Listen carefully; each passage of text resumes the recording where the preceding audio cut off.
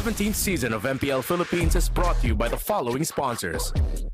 Infinix, the official gaming phone partner, the power behind every Madlang gamer. Smart, the simply reliable connectivity partner of the MPL. Our partner in esports, Clear Men. And our strategic partners, TT Racing, Ferry, and SIP. Don't miss any MPL action by following our official Facebook and subscribing to our YouTube channel. Follow MPL PH on TikTok for more content. Experience the lakas ng Pinas of MPL PH Season 17 live at Victoria Sports Tower. Grab your tickets now via the official MPL PH website. MPL Philippines is monitored and supervised by the Games and Amusement Board.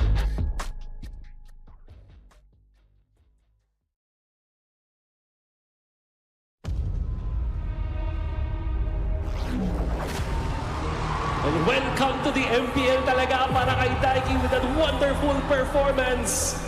May improve pa ako kasi yun nga, galing kaming one-day practice. So feeling ko pag nagtuloy-tuloy yung practice ko kasama sila, mas mag-improve yung sarili ko. At nakita natin kung gaano kabilis inubos ng Falcons ang mga miyembro ng Onyx. Wala naman akong kailangang patunayan, kung bakit tinanggol ko yung TC para magkaroon na rin ako ng sariling pangalan. Yung kay Carl, talagang idol ko pa rin naman siya hanggang ngayon kasi simula nung nag-ML siya, parang consistent siya hanggang ngayon. So yun yung talaga yung hinahangaan ko sa kanya. They might lose the TZ, but they're getting the W here sa kanilang unang laban. Nag-TZ lang ako kasi ginaya ko lang talaga siya. Para sa akin, walang meaning yung TZ na yun. Pangarap ko kasi makapaglaro sa MPL. Siguro yun, bibigay ko yung best ko, syempre, 100%. Kasi yun, mahirap din kalaban yung Falcons. Na sinasabi nila na ikaw na rin daw ang missing piece ng Falcons.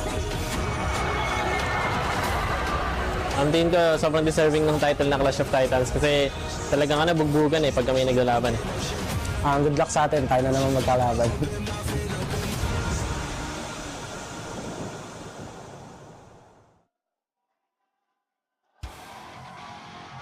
The Titans have returned! This is the star match of the day brought to you by Smart, starting with Team Falcons! The anchor in the EXP lane, the Filipino cannon, Flap!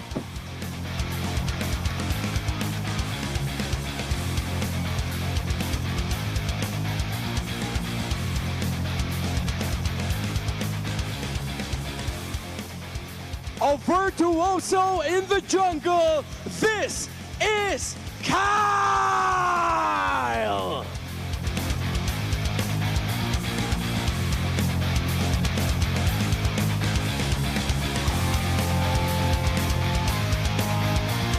The lean, mean KDA machine, Haji!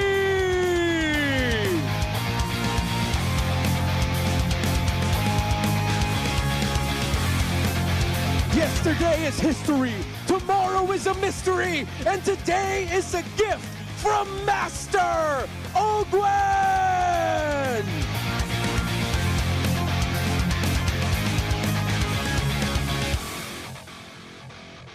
You know who it is, Bulletproof Super Marco!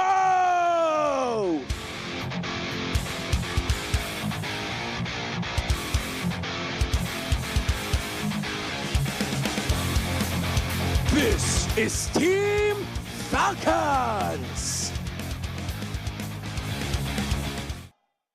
But the Cavalry returns to continue their stampede. They are the reigning, defending champions of the Philippines, Team Liquid! The Apex Predator, Sanford!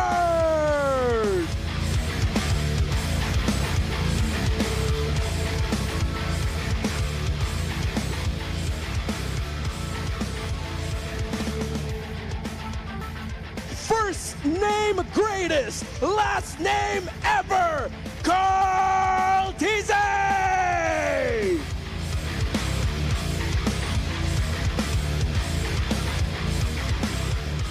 cold and calculated, the lone stallion, Sanji!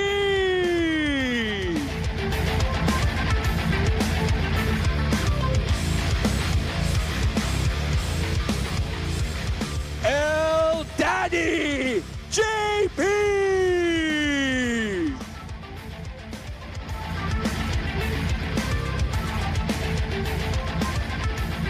Making his debut for the Cavalry, he's ready, he's deadly, steady, Teddy!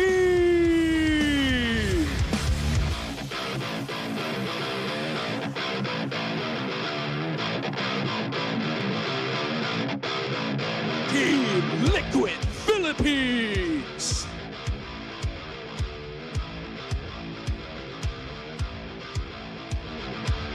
To ensure the integrity of the game, our marshals are Chico, Miko, Joshua G, and JD. And our head referee, the Chop Master, Sent. Our head coaches, for Team Falcons Philippines, Coach Ducky. For Team Liquid Philippines, Coach Snap. MPL Superfans, this is Superfan Saturday. Ito ang Clash of Titans!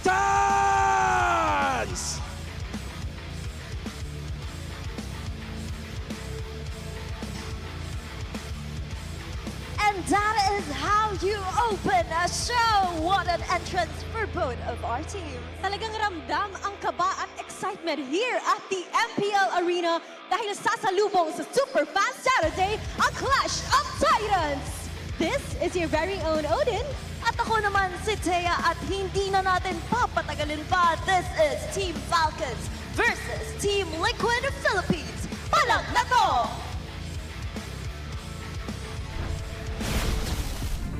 Magandang hapon sa lahat ng sumusubaybay sa MPL Philippines Season 17. Narito na tayo sa pangalawang araw ng pangalawang linggo ng ating liga at sisimulan natin ang araw na ito sa tapatan ng Clash of the Titans. Kami ang inyong makakasama para sa hapon na ito. Uwomi pa rin kasama si Hans at si Midnight. At para naman sa ating English panel, Naisu, kumusta kayo dyan? We're doing great. It's me, Naisu, Brigida, and Renmar today to bring you the action on the English broadcast. We'll be joining you guys later. Ayan na nga at magsisimula na agad ang ating pinakaunang laban between Falcons and Team Liquid Philippines. Of course, this tournament is monitored and supervised by the Games and Amusements Board.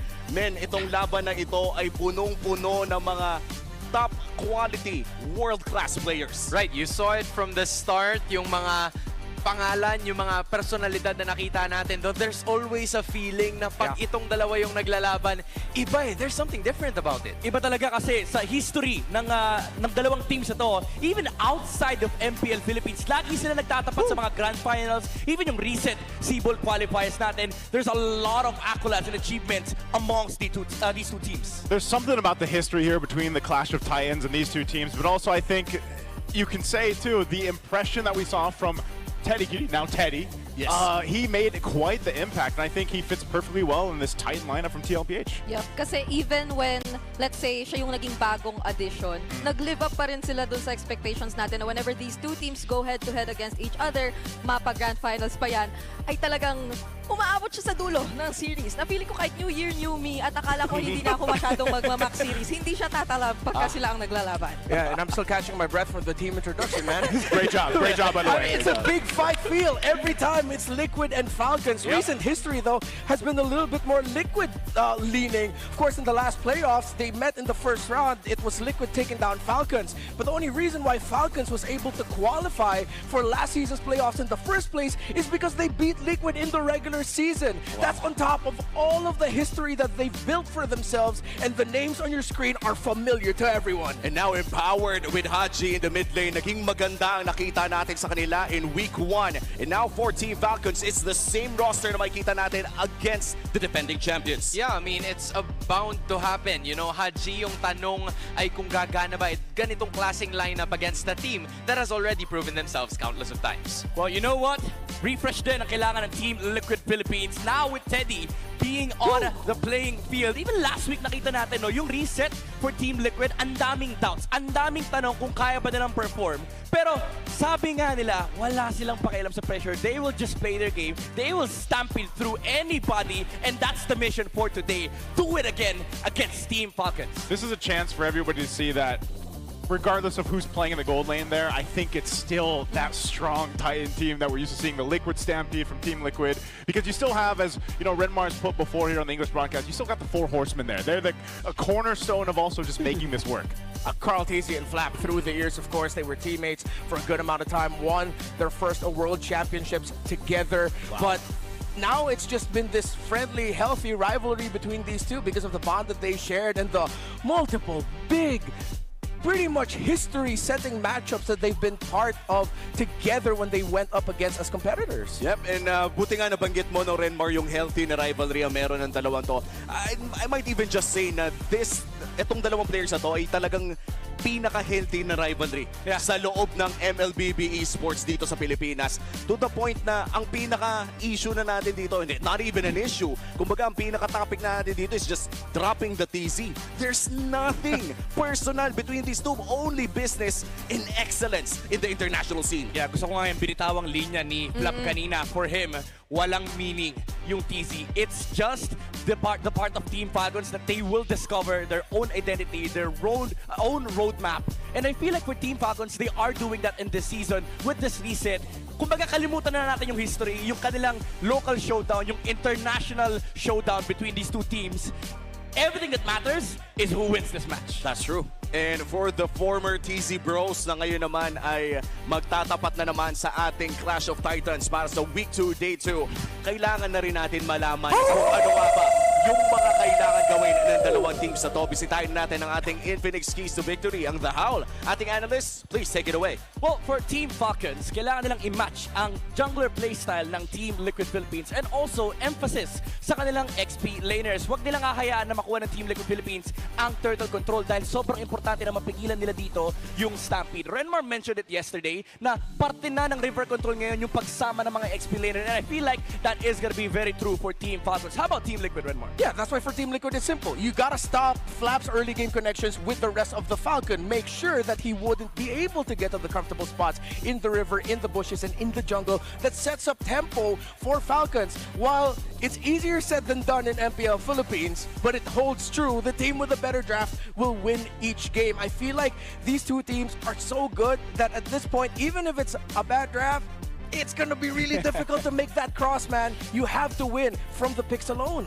Yeah, and it's really hard for both of the coaches here considering na sobrang experience na rin ang mga coaches na mapapanood natin sa araw na to. And of course, to supply all of the stats at yung mga binabasa din natin dito, nandito na yan sa ating XPAD 30E. Ready to level up your game and your grades? The best students don't just study hard, they study smart. Actually, that's right, because you can meet the Infinix XPAD 30E, the first true education tablet in the Philippines. It features an 11-inch FHD plus big screen, an AI tutor on tap, and over 120,000 free courses. Yeah, oras na to make learning easier and a whole lot more fun. Get your Infinix XPAD 30E, your easy learning and smart buddy. Solid, no? Nagagamit natin sa stats dito at for sure magagamit din ng ating mga estudyante. And surely, no, madali din mahanap kung saan nga ba mabibili ito. And so far, para sa ating pinakaunang laban ngayong araw to, it is a triple header. Guys, before we head on to our Smart 5G ping test, handa na ba kayo? Handa na po, direct. Hindi na, oo. Same. Hindi na, oo. Parang... Sound effects. Yan yung sumpa kasi ni Brie. 3 games. Ready na ako sa 9 games, mga kapatid. At, handa na kayo, handa na. Hey, we're slowly disproving that. Yes. Yeah. As it stands, lahat ng 3-game series, nandun kami ni Naisu. Yep, sila. This season, nalipat ata sa amin. Well, we're about to find out ngayong araw na ito.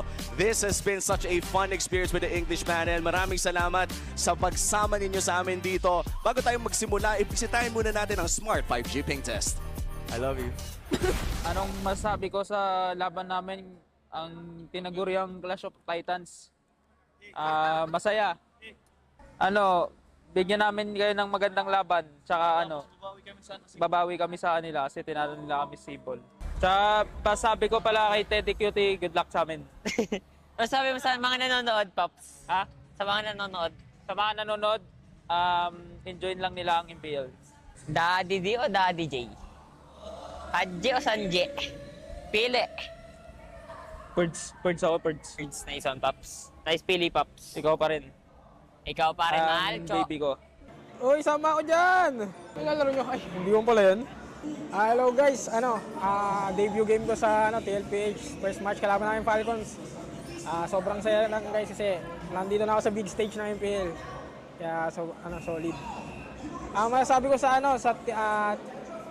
sa fans ng Team Liquid, patuloy niyo suportahan yung Team Liquid, patuloy niyo ako suportahan guys. Maraming salamat. Thank you so much.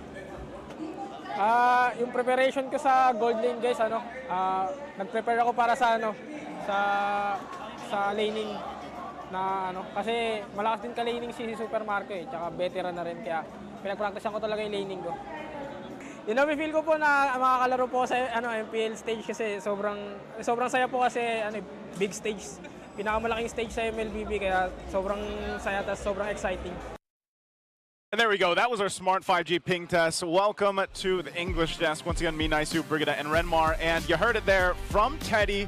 We're going to be seeing him play now on the stage for the MPL Philippines. You guys got a glimpse of him back in the Asian Game Philippines qualifiers. They were the winners. A lot of people were so impressed with Teddy's performance there. Congratulations to them. They will be representing the Philippines. And might I say, Teddy has been really preparing for this moment even after they won that certain qualifiers. Because I could really recall last week, during our opening week, I could see him in the player holding area. He was always with Team Liquid, watching their matches on site, probably trying to get a bit more familiar with the environment and the overall atmosphere. So I'm thinking this isn't something entirely new to him anymore. Yeah, Broken Walls is going to be the first map for Falcons. It's their choice. They are going to be going blue side here.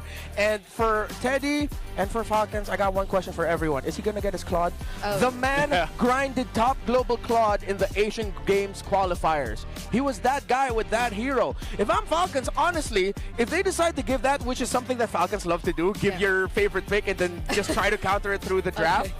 They have to be ready for it, because I really like how Teddy played that in Asian Games. I guess that's the difference, because compared to Daiki, they're more familiar with how Teddy really plays, because they went up against him previously already, and they already know that he does specialize a lot in terms of using the Claude, but Daiki is a lot more unpredictable when it comes to that. So I'm wondering if Coach Ducky, or earlier Coach, no, he's not a coach, but Ferds was wearing the coach headset, has something to say about that. I think there's going to be so many things, and this tends to be the case whenever we get this Clash of Titans, where you almost want it, you wish you had a camera on every lane. True. And in the jungle, because there's so many great matchups when these two teams collide, and for a lot of people, they do want to see, can Teddy go ahead and have a better time in the laning phase? I know he mentioned in the Smart 5G ping test that he's been really focusing and honing in on that laning phase, because he's going to be going against the bulletproof Marco in this matchup.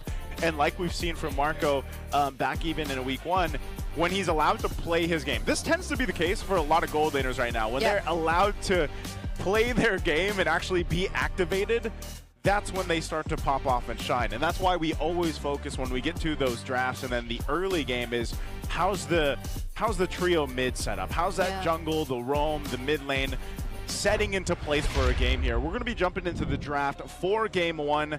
Did I miss it? What map are we going on for map 1? Broken Walls. Oh, it's actually, so we're breaking the walls for map 1. This is different than what we saw yesterday, and even shades of week 1. Baksha first pick for Team Falcons. This is such a Kyle pick if he does end up going, unless it's, I don't know if it's going to be actually flexed or not for Ogwin, but that is a possibility. Yeah, so now I'm looking towards Falcons actually eyeing out the Valentina with the Eve taken out, and it has risen up as a really great pick. Either that or the Juicin. Excuse me, Zetian. I always mix those two up. That's all right. So yeah, the center of the map would be great with a Valentina, and then a jungle Jungle Baksha, then you have the Valentina as expected. And then they answer the question right away, although Team Liquid did already show that they were going to pick up carry, they pick up the Claude. So Liquid have been very clear with their first two picks. They're going to play through the center. They knew that the matchup that was coming ahead. They know that because there's a Baksha on the other side, you'd be slightly turned off with picking up the Claude. It is a slightly faster farm for the carry, considering that her damage profile is true damage that she deals. So now they match the rotational speed. They pick up the Kali just in case this Baksha is a sudden swerve and it goes into the roam with a Revitalize, similar to what Chapter showed off yesterday. Yeah, and works really well with Broken Walls too. Only that hopefully it gets paired up with a very high mobility or a similar mage in terms of playstyle. I'm looking at the Farsas, but since there's also a Valentina, Team Liquid Philippines might be considering some other options out there. They took out the Kalea too, though, so yeah, considering I guess they really want to force the Baksha to just go in the jungle. Yeah, and if it goes in the jungle, we've always seen this, you know, so many times. The Fred versus Baksha jungle matchup turns into a utility game, an objective focus for both these teams. And the next ban's going to be the Louis Yi. This is still obviously targeted for the fact that TLPH, one of the few teams that likes to go ahead and pick up the Louis, and we've seen them do crazy things with that pick alone. So we'll see if there's still going to be a focus also on the mid lane, if there's one more ban for them from Team Falcons. So we have to consider that the Sora is still open and might end up for TLPH and Red 4. If ever Liquid decide to suddenly show off a different EXP laner, they can go ahead and take the Sora Falcons, but then Liquid can answer right away with Arlott, one of the picks that can actually answer the Sora relatively well. But then, that's why, again, we go back to a point we were making yesterday, the beauty of the Valentina getting picked early. If you have the idea of that you're going up against an Arlott, you have a Sora for yourself, you're giving a final slash to the team with the Valentina. So with the high loss and Kalea taken out, Falcons now has an option to still put the Baksha in the jungle, but then now they're going to be packing a Hilda in the roam. Hilda, Valentina in the mid. We don't really know what the matchup is going to be. Liquid hasn't revealed their mid laner yet. Yeah, that's the thing. I think you're just going to ban a Farsa, or...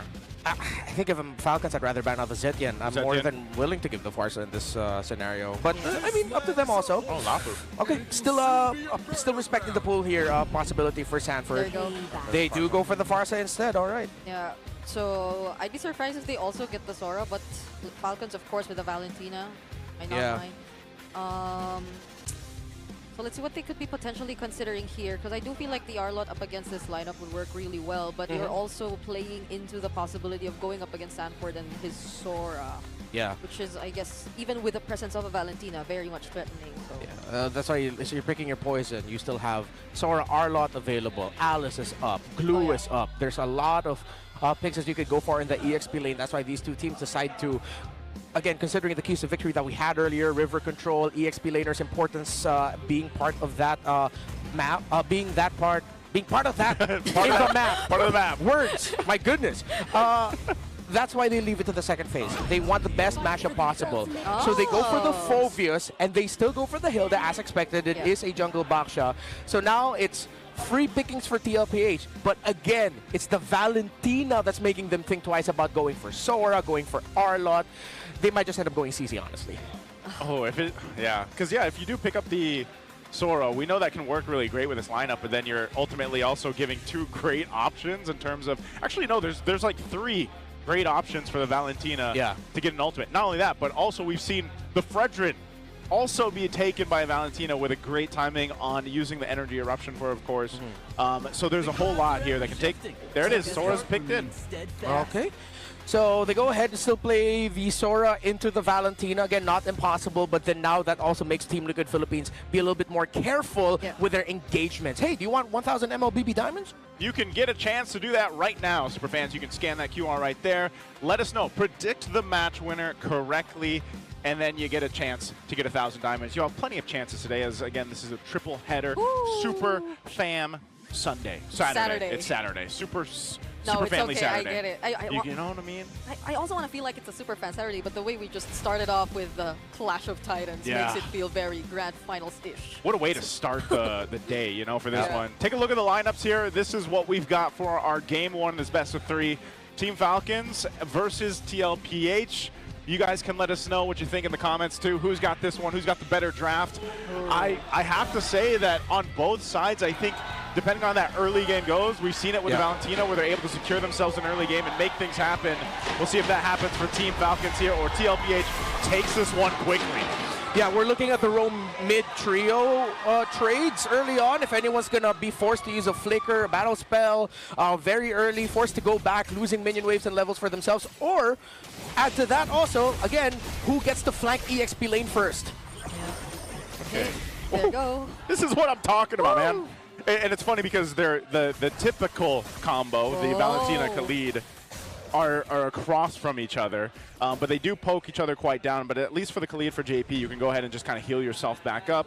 He's got to go ahead and secure this side of the jungle too for Carl TZ as Ogwen's trying to get that information over here. Yeah, good man marking onto Carl. So Falcons have the laning red right now. Teddy going up against his signature pick and handling the laning well so far against Super Marco. Yeah, that was the Purify. Yeah. Already forced out. By the way, Kyle didn't go straight for his orange. What he did was a purple route, I believe, if I'm not mistaken. They were the ones that got litho. Then he went into the jungle of TLPH, got a green camp, did not get the gold crab, and now is going to get a late orange buff. And that's just because he had the information he needed from that Ogwen provided on this Hilda here. So decides to go that route, sets himself up to go ahead and get a good early rotation. We'll see if they actually try to make a play before the turtle comes up, but with these kind of lineups, I'm not sure if that's going to be something they want to do here. Takes a visit in the mid lane, but they just ultimately want to set up for the objective. Yeah. Okay, there's just so much mobility for both of these mid duos going up against each other.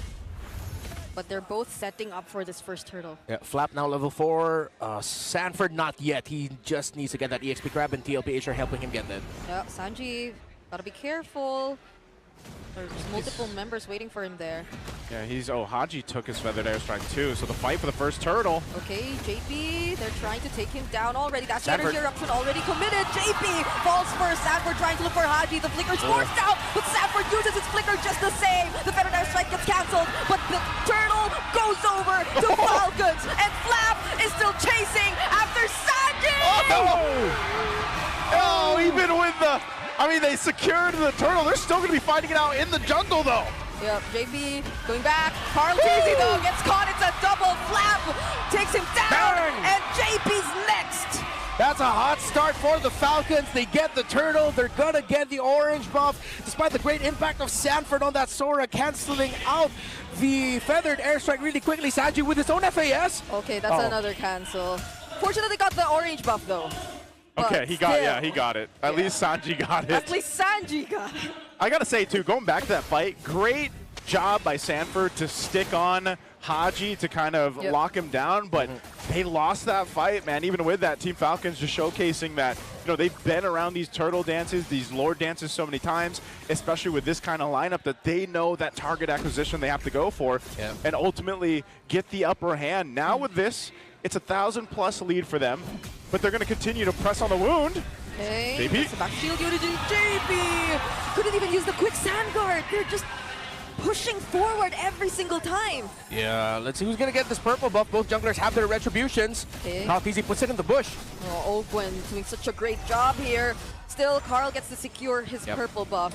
So we saw from the earlier trade the difference in the impacts between the Sora and the Phoveus. Because of the damage profile, let's look at Team Liquid Philippines. They don't necessarily have something that will mess up this Phoveus early on, because we know how Phoveus excels with longer team fights, how long he can drag a team fight out, jump in on you, the spell vamp that he'll be able to get as well, the damage that he's constantly dealing, that you're not really going to feel damage onto Flap's Phoveus up until Teddy Cutie joins in the fight. So Liquid is going to be now looking to slow things down a little bit, try to stop Falcons from getting into a massive 5K, 6K gold lead, and then once Teddy Cutie starts joining in, they can be a little bit more comfortable trying to take the EXP laner down. Yeah, just look at Flap. He's starting things up all by himself. Raging Sandstorm though, and there goes the ultimate coming in from Sanford as well. They finally find the kill on Ogwen, but can they still last? That's Haji, Flap, and Kyle already working with Carl. Somehow still gets to survive, but not for long. Sanji now joining in. There's another Infernal Pursuit. JP might just get away with this, but Flap says no. 5-0-1 for Flap right now, and he just goes and slams down on TLPH. That's what I'm talking about. And he first built the Dreadnought armor as his item, meaning that even the damage being dealt to him by the Sora has decreased. The damage being dealt to him by JP and Carl TZ has decreased. So, yeah, this is the unfortunate reality of the Team Liquid Philippines lineup early on. Again, you're just waiting. You're looking at Team Liquid for Steady Teddy to come online. Yeah, this is why we put so much emphasis on the EXP lane matchup in the keys to victory yet again, or probably almost every single time these two teams go up against each other. Well, let's see how this goes. The turtle already below half HP. JP using the quick sand guard. Ogun also from behind. Sanji using the feathered airstrike from far away. Flap, there's just no one able to deal with this guy. This is just a fun time for Ophovius at this point. Turtle secured now for Team Falcons, and there is not an answer for Flap currently, as he just has free reign on whoever he decides to go on. First pick, Baksha too, working really well for Falcons. Kyle has not gone down yet. The value of the Tortoises Puissance, very good. No build on any dominance eyes, but they did get glowing wand priority for Haji, so you still get the stacking of the healing reduction. Okay, a little 1v1 here. Heaven's Wrath used by Sanford. Oh, Three-man rotation down bottom though. Teddy, at least he gets to keep himself safe, but they lose that turret. Yeah, well-timed rotation by Falcons to finally get Super Marco out of lane at the same time. Well-timed defense by Liquid to make sure that Teddy will not get taken out by a surprise gank by Falcons. So again, still very even. Both teams clearly understand their own conditions. They're just playing for it. Still a very close game. There's a chance Liquid can turn this around, but you do really need Teddy involved. But the question is, how will it go when Super Marco is involved? Will you actually have enough to deal with both the Claude and the Phobius on the side of Falcons? Take a look right now. Both gold laners are basically having the time of their life, farming up. You know, they haven't had to be in too much of this just because the rest of the members on both sides are doing everything they need to do. So that is a great question to see just exactly how it's going to change once you lead into that first big objective. Once this either turtle is taken again by Team Falcons, then we get to the Lord, because by that time, definitely both gold laners will have that trinity of items they're looking for and be a big part of winning the team fight for the team here. Yeah, speaking of trinity, Super Marco decided to go for the Claude path of building the Swift Crossbow, not full building that into Corrosion Scythe, but then going DHS right after that, because now that he's out of the lane and he has DHS and a Swift Crossbow, it's a soft, almost there trinity that he also actually has the lifesteal to be able to sustain himself during the fights. That's why they get Falcons, they get Marco out of lane, make him join up so that he'll be more difficult to take down. Okay, so this third turtle of the game is up. We'll see if they get control of it or not, but they're going to actually force Sanford quite low. Oh, Ogwin! Okay, now speaking of Teddy joining, they actually find Ogwin there. Appraiser's Wrath already used. Flap though, still. Somehow look at the damage already coming in from Sanji. Forces out the flicker. And now Sanford going in. There's a taunt onto Kyle. But they have one member down. Ogwin's taken out, but you still have two very strong frontliners for Falcons. They overloaded their front line to set things up now for Super Marco. And it's also a tanky front line that can win the early to mid. But as we see, TLPH have got Teddy involved. They're trading out towers in the sides. Teddy was able to get a kill on the board. It's very even, very Titans. It's just going to blow up into one big fight. Yeah, and that's going to happen around this Lord here. So as they fight for control, we'll see exactly how they manage Super Marco at the same time, because he's just sitting down on this bottom side. Sanford will push him off. But still, it's TLPH knowing that it's kind of great if they can get a pick off. If not, they go full-on fight Team Falcons. But so far, it's maintaining distance from Flap. Now, Flap doesn't have his flicker, which they might even wait for and just try to delay the Lord take till all this is available for them. But that's one thing to take note of, too. Even that small lead that Team Falcons has right now, if Flap goes down and he gets shut down and let's say it goes to Teddy, that's a whole lot of gold. Oh, that's massive. Wings by wings canceled by Kyle and his entry. Now that's a crucial pickoff, but it's Falcons this time. Because even Sanji used the flicker there, so that's a big win for Falcons. Team Liquid are trying to contest. Okay, they might want to try, but Kyle has his back shield immunity once again. Ulti already committed by Teddy here, but Carl TZ gets isolated all alone, gets picked off by Super Marco. JP looking like the next target, so Sanford and Teddy have no choice but to run away.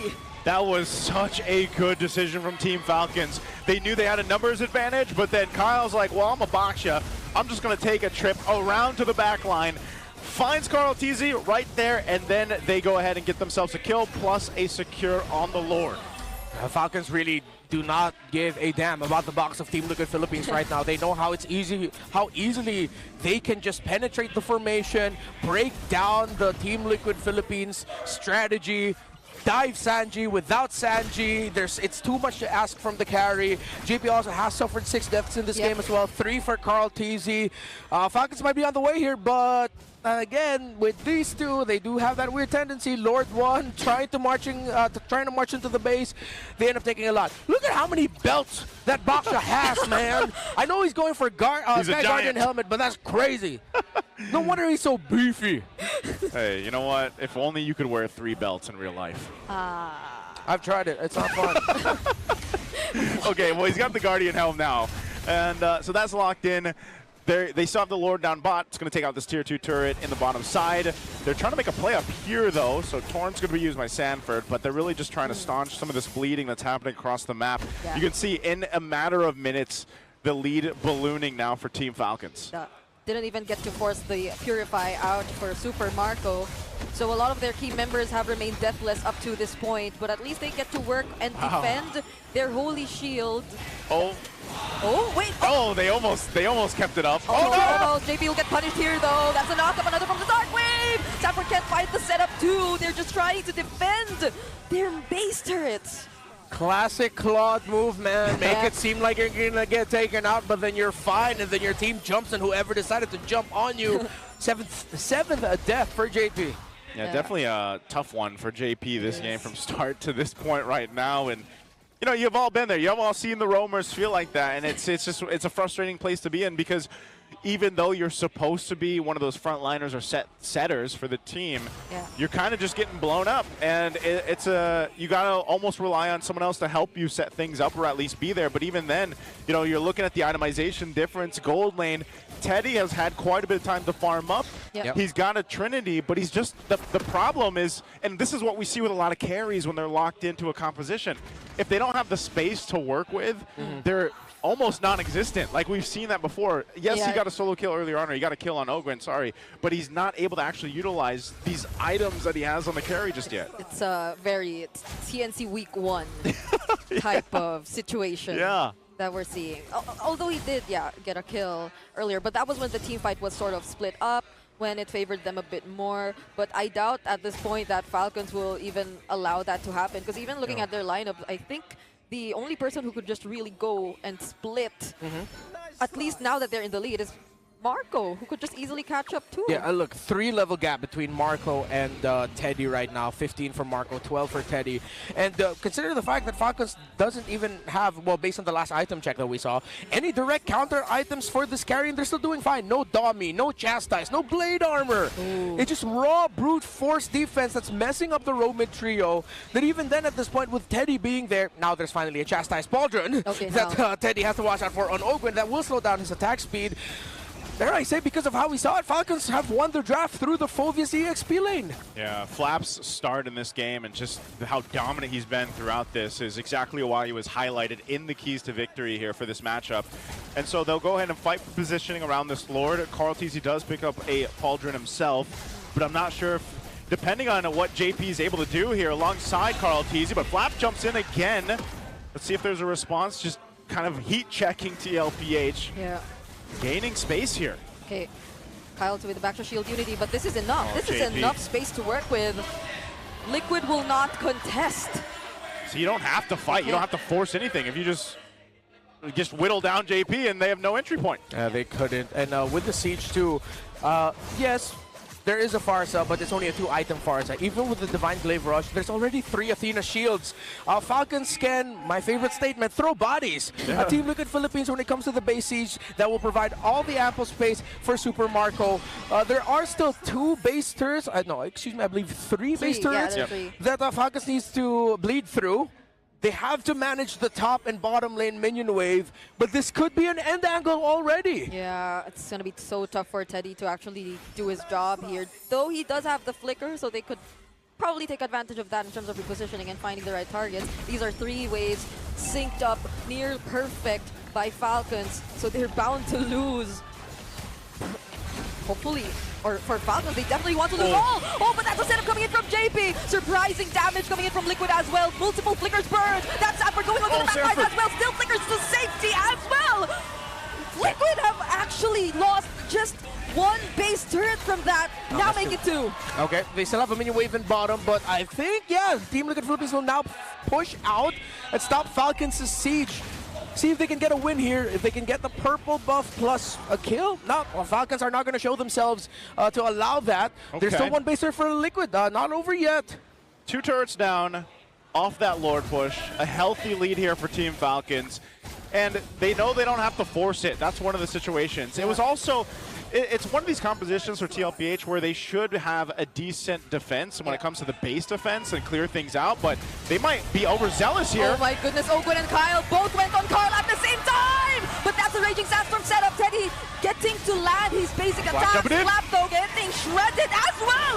A setup from Sanford shutting down Flap! Now on the screen, but he gets traded out as well. Saji somehow finds another kill, but now it's Kyle and Super Marco finding Teddy! Sanji and JP have to run back. Marco! The difference maker was the Valentina. Sanji with the flicker, the stun! Okay, Curse of Crow! Marco does not force it.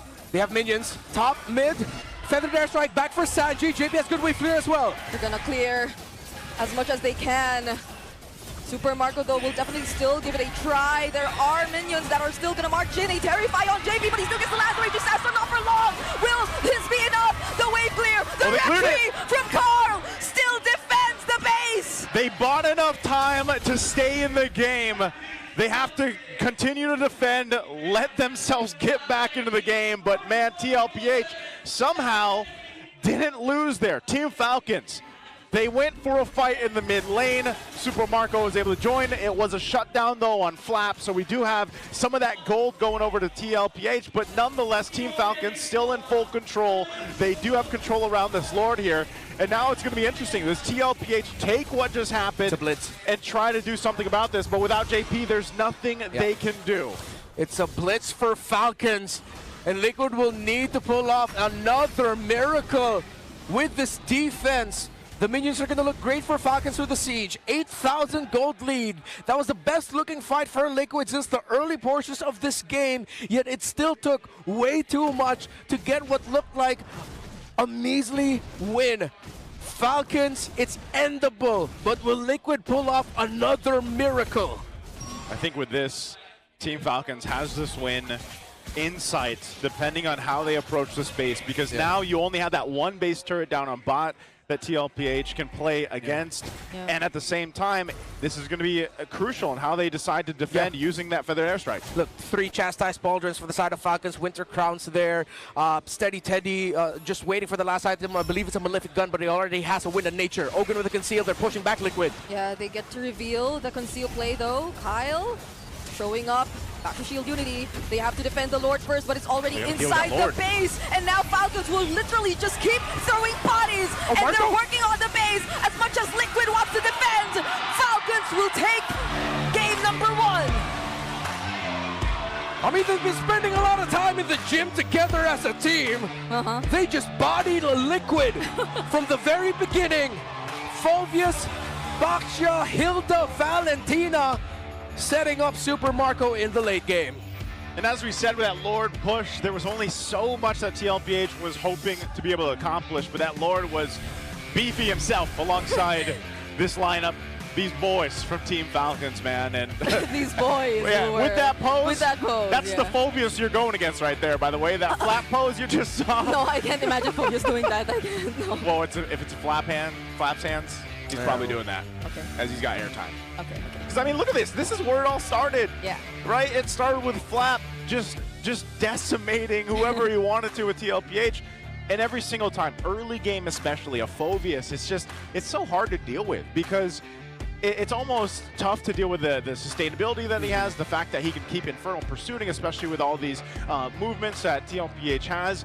And when he finally did get shut down, it was almost just a little bit too late at that point for TLPH. There was a very small window where it looked like, all right, maybe something can happen here. But even then, we talked about how Super Marco eventually would be able to go ahead and pop off. Well, he dies here in the last push, but they already had the win in the bag there. It was Super Marco coming into the fight before that where he was able to capitalize off of Flap dying and able to keep a fight in their favor. But our MVP for game 1 is none other than Kyle on the box shot. Yeah, man, kept rolling and rolling, and there was nothing really stop his flow. If I'm not mistaken, the man suffered no deaths here. It was a, oh no, just one. A 2-1-14, 100% kill participation. They were continuous with it, and they hate him. They hate it. I forgot the next part of the song. Anyways, so again, we'll revisit his first rotation because of the man marking Ogren was doing onto Carl TZ, Kyle, with how he went purple, delayed orange, long delay on the orange. He got litho, went and got a green cap, I believe it was the lizard. Thought he was gonna get the gold grab, didn't. Continued his rotation from beetle to orange, and then once turtle was up, they just continued on from there. And it's also a good read by Falcons, knowing that they can be aggressive. If they were a little bit too hesitant, a little bit too cautious early on, then Flap wouldn't have had the game that he had.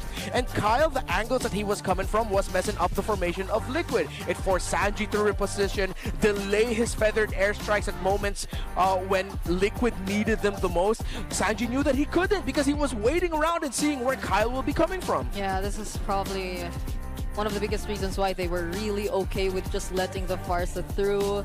That moment wherein Flap bought his level 4 first also I think spelled a lot in terms of how this game really turned out. Because it's not just like him getting a better head start compared to Stanford, it's also that moment showing how they handled the mid-river and build rotations much better than Liquid. And I'm thinking how different could have, like how JP could have handled that or differently as well, but what can you do when there are just multiple bodies constantly jumping onto you because you're the only guy who has the capacity to show up? Yeah, and it's a lot of crowd control also for Falcons, even if JP was just doing a job in this game, but every time they see him, his quicksand guard would barely heal him. In the end, it was him getting a kill onto Super Marco that we thought that, okay, maybe without the gold laner, Liquid has a chance to completely turn this around, but Falcons already just had, again, they were just throwing bodies. Too much resources already. They had the Lord with them. Too many minions crashed into the base. One thing that could have gone differently for Liquid is if ever Flap misstepped in the laning phase, they could have gotten a dive for him. Remember, it was both Flap and Sanford who hit level 4 at the same time.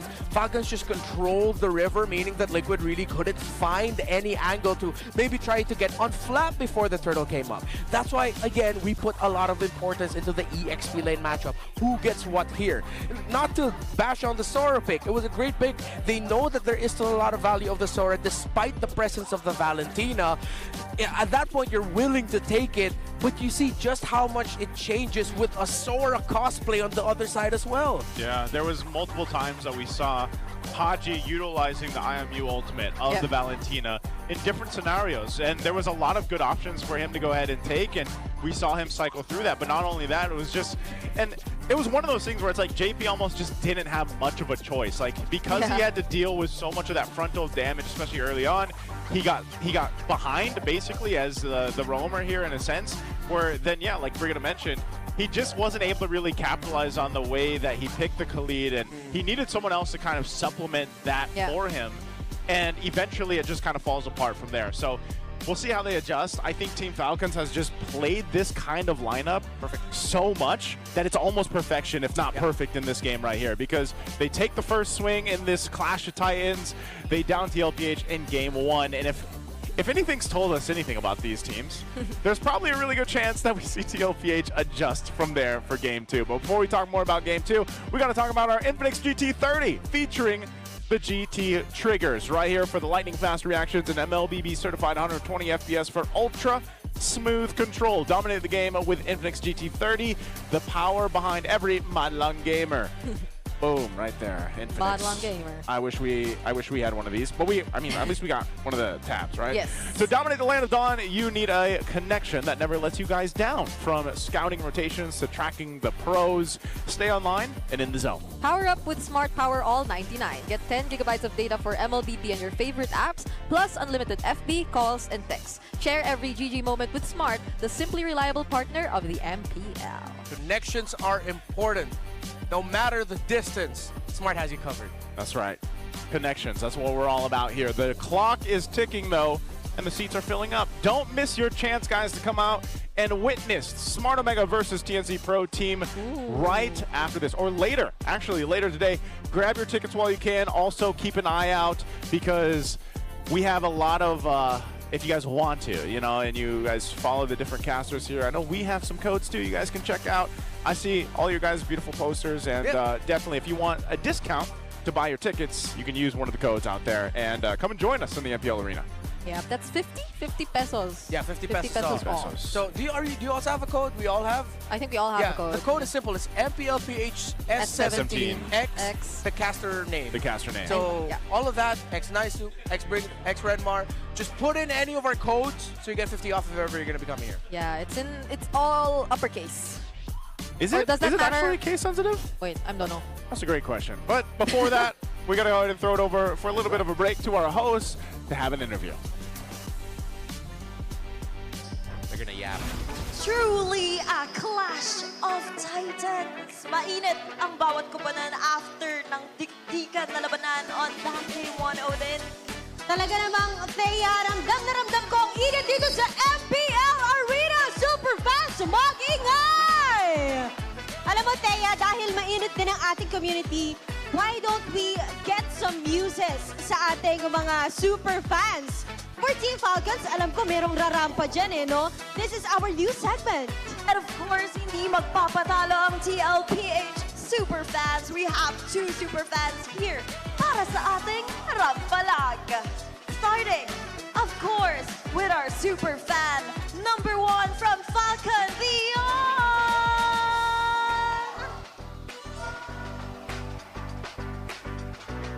Dion, irampa mo na yan!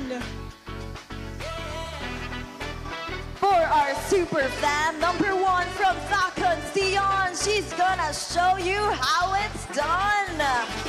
I love the drip. And of course, saktong-sakto yan pag naglalaro ka, diba? Diba? Naka-boots siya, pero napakaganda ng kanyang hoodie. Dion, I love your rampa, pero I believe hindi rin naman magpapatalo ang Mima ng lahat. It's Mima Dars for Team Liquid! And of course, for Mima Dars, she's gonna show you her roar! Oh. Rampa! Grabing fierceness with the gray hair matching with a blue TLPH jacket. 1, 2, she's gonna show you her roar. Wow. I love the twist and turn of Mima Dars. It's Dion versus Mima Dars, pero hindi kayo magkakampi. Dito ka, Mima. Side ko. Dito ka, Mima, sa side ko.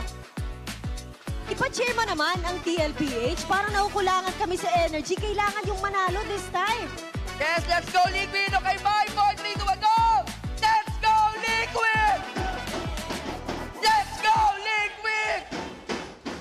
Let's go, Liquid! Wow! And of course, panalo sa Game 1 ng Falcons. Ano masasabi mo doon, Dion? Wala, tinalo namin yung mga CL nila kagabi, kaya sure ako tatalunin din ng players namin yung players nyo. Uy! Oh, grabe! Mainit yung bakbakan, pero parang mas mainit yung sagutan from this side. Mima, hindi pa ako satisfied sa mga pa-cheer mo lang eh. Ano ba ang palag mo kay Dion? Wag ka masyadong porque home court nyo to. Antayin mo ang totoong sipa ng kabayo! Dion! Grabe!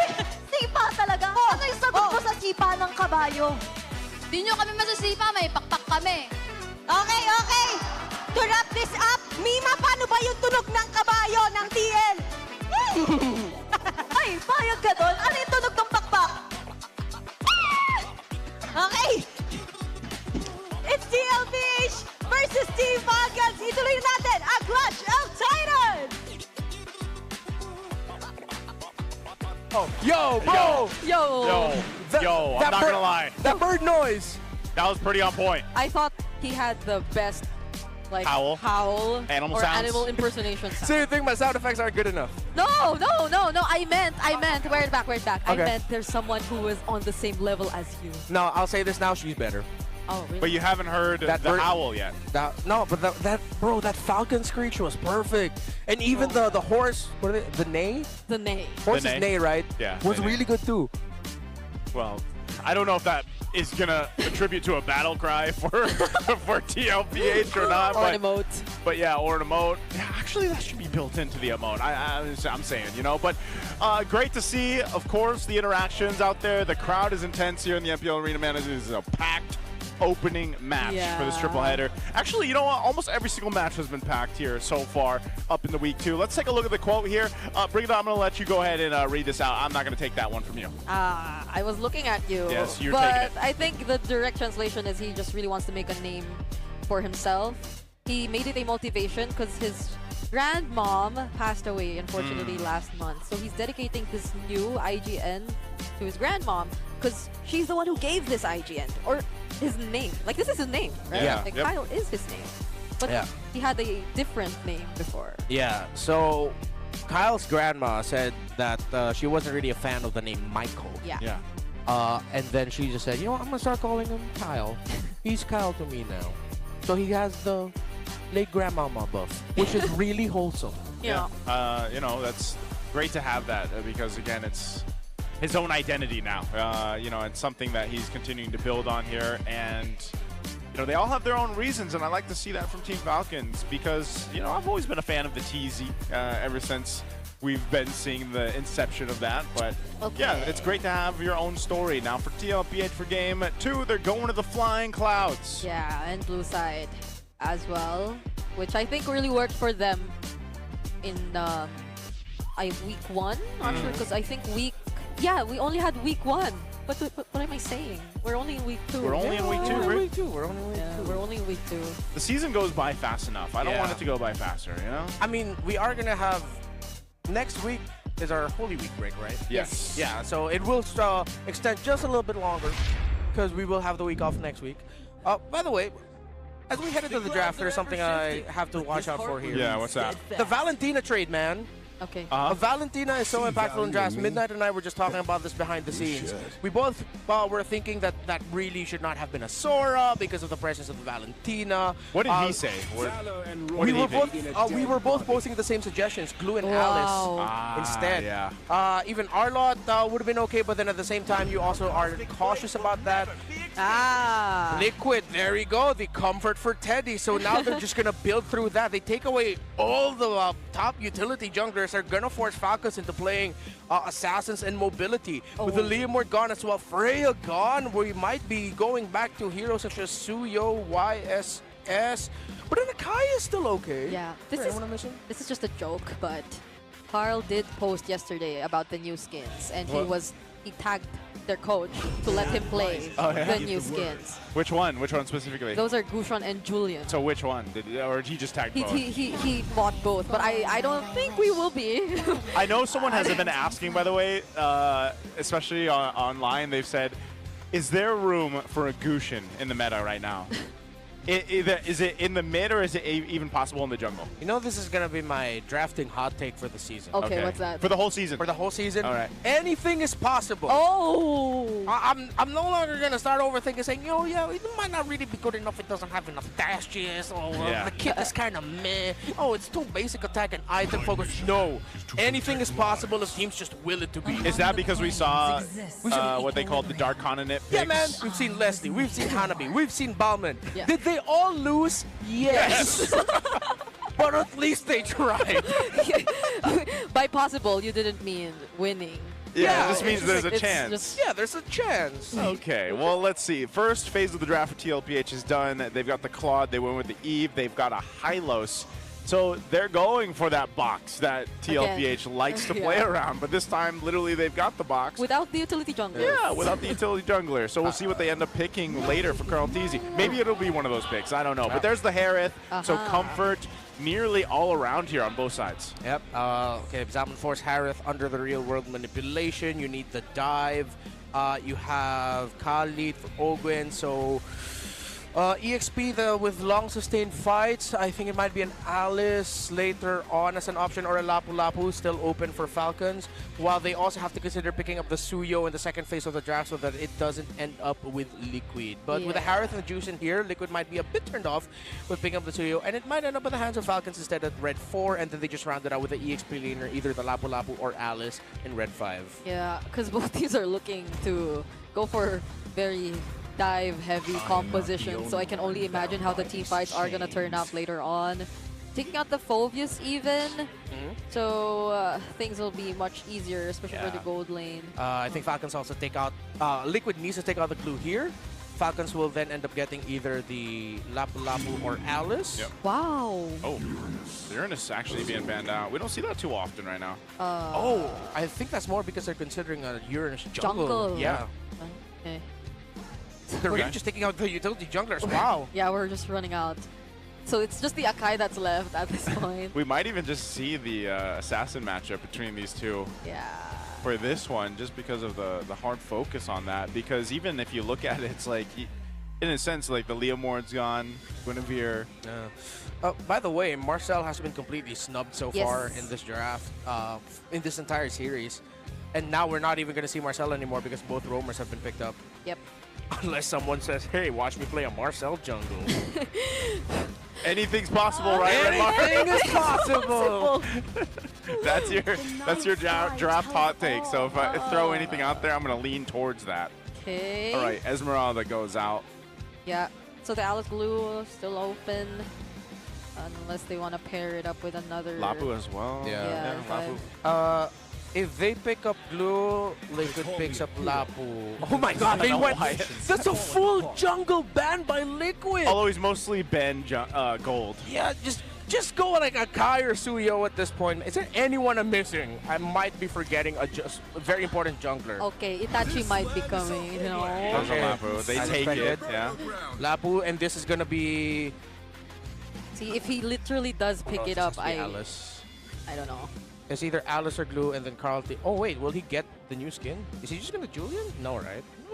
We have seen Carl Teasy play Julian before. Oh, there's one jungle that I've been looking for, Lucas. And there's no Valentine on board right now. It might be all right actually for any of these two. Lucas alongside this box. Yeah. Yeah. Let me tell you some basics of All right, science. that sounds like... Of course. How could I forget? How could I forget that? I forgot, too, that he's on a 100% win rate for Harley right now. Oh, with the Yuzhong, a little throwback. It's power picks, man. It's power picks, man. I gotta respect the power picks. It's Liquid. I'm very Liquid leaning right now for this draft. Should we also count the high loss as a power pick for Daddy JP? Yeah, at this point, yeah. Everybody basically got a power pick. Carl Teasy is, again, this is Carl Teasy on the Harley, so we can say it is going to be a power pick. Bro, Suyo here sad, Lucas here sad, a lot of junglers here sad. Everyone's sad. Everyone's sad here, whatever Falcons decide to go for. Man, just pick up the Lucas and let's put up a funny game. A funny game. Let's make this funny. Even Alpha I'm not okay with here. Not even Bauman. Oh, I think you look at Kyle. He's trying to get the confirmation here, too. What's your command? What is it? Yo! The look for confirmation from Kyle. He's like, are you sure? Can I go with this? I didn't think they'd actually go for it. Oh, yes. Yeah. The fanning. Okay. Quick little prayer from Kyle, though. I think even he acknowledged it. Oh, this is Because there's a high loss, this is a fanny game. Yeah, it's Petrify. exactly like this is a really tough game for a fanny, dude. But hell, if they could find that rotation, they can keep that snowball. But look how close right now here is our ratings.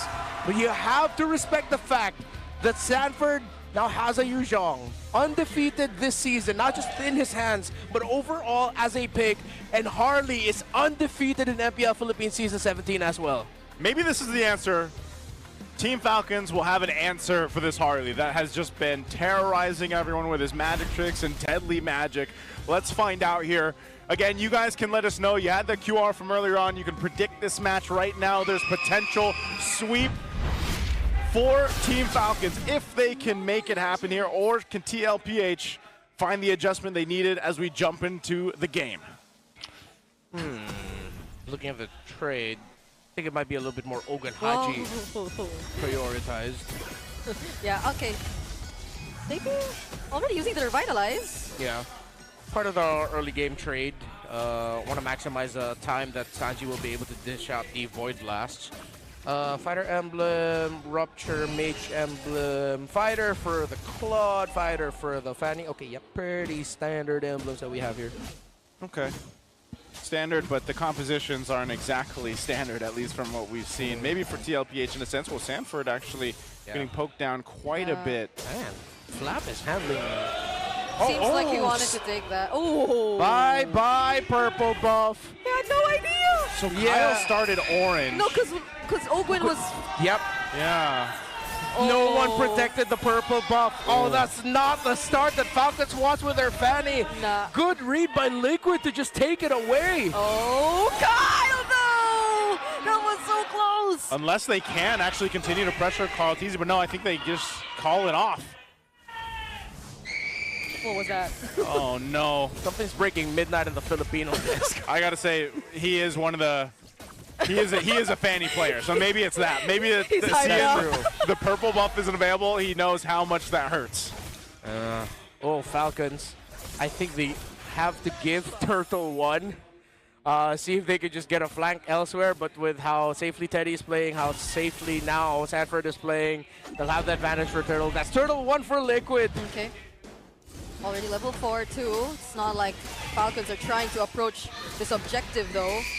So there might not be any major team fight just yet. Yeah. Feels bad for Kyle. Dude was already praying. It's like, oh man, this is going to be a really tough Fanny game. He did not expect that. That's because he loses his buff. Oh, Marco. Oh! Dashing out right in time. Yeah. He survives. He's going to grab that gold card too. So he gets to level 4. He'll survive. Reset. Had to burn the flicker though. So with that being down, that's clear signals for TLPH to go ahead and try to make a play there, especially having a Harley. Oh. Okay. There was an intent to find that pickoff. I think it was why did it suddenly not? Why did the Petrify not connect? No, but it's a really quick one, and then he just Bravest Spidered out. Oh yeah, timings of the Bravest Spider. Yeah. So a quick little jump out there by Flap. No, and I think they were just slightly hesitant because they saw Kyle, even without the purple buff, just fly through. Let's see if we'll finally get it this time. Ooh. Teddy getting forced back by Marco. Experiences this exact trade, the Harith versus the Claude, when he went up against Severo and Onyx Philippines last week, and Marco won that. Very comfortable with that trading. Okay, Kyle has a purple buff now. That's gonna be a pick-off on Sanji, unless... Flicker burned. Flicker burned, yeah. Stays alive, but now Kyle can actually play, try to make some moves here with the purple buff. Yeah. Poking back and forth in the mid, though, and that's one of the things, too, is just building into the rotation next to the next turtle. Carl Teasy taking a trip, throws out his deadly magic. Okay. No, yeah, they're not going to be able to catch Carl Teasy here. Yeah. Going to be able to get the Lizard. Good defense by Falcons. It's a slight 400 gold lead for Carl Teasy's Harley, and they need to make sure that Kyle gets all the farm that he can get. Going to go to this orange buff, but here comes Sanford with a signature peek into the jungle of the opposing team. Not going to go for a full dive. Doesn't want to risk it into the wall, but Liquid are now eyeing the bottom lane as the turtle has spawned. Okay. Ogwen 2 trying to help Super Marco. Now it'll take Teddy a bit more time to come here, but it's Liquid for pulling this objective. That's the Glorious Pathway already committed. 3 members showing up. Kyle joining in, but it's Carl who secures the turtle. Kyle Teasy gets stopped in by the Petrify, and Carl Teasy picks up first blood. Petrify in the air, but here's Flap in the back. Okay, Sanji will not get out of this, but there's the Blazing Duet coming in from Teddy. Flap gets taken out. Super Marco though looking for the trade, but Sanford still survives, and now it's JP locking them in. Whoa. He might just actually find the kill, and he does! JP gets his revenge from the last game. They do get punished under the turret, and Kyle's back. Okay, Teddy will get taken down too. Haji, can he survive the deadly magic? The damage is not enough, but the space escape saves him. He didn't have the energy. Sanford spots Kyle, and the sequence has finally ended. What a fight! And crazy training by these two was stunned by Flap under 40. Okay, that's the Sansan duo you're up against, but Flap will most likely get out of this anyway. Ogun though. Oh, can he actually finish the kill on Sanford? He does, but Flap, he might get punished here too. Leads one last hit, and JP once again gets the job done. Oh, I don't know if that was worth it. Kyle a little bit too late, but man, they lose two off of that play. Potentially Haji. It's actually a double kill. Kyle, can he finally end it here? No! They're revitalized too! Clutch save from Daddy JP! Back and forth, but Liquid clearly wins the trades. And the last time we saw Carl play this hero was in Season 7. Whoa. Woo! The card trick from the GOAT. I mean, he last played Harley in MPL PH Season 7. That is insanity that we saw Harley in his hands. 10 seasons ago. That's why I'm like, I was going to say a decade ago, but yeah, that's 5 years ago. Bro, the Clippers are so happy right now. They have so many clips to get from this game number 2. Post all of them. Liquid has advantage. They have Turtle Sanford in the mid. Oh, they're trying to take down Haji, forcing out the Crimson Beacon already. Sanji too doesn't get stunned by the Land Shaker, and Carl secures the objective for Team Liquid. Now that's a flicker once again. That's the real world manipulation too. Flap doesn't actually get away. I mean, think about it. You're trying to escape. You're trying to get away. There's a real-world manipulation and a glorious pathway keeping you from getting away. That is almost impossible to get away from. JP, we posed this question earlier. Oh, wait, Dragon! Oh, Black Dragon form coming in from 40. Doesn't have to petrify, though. But that's going to be the purple buff stolen away yet again in a kill! Teddy with a blazing do it together with a deadly magic! Steady Teddy coming in at the perfect time to take down Kyle. Falcons just cannot find the wins. And we asked earlier, at this point, is it a signature high loss for JP? You're damn right it is. It's a very sad day for Khalid Rome. And speaking of Khalid Rome, he might just go down once again. Unfortunately, he had the quick sand guard, but will Flap actually find a turnaround here? That's Haji too, trying to take down Sanji, but Sanji is gonna be okay. Oh, no purple buff, so no follow through. Team Falcons has no option but to get out. No way, Carl Teasy, I see you, I see you! Flap! He could not handle that damage. Oh, Sanford, does he want to actually initiate under the turret here? He's gonna not against him. Yeah.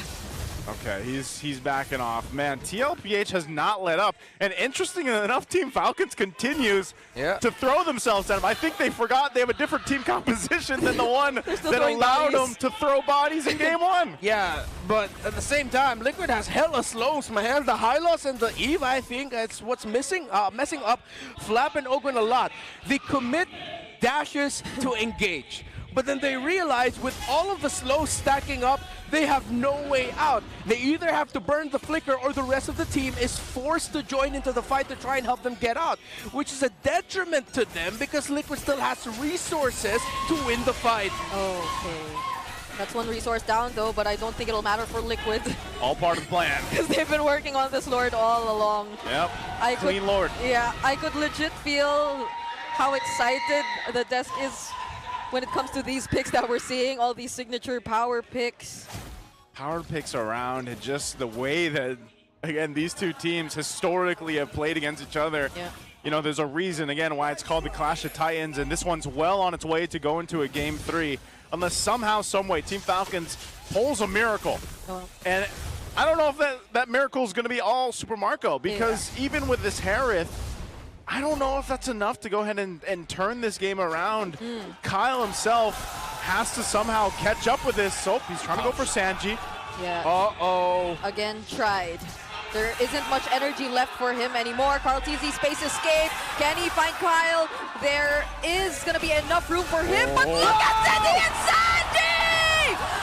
That's the only one left on Team Falcon's side! Welcome to the MPL, Steady Teddy! perfect blazing duet with the petrified, furious dive and the real-world manipulation. Oh, goodness, Law & Order did not land on Kyle, but he does get to cut the wave. They still have one min-1 alongside Liquid, though. Can this be enough? But they're not gonna force anything just yet. Oh, no. Yeah, Kyle should be able to get out of here. Okay, Sanji. Oh. Okay, he gets out. They lose a base turret off of all of that, man. Team Falcons in this game have had their wings clipped.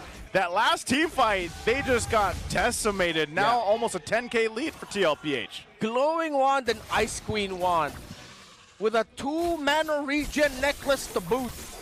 And he also has a belt. No wonder why when Kyle TZ's looking for Sanji, there's still a healthy amount of HP left for the Eve.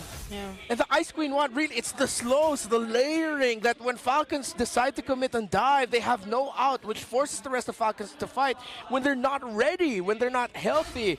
And they don't have the firepower yet to take down Liquid. Are we really going to start out the season with Harley undefeated? It's looking that way, man. There hasn't been a great answer for the Harley just yet. Yeah, and previously, I think the Claude and the Harith matchup have most of the time been Harith favored. Yeah. But this time, looking at the draft for Liquid, it's like multiple members are able to just go in at once. It's not always a free opportunity for the Harley to just lock down on the Claude whenever he does go for the Blazing Duet. He is always constantly pressured by either the Black Dragon form or even the potential deadly magic that can come in from Carl TZ. Yeah. It's really just the damage, man. How much health Harley can take out, and it's so easy for any Harley. Deadly magic, a few poker tricks here and there, then you're fine. Even if you don't kill your target, you bring them down low enough to force a reaction, you force back. That builds you into a 5 versus 4 advantage, even though you use your ultimate. But it's such a big win for you because you get to recontrol the map. And Liquid and Carl have just been doing that over and over again. Yeah, it was so interesting when we saw that pick pop up for the first time back in M7, and there was a whole lot of discussion about it, how it worked really well. I believe it was TNT that first debuted it during the tournament, and you know, ever since then, you've seen this kind of evolution build in with the Harley, and you know, surprisingly so, it's been picked up so many times, hasn't lost just yet. And like you said, one of the biggest factors is just how threatening of a pick it is. And even the itemization that he goes through, you know, he's so elusive as a hero that you think, okay, we can kill him, we can blow him up, but he gets out of most situations so easily. Yeah, and Kyle, by the way, still can't get his hands on his purple buff. Kyle, I feel like just hasn't been able to play much this game. Yep, nope. It's how Team Liquid handled the initial rotation. How Falcons completely failed in communicating to protect the purple. Oh, hell nah. Oh, actually, Fortis. Whoa, Fortis! He will get traded out, though. Flap 2 with 3-man setup with the Lat Shaker and the Raging Sandstorm as well. But the damage is just lacking. Teddy going for Marco, but he finally actually escapes. But they cannot escape a Game 3 handed over by Liquid. Stay steady, you've got Teddy. Liquid now and Falcons have traded one-sided dominating wins. And we will get a game number 3 for Clash of the Titans. So what a bounce back by the Cavalry. And there we go. We're going to a game 3 for the Clash of Titans. That's what we expected here. And there's the red carpet walk from, is this now? No, that was earlier. That was earlier. Okay, so they got the buff. The Nay. They got the Nay buff. The Nay buff. Dude, this was a non-stop action game for game 2 right here. I don't think anybody got to breathe. No, because it was fun. It was a Harley, Fanny, jungle matchup. Yeah, back and forth. You have a juice in 2, but I think there's one play I'm looking for. It was the interplay between Flap and Ogren that actually led to Liquid just winning over and over again. I think it was right after this. Flap would come back, and then you see him trying to chase and take down someone, and then you see the hesitation a little bit from Ogre. It's like, should we? Can we? Do we try this? They do get the trade, but then it ended up becoming unfavorable for them. So we won't see we'll see the Teddy highlights now. Too many slows, too many dashes. They messed up the initial purple buff take for Kyle. Ever since then, Kyle was just uncomfortable. They completely lost their flow, and Liquid just rode with it and coasted to victory. I was surprised the Black Dragon form actually went back at that moment, but it was probably a sacrifice that they were able to calculate nonetheless. still, Falcons look like they were trying to go for the defense, but okay. That's the go. That's the go right there. Ban all junglers. I'm gonna be okay. There's just way too much things that Harley forces out of every composition. I have been saying this since yesterday because after seeing the drafts and the games, there's two heroes now that every team has to watch out for in the meta. I know everyone has to respect the Leomord and Freya, but with those getting taken away, it now falls to Valentina and Harley to determine the flow of drafts and determine the early trades. And it's funny because Harley usually does pop up later towards the second phase of the draft because it's one of those options that's kind of like always there.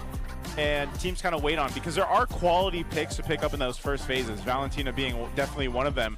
But even this, it was interesting because TLPH decided to go with a very comfort pick starting off the bat with Teddy's Claude, and you saw how well he was able to play the Claude based off the setup potential. I mean, even JP on the Hylos, one of the few players to play it like the way that JP does. And again, imagine how game one went for JP. He did not get to play. Well, this time he was setting things up with Sanji around that death box. The Glorious Pathway was such a nuisance for Team Falcons to get away from. It's like they couldn't get any disengage if they wanted to, because look at that.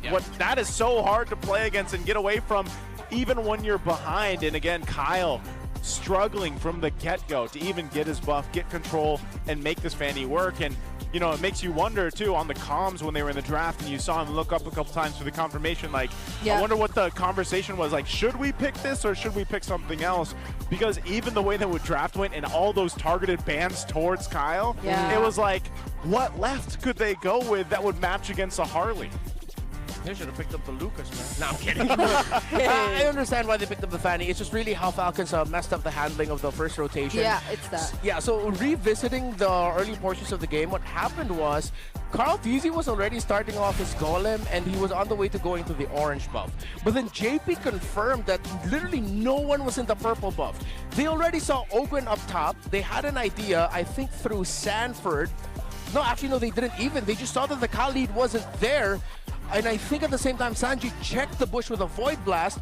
They knew it was just the juice in. The Kali could be far, and Team Liquid just easily stole the purple buff away. Yeah, just so unfortunate because the Khalid is one of like the fastest heroes in the early game, but he used his mobility elsewhere in the less crucial areas of the map, and it's just been overall a very sad series for the Khalid so far. I did mention this earlier. Yeah. The way they're just able to constantly deal with and burst him down or force out the quick sand guard, and those raging sandstorms we saw from Ogwen have almost always been desperate, similar to what JP went through in game number 1.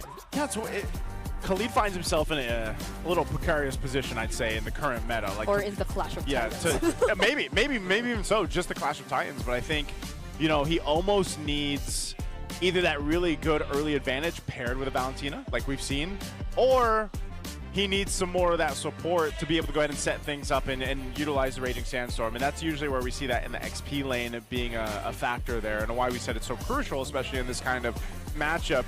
So this is our headline right here after game 2. Too easy for Carl TZ. TLPH answers with a dominant game 2. I can't wait to see what our Clash of Titans for game 3 has in store for us. Before that, we're going to throw it over to an interview to see what's happening out there. The Cavalry is still fighting at Clash of Titans. Kaya naman hindi basta-basta magpapatalo ang ating mga teams. And right here with us is Team Liquid Academy from MDL. Guys, introduce yourselves, your IGN, and your role. Ako si Starboy, post-4 ng Team Liquid Academy. Ako po si Wilbert Sadinda, gold laner ng TLAC. Team Liquid Academy. Ay, Cal po, Cal. Hi, I'm Dex, jungler of TLAC. Hello, I'm Damien, tank ng TLAC. Hello everyone, my name is Cram, explainer ng TLAC. Wow, Thea, meron tayong mga kasama dito ngayon. Alam mo, hindi sila bago sa MDL. Ilang seasons na rin natin sila nakasama at nakakausap ko kayo sa live. Pero ngayon, nandito kayo live sa MPL Arena. Ano masasabi niyo sa experience niyo? Sobrang saya. Susuportahan namin yung dati namin ka-team. Uy. Nakaka-proud. And speaking of dating ka-team, first game ni Teddy ngayon sa TLPH. Kamusta naman siya nung siya yung teammate niyo? Kamusta siya nung siya pa yung teammate niyo? Solid ka-team yan. Maboses and solid ka-banding din. So, Masaya. ano naman ngayon yung message niyo sa kanya habang naglalaro na siya? Good luck sa'yo, Teddy. Proud kami sa'yo. Galingan mo lang palagi. We love you. Wow! Gusto ko yun Sobrang proud moment ng kanyang mga kapatid from MDL. Pero syempre, kumustahin naman natin. Kumusta ba kayo sa MDL? Kumusta yung run nyo doon? Ikaw, Kram. Okay lang po. Okay lang. Sakto lang. Babawi pa. Opo, siyempre. May ipapalag pa. Meron. Oh, meron. And then, speaking of may ipapalag pa, kailan ba yung next game niyo sa MDL, guys? April 7 po. April 7. So we're inviting you guys to watch the Yes. next games of the Team Liquid Academy.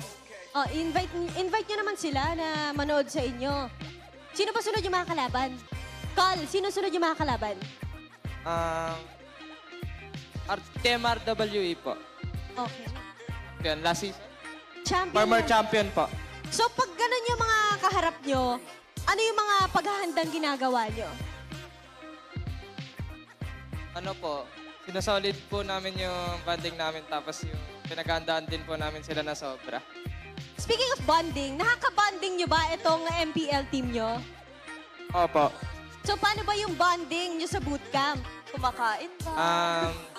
Kumakain po sa paresan. Ay, gusto ko yan. I love that. And you know what? We're going to continue this clash of the Titans later here habang nanonood ang MDL teams natin. Meanwhile, we're gonna throw it back to the casters. Thank you so much, Odin and Thea, and of course, TL Academy there, the MDL team. And they're here to support not just TLPH, but also Teddy, their former teammate there. Lots of encouraging words for him and about his time as their teammate.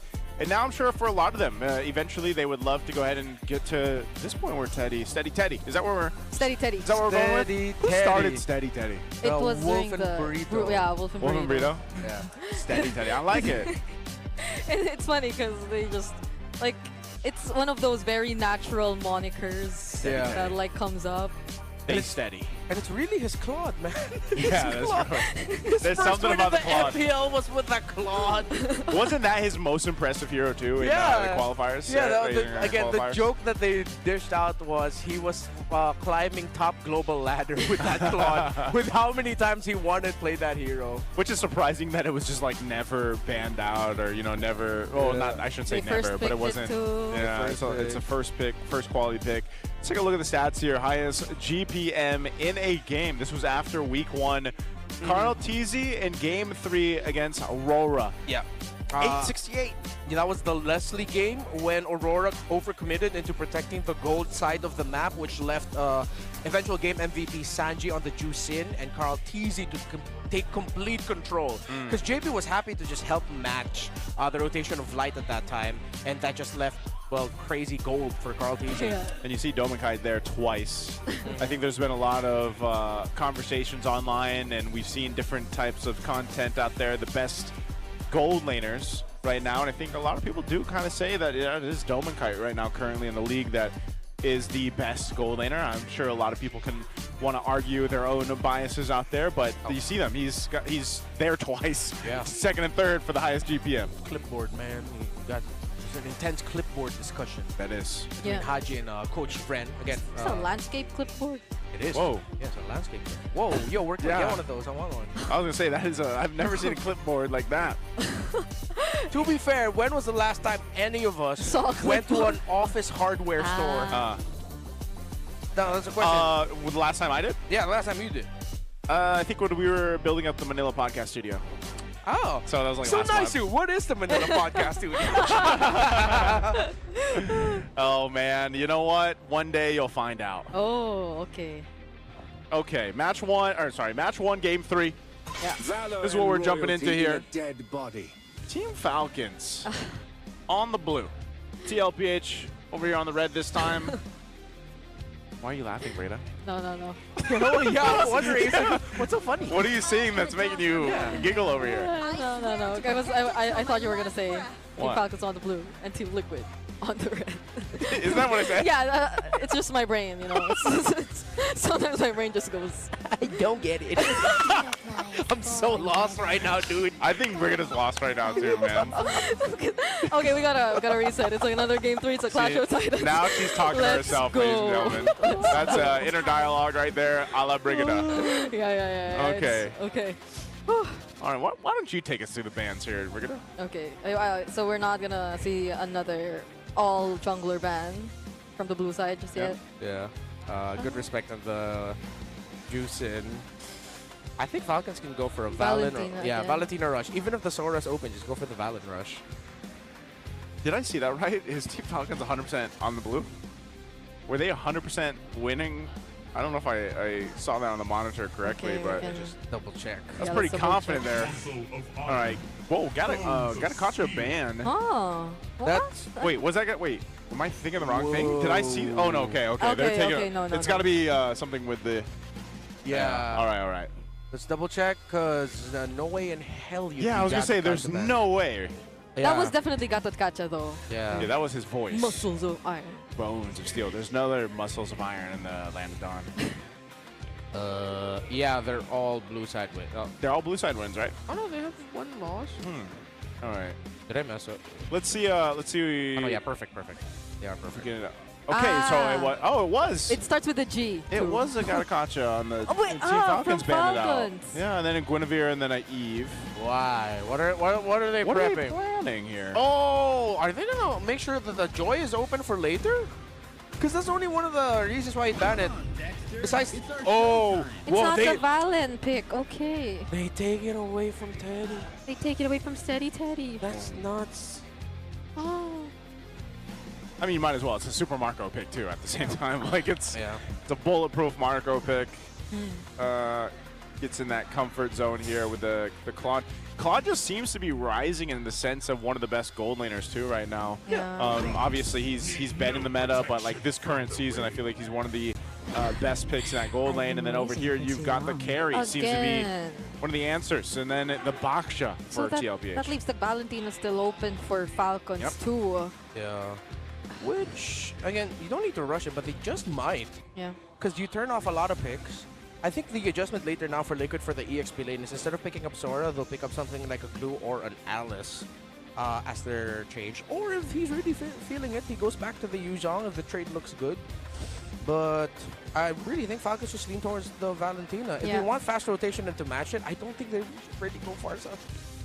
Because we only saw how much that could do in the last game. Eve's gone, Juicin's gone.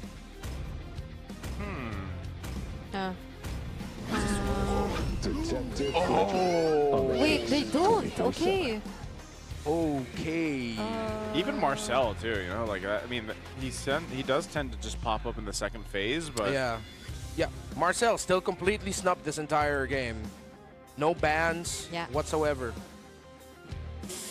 Oh, so tough. Either they get the strong lockdown, get the high loss back for JP, but they do sometimes bring the Baksha for JP roam. If ever they can go EXP, either go for the Lapu or the Alice or match it. I think that's what they're discussing. The Sora can also get picked up here and they just ban out Valen or pick up Valentina for themselves. So they have the Sora priority here for them, and it's the Valentina instead. Okay. I was wondering if Sanji was like open to picking it up. The Valentina? Yeah. So now they do finally. So are they still gonna? Cause it's still a carry either way. So might as well take out the Farsa. But you do have the Baksha. So. I still think that is gonna be a Baksha jungle. Yeah. Roam JP, we might not have seen it yet. Oh, it's a Luli again. With the Luli getting taken out. I'd love to see like a unique pick from Haji, but I don't think that's gonna happen. Yeah. Up against a Valentina anyway too. We know he can, but yeah. I still think, even though I know for the teams they really don't like picking up Zetian against the Valentina, the Zetian would be really good for them. Because of the Valentina pickup on Red 3, this actually forces a ban. There's an instant forced ban on the Sora because if you gave that just would have been too much to give, way too much value. I think I'm going to take out another mid laner. Because the thing is, if you show your Roamer Red 4 and it's still open, you can Valir for Haji. Valir. Yeah, and Valir, Fredrin, Glue. It's going to be tough for Carl Teasing and whatever roam pick JP ends up with, if ever. Or the Lilia too, I think. Oh, yes, of course, the Lilia. Yeah, if we're after that same idea. We might also end up seeing a sudden swerve roam Baksha and then a Harley jungle yet again for Carl Teasy. They take out the CC, which could mean they are looking for strong, beefier, EXP, frontliners that would get countered by a curtain call by CC. The high loss is still there. Yeah. They want to use it again. High loss Baksha, Valentina. Oh, that's so much aggro. Yeah. Yeah. But then, what can be the pick to just really answer and deny Teddy of another? Carries there. It might be a... So in consideration for Falcons is also the Kimmy. Yeah. If they don't want to give any of the really good ultimates from the Farsa or Zetian. Okay, so they go ahead and ban out the Kalea. So that's going to be taking control of. So a lot of the roams were the focus here from Team Falcons, obviously towards JP now for TLPH. So what do they pick up here? They're okay with the high loss getting through. There you go. Full aggro. I think just go Valir or Lilia. I know the Kimmy looks so enticing, but Valir and Lilia are so good against the high loss and the Baksha.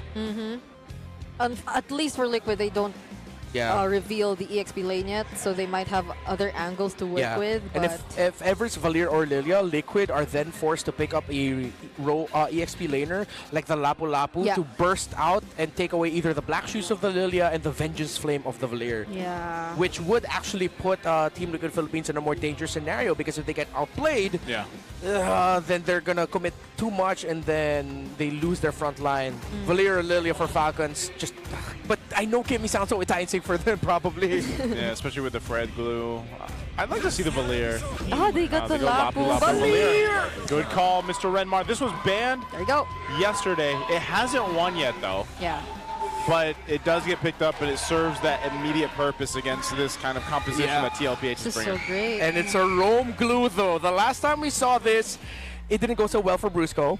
It's the exact same pairing too. It was the blue roam and the Valir mid. And the Valir mid. That's what Brusco and Superfans brought out for Onyx last week. And it didn't go well for them because they couldn't get the early game that they want. So roam glue is good if you get the good early game and you give early deaths to the glue. If not, then you're going to feel how bad it is. Oh, Sanford brings back a Benedetta. I know someone over on the other side of me is very, very happy. Yeah, someone Earlier, on the other side. it was midnight. Now it's Womi. Just look at him. Sorry, you guys can see him, but this was a pick that Flap also brought out the last time they went up against each other during the qualifiers. And now it's Sanford who's using it against Team Falcons. I like it. Both lineups have great conditions. It's leaning a little bit more for Falcons in the number side. But you could clearly see the ideas where they could both mess up and excel in the early to the mid game. One difference is it's a roamer with Revitalize versus a roamer without. We look at roam and mid.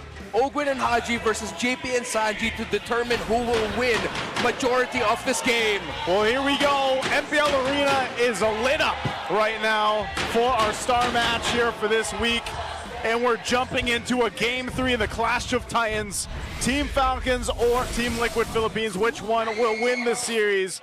Let's jump into the Land of Dawn here. Now, looking at this across the board, I think that's the main question. Can the Valir actually be a nuisance enough to stop with this pressure in the mid lane? We see so much. JP taking quite a bit of damage here, but he does have the Revitalize still. Holds on to it. He'll be fine. Yeah.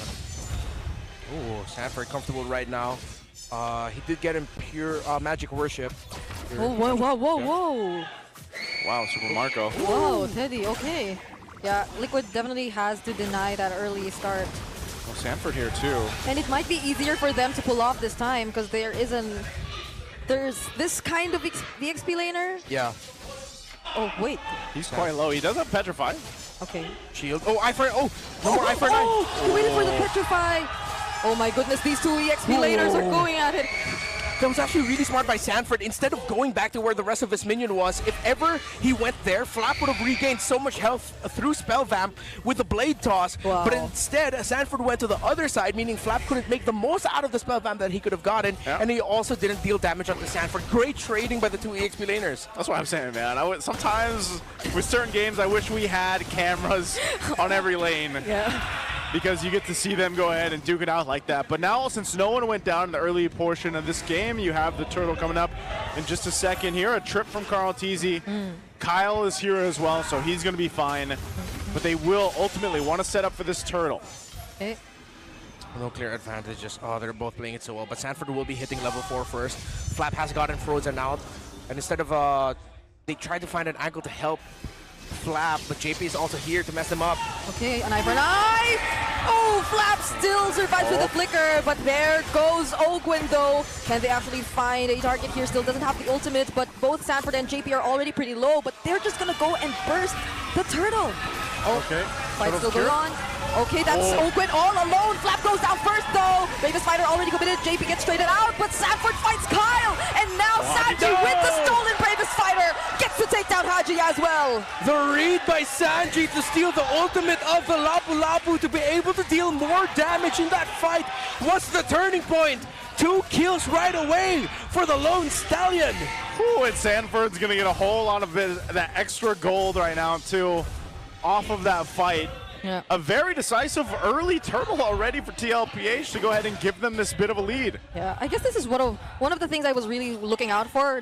Like, how does Sanford utilize the eye for an eye to take advantage of the crowd controls that are coming in from Falcons? But Teddy, he will be taken down by Ogwin there. No way out for him, unfortunately. Oh, the Landshaker still lands! Flop! Can he actually find the kill on Sanford? The Regen 2 makes it! These two XP laners, oh my goodness. Flop and 40, what a show! Carl Teasy gets spotted by Ogwin, grab! Okay, grab brings him closer to Super Marco, but they don't have enough damage to work with Carl just yet. Yeah, there's even with a Valir, it's not like you have a bunch of bursts yet just to be able to use. It's more of a bit of a dot damage, and then the stun, of course, that comes with it. So even if you get a good grab, it's a little difficult to capitalize on a kill, at least for now. We'll see what itemization Haji decides to go with here. First utility item for the board for anyone is a Dreadnought armor for Kyle. Thinking about Sanford and, not even Sanji, because he'll still be dealing magic and a little bit of physical when he steals the Bravest Fighter away. It's Flap with the War Axe first. Ogwin, I think, is forced to build. Trying to see what's he goes for the Molten Essence. Oh, is he going to turn that into a full-on Cursed Helmet? That might be too much if he does. Sanji picks up the Lightning Truncheon already too. Has no idea there are actually 2 members there. At least he got the check though. Okay, can Teddy follow up? No. Good check. Super Marco's going to be fine. So they'll rotate for this turtle. Carl Teasy was holding it there to see if they could make a play, but he'll wait for the team to kind of rotate for the turtle. Flap jumps in. That was the Blade of the Heptases in for Sanford. Glorious Pathway already committed as well. 4 members being zoned out. 2 Messon from the Landshaker, but Teddy is here to join the fight. He's actually throwing out all those shurikens and a flicker from Sanji yet again with another stolen Bravest Fighter. Kyle and Ogwin have to run away, but Sanji's going for the chase, and he fights another double. Sanji just saying, I am you and better. And he's looking for another, but JP will secure the kill on Marco. Can Ogwin trade here? Grab, brings him closer to JP. He's committing it. Get him, Ogwin. Okay. We're just watching this unfold. What? How is he still alive? Ogwin, Sanford on the skilling spree as well, fights Haji too. Now it's Flap, tries to look for the trades, but it's the Electro final blow, and Team Liquid finally disengage. Oh, the built-in regen for Valentina. If I'm not mistaken, that's through her second skill. Maneuvers. Maneuvers. Oh, That was a maneuver. Pure rage. Oh no, yeah, she has mana, so she doesn't regain health. I love this. I love this battle between these two, man. These two always put on a show. We need cameras everywhere, as Nicely said. That was just really good. I've gone fan mode. I'm sorry, y'all. It's just I'm just appreciating now. You just see these kind of team fights, and you know exactly why this is a Clash of Titans here. Now, Team Falcons find themselves in a very tough situation. You're talking about 6 minutes in, taking a look at the Infinix hand cam here, specifically for Sanford on this Benedetta, who's been doing work, man. 4-0. Sansan has been doing work. They're both 4-0 and 3, mirrored KDA. This is the Sansan game. This is the Sand game for sure. Yeah, if Liquid does win this game, can we like have 2 MVPs? But it's just Sansan. Sansan, and you count them as one. They are one. Or you do some weird amalgamation of their faces melded together. Wait, I think I saw something similar to that. Like a couple seasons ago. I think there's tools out there in the world that can actually do that pretty quickly. But going back to this one. Let's get a human to do it. No, Redmar, there's not enough time. Okay. Last turtle of the game is up. It's started up by Carl Teasy. Team Falcons might be looking to scrape something up if they can, but they've had so much room to cover here. They can't even get space into the objective, and I think even the First Lord might look like that. Yeah, now they have to find a way to get a bit more farm for Super Marco, because River Control and he's gone! Bang! Unstoppable for Sanford. There's a clash happening here in the purple buff. Glorious Pathway already used, but Owen pushes him out. JP is the trade for Team Falcons. Oh, JP goes down, but a trade, and Super Marco falls further behind in the gold lane right now. He might have been able to farm up the best he can, but every death sets him back further. Sanford still knowing that he's confident enough on this Benedetta to get out of these sticky situations. No, no way! Oh my goodness, it's a monster kill for 40! Kyle tried to chase him, there goes the retribution, but will he still try and go for another outplay? A Razor Trap already lands, but it's not enough! Carl Teasy joining in, Flash Shield Unity, the taunt actually catches him in time, but then, can they do this? Under the turret! Kyle under the turret! Finds an outplay on Carl Teasy! Okay, Falcons are finding turnarounds. So the reason why Kyle could not get help for the longest time is because the members of Liquid decided to commit into the mid lane to delay the help for Kyle. But now Carl and Sanji got a little bit too greedy. Sanji died in the mid lane with the diversion that Liquid was doing, while Carl Teasy just took too much damage from the turrets. Still, is Liquid in the lead? This Sanford Benedetta is dealing way too much damage. It's full damage item that he's going for. Heptasis and then the Sea Halberd second. That's why he hurt so much. The Petrify once more. Electro final blow cancelled, but he still gets to use it to get to safety. Somebody stop this guy. I mean, Sanford is just out of control. 7-0-3, locked in. And even earlier, that play under the turret, Carl Teasy smiled after he died because I think they were just going for a style point at that point. And now they continue to put the pressure on the turret. Oh, Liquid are all over the place. Haji falling down first is not looking good for Falcons. Oh, no. All 5 members approaching mid. The Stampede has been on, and Falcons with their wings continue to get trampled. Through Sansan, through the IMU of the Valentina, through the individual play of Sanford.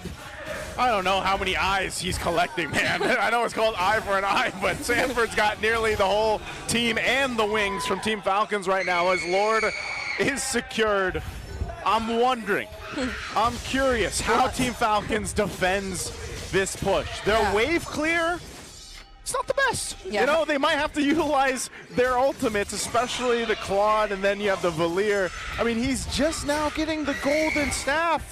Super Marco doesn't even have the Trinity. He's still working on the Crystal Scythe. Yes, he's got the bow there, but man, they have so much ground to cover at this point. Yeah. And they got control. TLPH looking to punch it into the base here. When things are way too even in the draft, it takes individual greatness to make it go in favor of the opposing team, and Sanford is feeling it. He knows. He knows that Liquid are on the way to completing the reverse sweep of Falcons.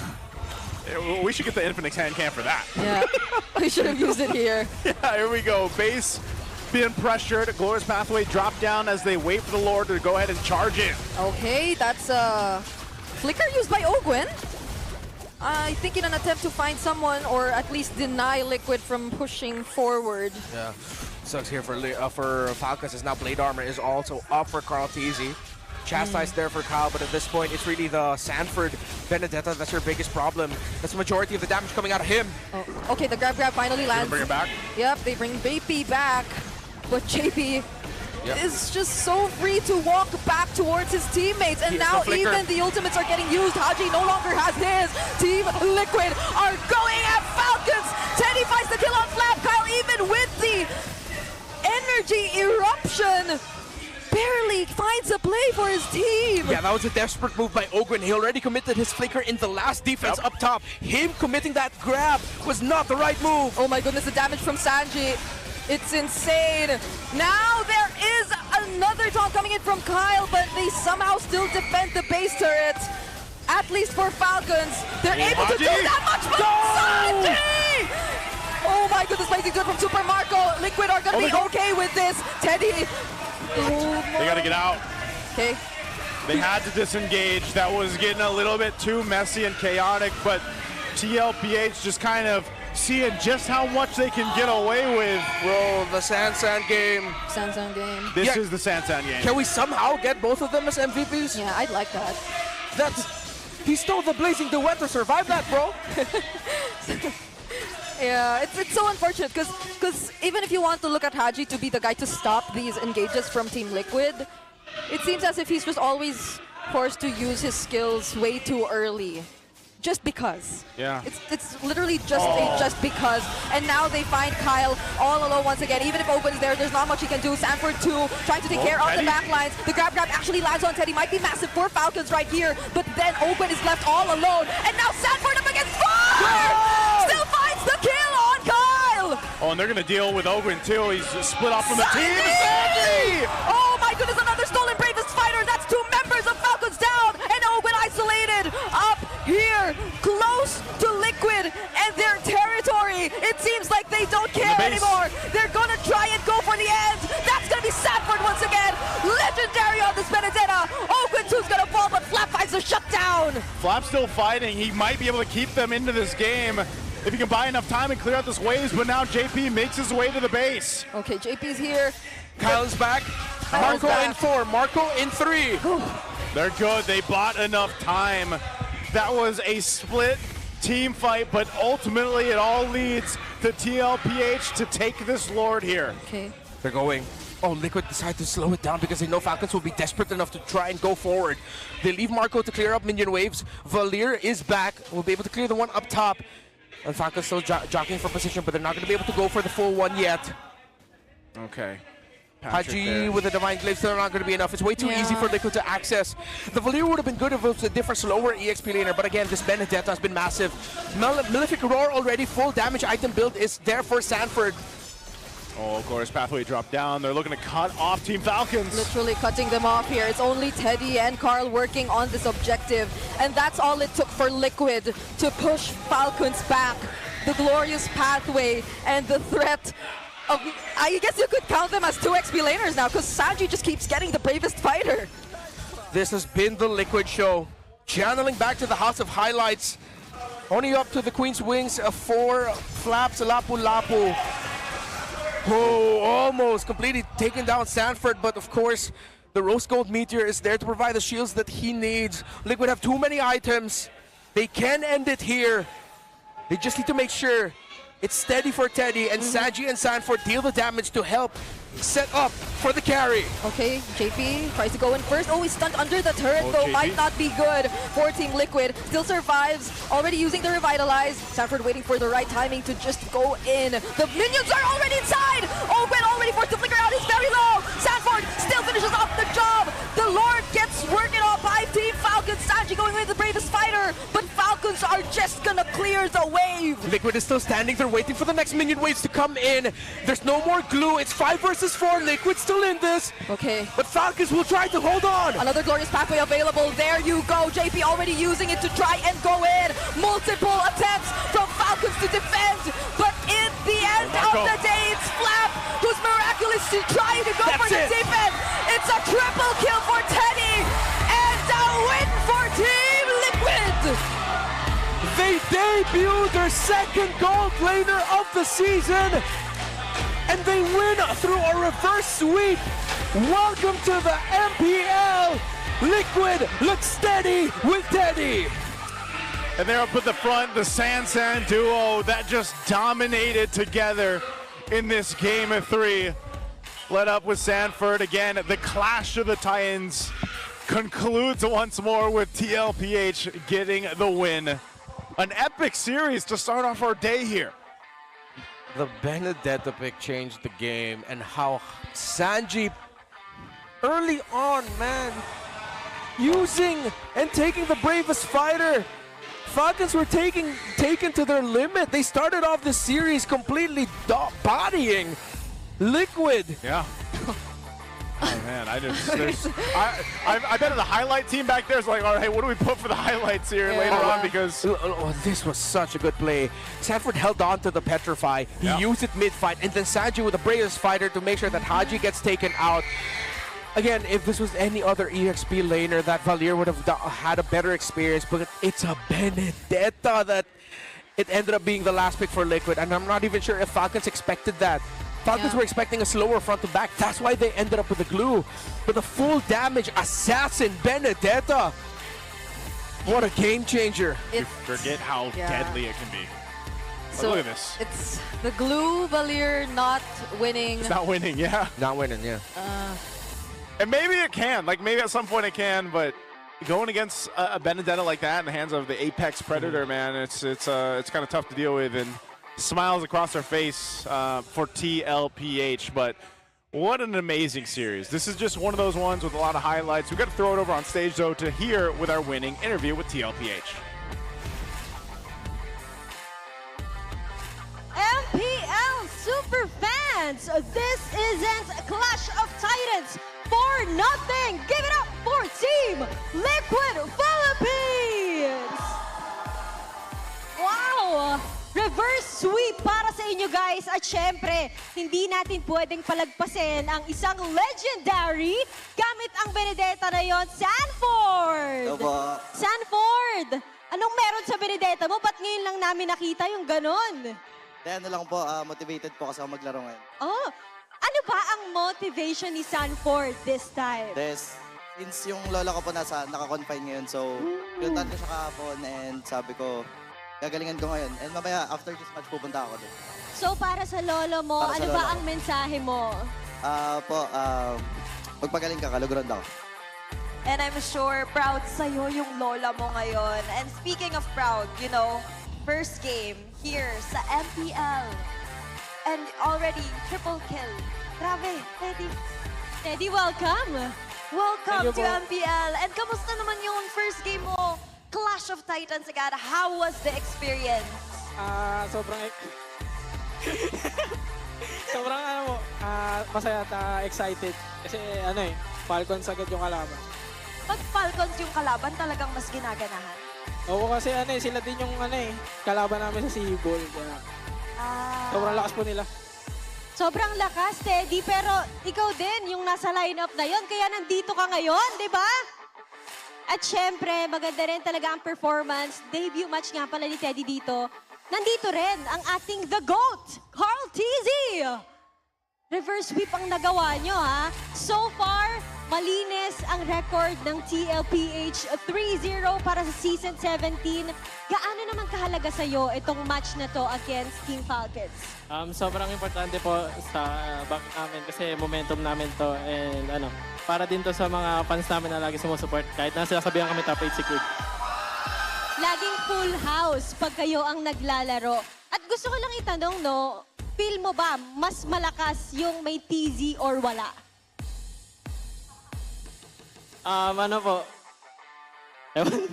Ewan. Basta bahala na. Performance pa rin na nagmamatter. At alam mo, Carl TZ, nakita namin kanina doon sa laro nyo, gumamit ka ng Harley sa Game 2. Hindi natin siya nakita for quite some time. Parang bihira lang siyang nagagamit dito sa MPL PH. Parang Season 7 mo pa ata siya last ginamit. Ano bang meron kay Harley ngayon? Bakit siya napipick? Sobrang lakas po nung burst damage niya ngayon sa Genius Band. Sobrang gandang item. Tapos yung second skill niya, sobrang bilis talaga. So yan ang tip para sa mga RG boys na nanonood ngayon. And you know, other than that Harley change dun sa Game 2, for Coach Snap, na-surprise ba kayo nung Game 1? And ano yung mga changes and adjustments na ginawa nyo for Game 2 and Game 2? Yung Game 1, akin yun. Bakit yung drafts at totoo lang. Tapos after that, we adjusted from Game 2 and Game 3. And ano po yung mga naging adjustment? Yung mga hero picks lang. Yung priority picks and all.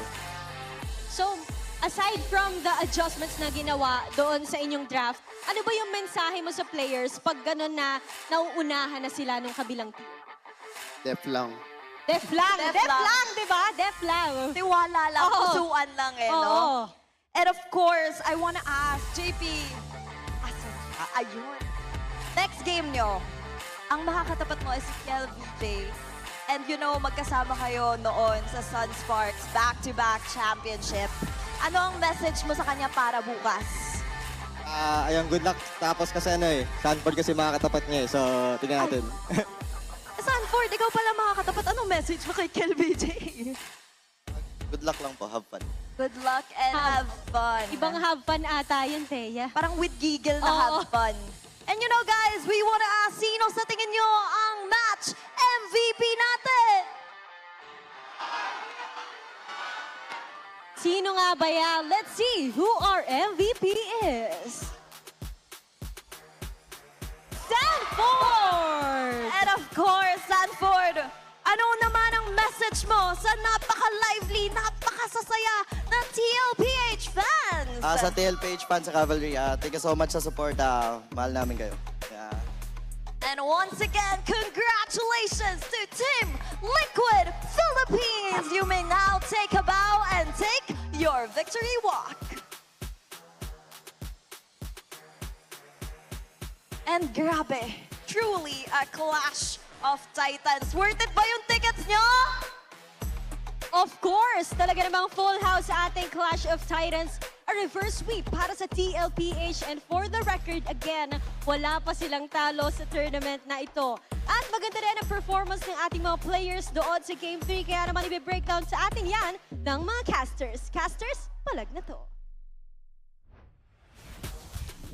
Thank you so much, Odin, Thea, and again, congratulations there, the team at Liquid Philippines. I love the interview at the end because you kind of get a little bit of insight there, and props to Coach Snap, man. Props to Coach Snap. Yeah, talking about how, you know what, Game 1, that was on me.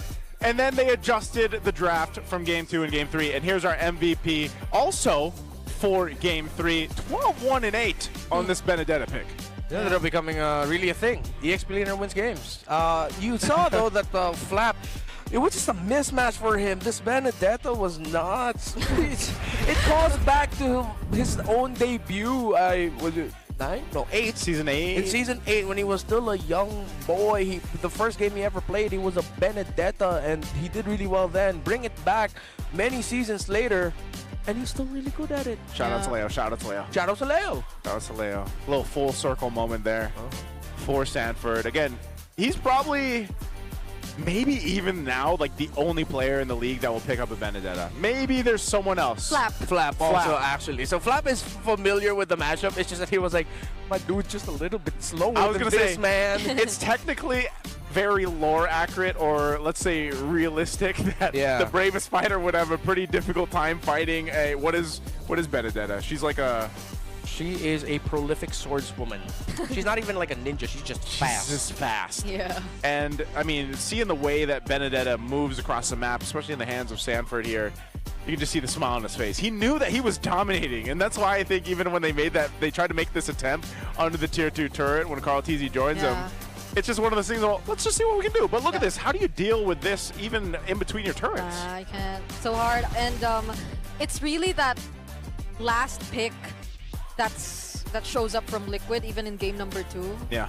Be it the Harley and now the Benedetta. So it's nice to really see Coach Snap and the amount of impact he has towards the team. And him even being very honest about, yeah, that first game draft was probably on me.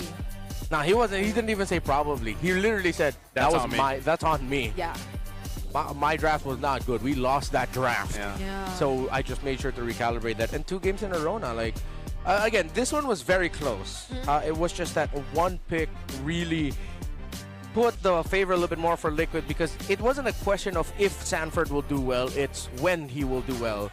When is he going to pop off? When is he going to start doing the things you expect him to do? He ended up dealing with the most damage here alongside Sanji. And Sancho. Yeah. And apparently it was once he hit level 4. Once he was locked in, him and Valentina. So far, since yesterday and since last week, it's really Valentina and Harley messing up a lot of drafts. And the importance of a very... making the most out of your last pick from whichever side that you're coming from. Which is interesting, the way that that's kind of unfolding, you know, here for the current meta and everything. Because, yeah, I know we highlighted Sanford there since he got the MVP, especially the match MVP. But, yeah, Sanji, just amazing things on that Valentina. We can talk more about that here in a bit. We got to hear exactly how the Infinix mic check sounded for TLPH.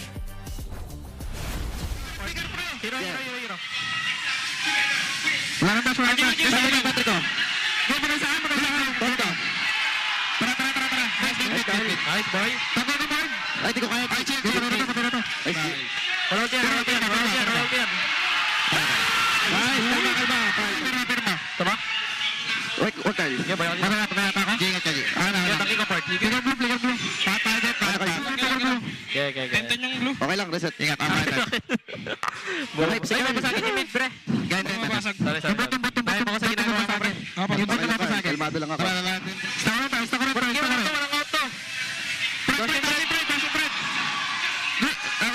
Isa. Patay. Sila grips. Kalma. Isa pa. Dalawang wave. Mid. Nice Valentina. Nice Bene. Flicker din yung lapo. Tingin nga. Patrick ko na. Flicker na glue. Patay. Hero lang.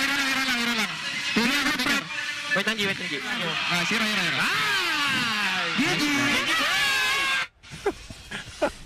I always love how animated they are, especially Carl Teasy, to see him shout like that. Yeah. And did you see that too? Steady Teddy, man. He was just like He was locked in. He was really going the rest of Liquid. Hey, yeah, we're vibing right now. He was just and even Carl said it's like nice Valentina, nice Benedetta. He was really shouting out the impact that Sansan had in this game.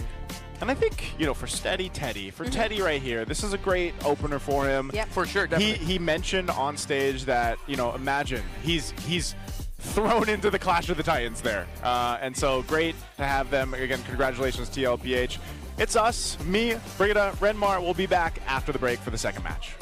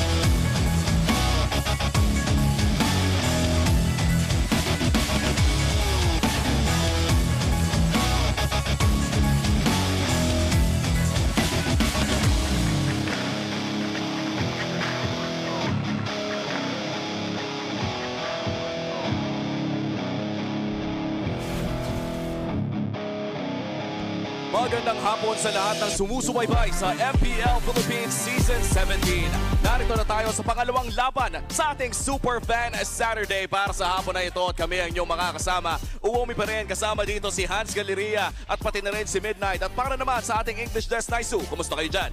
And over here, it's still us. It's me, Naisu, Brigida, and Redmar. We'll be joining you for the English broadcast in just a bit. At itong second matchup natin ay laban ng TNC kontra Omega. Pero ang pinakaunang laban natin kanina na Clash of the Titans ay umabot ng 3 games. Tuloy ang curse ni Brigida. And iba ka iba ka talaga. Akala ko naman na ay hindi yun ang sasabihin niya. Pero gusto ko lang sabihin na nag-disclaimer ako na it does not apply to the Clash of Titans. Abot mo nga dun. Abot mo dun. Alam mo, sa Yung, totoo lang. yung New Year, New Me ha. So, malakas talaga yung kanilang pagpapag. Ayan, Okay lang naman mag-game 3. Okay lang naman. Basta Clash of Titans, okay lang. Ang ganda kasi ng laban natin kanina at maganda din ang laban natin ngayon sa Omega kontra TNC dahil magna-number 2 na ang signal ng ating bagyo sa laban na ito. The signal number 2 intensifies Storm and Benny QT. And I have to say, Storm's arrival dito sa TNC felt like it was just right. You know, parang tamang-tama yung pieces na pagkaalagay kay Storm. We saw it in the mic check yesterday, yung shot calls niya, full sentence pare. You don't see that very often, pero to think na makikinig yung 4 na members na nandun says a lot about this team. Oh, usually yung mga parang bagong salang, I think even earlier sa mic check ng Team Liquid, nakita natin si Teddy na hindi naman siya masyadong kumikibo. Pero that time, si Storm ay very vocal siya. And even in interviews, nakakatuwa na hindi niya talaga pinaparamdam or pinapakita na he feels even the smallest lang na amount ng kaba. Diba? Yeah, and think about it. Storm hasn't played with Jackson for how many years? Not seasons. It's been years since they last played together, but their connection was instant.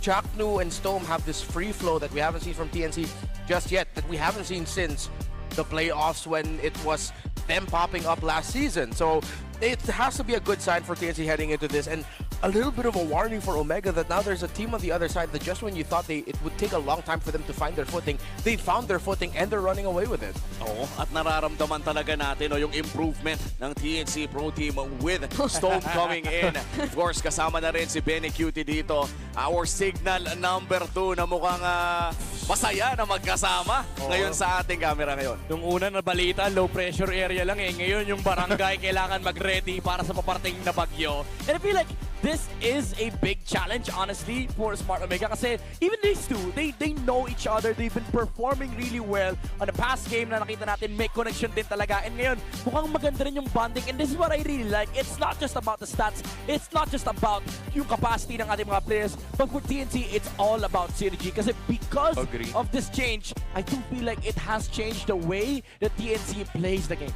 I mean, you see it from the stats there, too. And I know you said it's not all about the stats, Midnight, but definitely something that really stood out was the way that Stone played. And I think, you know, some people, when they see him for the first time playing back in the MPL Philippines after being in Malaysia for how many seasons, you can see that experience, that even the play style that is known for over there, right? And then he applies it, and it just fits so well with the playstyle, I think, of TNC in general. At nakakatuwang makita, no, na kahit pa sabihin natin nanggaling sa international scene, naka-farm ng ibang experience, ay para bang Pinoy na Pinoy pa rin talaga ang flavor ng TNC Pro Team now with signal number 2 locking in for this game. Kalaban nila ang Omega na for the longest time ay hinahanap na rin natin yung spark na hanggang ngayon ata ay kailangan pa rin lang hanapin.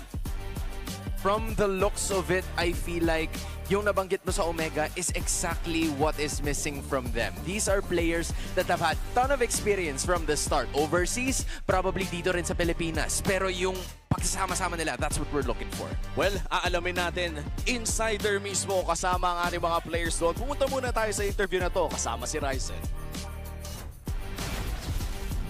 And in just a few minutes, magsisimula na yung match 2 natin. But meanwhile, I'm here with the longest standing member of Smart Omega, Ryzen.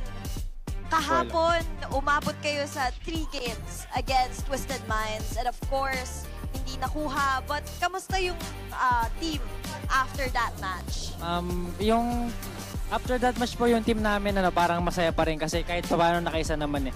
Parang yung ginagol po kasi talaga namin parang kahit parang yung tingin namin parang marathon to. Hindi naman parang kahit slow start okay lang kahit.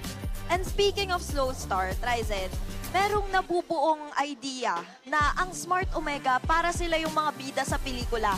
Una, mabubugbog, tapos biglang lalakas. Tama ba yung idea nila na ganun yung Smart Omega na slow adjustments but with a bang at the end? Siguro di lang talaga nagbabago every season kasi every season parang ganun pa rin nangyari sa Smart Omega eh. Siguro parang di naman namin sinasadya na mabugbog talaga sa simula. Talagang natututo lang kami sa mga mga laban namin. Kumbaga bawat bugbog may lesson na baon. Tama. And of course, later, kalaban nyo ang TNC. Ano sa tingin mo yung mga issues na dapat i-address? Anong mga adjustments yung ine-expect na makita ng audience from you? Expect ng audience parang hindi na kami yung kahapon na Omega. Mas magaling kami ngayon. Mas magaling. Buo pa yung confidence. Buo pa yung puso at syempre yung tiwala. And of course, we will throw it back to the casters to proceed with our match. Maraming salamat, Thea and Ryzen. And I'm loving the confidence from Ryzen. Hindi ko in-expect na may ganong kapangyarihan sumagot si Ryzen early on in this series. Well, you don't expect it from someone that has been at the bottom. Pero sabi nga nila, nowhere to go but up, right? Yeah. I think it's one of those things that their fans, the barangay out there, are waiting to see happen.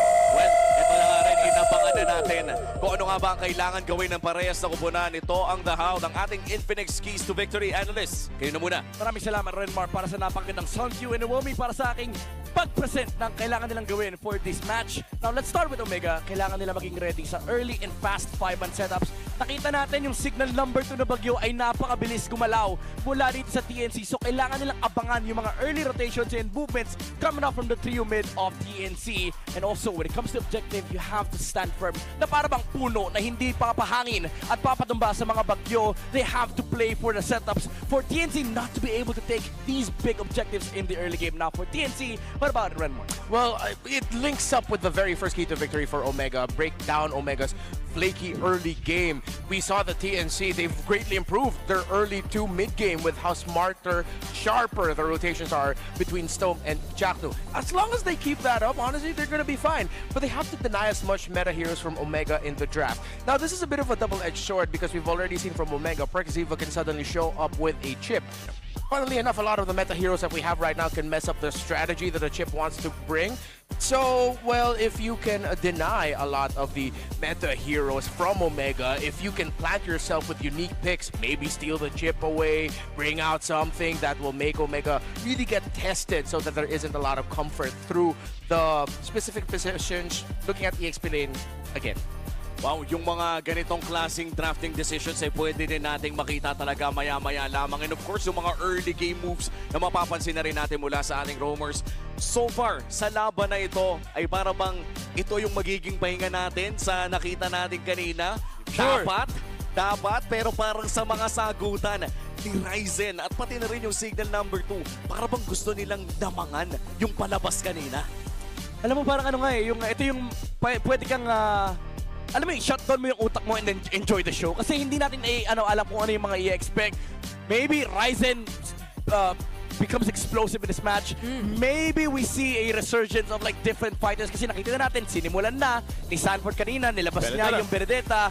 We have James on the side of Smart Omega na kung ano-ano rin yung fighters na nilalaro on the EXP. Well, parang ang sarap pagbida ka ng mga XP laners ngayon, no? Actually. James and Trimar kasi to yung magiging matchup pala natin. So I think in line dun sa mga kinds of EXP laners na na-bring up natin kanina, parang sila yung medyo nakasabayan din kasi. Yeah. Diba? I see where you guys are going at, but I think I'm going to look at one guy here. Where's the... come on. Best gold laner in the world? Netsky? Hello? Yeah. Top lane Netsky? Sorry, I forgot. Yeah, come on, man. Acknowledge Netsky. Netsky is the one who says, I'm the best here. I'm number one. I want to see Omega draft for Netsky. Allow Nets to shine. Allow him to play the superstar that he is. I have to agree. I have to agree because I'm waiting for more. Let me pose a question, though. All right, what's the question? How do you deal with signal number 2 with flying clouds? Oy! Oy! Huwag Cloud yung Prince. kakalimutan. Cloud Prince. Si Netski ang Cloud Prince. Isa sa mga naging, I would say, one of the funnier monikers na nakita natin dati. And he owned it. He owned it. He did it again. Yesterday. He did it again. Tol, na-excite tuloy ako. Paano kaya kung yung first map na naman, Flying Clouds na naman? Kasi laging ganun yung nangyayari pag kalaban yung Omega, Flying Clouds. Tapos ngayon, Yeah, again, if we're going to be looking at the side lanes, I know we put a lot of pressure on the EXP lane here in MPL Philippines, rightfully so. But I'm going to look at it a little bit differently, man. I want to see the gold lane. I want to see both teams see what they can do to really allow and empower their gold lane to be more of an impact. The gold lane has turned into... Uy, mag-farm ka lang dyan, ha? That's true. Farm up, don't die. Join us by Turtle 3 Lord while you're doing your job. I want to see gold laners get out of the lane again and go back to Turtle 2. Get out of lane early. Get farm. Double lane. Join up. Helker Netski. Speaking of joy. Not just that, but also early game marksman na para bang hindi na natin nakikita. Yeah. I think one of the few heroes na naalala ko rin kay Netski would be Bruno. Pati na rin parang ang tagal na natin hindi nakikita yung pick na yun. Rapid Boots, no? Rapid Boots Bruno, naalala ko, season 10. Yeah, hindi pa sikat si Bruno ay para bang gamit na ito ni Nets. But other than the risky picks na nakikita natin mula sa Omega, for TNC naman, vintage Binuya ang nakita natin last series. Ngayon naman ba may vintage Chakno ba tayo pwede ma-expect? classic Chakno, no?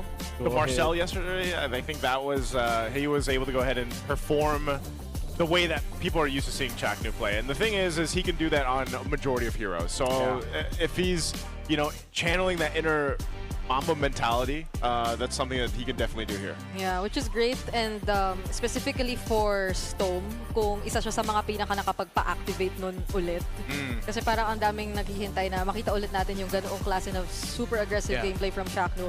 And Storm is capable of pairing up with Chakno really well, even on heroes like the Marcel. So what more kapag ka, diba? I have one wish list here. Since we're talking about Chakno, we talked about gold laners. I want to see any of these two teams pull a page out of the book of Navi Indonesia and put a Belleric in Rome. I know that's something that we don't see a lot here. We've seen it once or twice here in the Philippines in previous seasons. I think it was 14 the last time we saw him. Yeah. It was Chakno that first played it. It was Chakno that played it. It was the Belleric. So that's my crazy wish list for this one. I want to see one Belleric game. I second the motion. What about What about Masha? What about Masha Rome? I second the motion too. Ang dami nating pwedeng makita dito, no? Especially from Chakno. As far as I remember, yung Belleric game na yon ay Luo Yi. Ang kanilang mid laner kung saan pinapadala nila yung Belleric sa mga purple buff ng mga junglers kanina. In which case ay naging malupit din ang mga laban sa loob ng jungle. Tandaan natin, first series natin was Kyle versus Carl. This time, our jungle matchup will be Zyda versus Ryzen. Dalawa din na grabe yung microhan. You know, I wonder, since yun yung nakita natin in the first match, kasi meron tayong bits of utility, meron din tayong nakita bits of assassin, where the two teams gonna go? Are they gonna share a piece of both those books or will they stick to just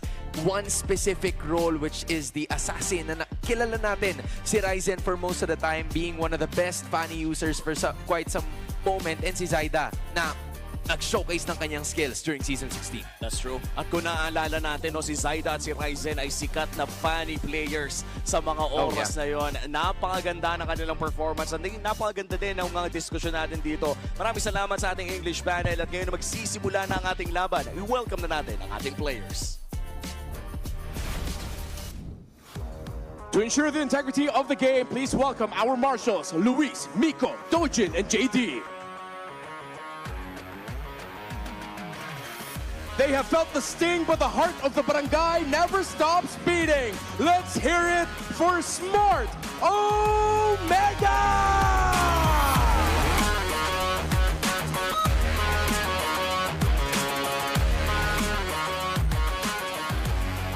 Coming off of a dominant win, the rise continues.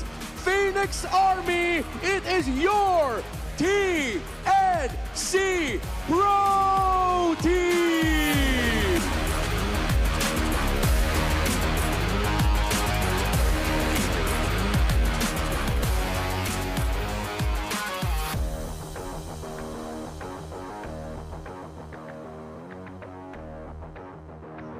our head referee, the Chop Master Sent. Please welcome our head coaches, Coach RORA and Coach Itmax. Welcome to another Superfan Saturday match. MPL Arena, make some noise!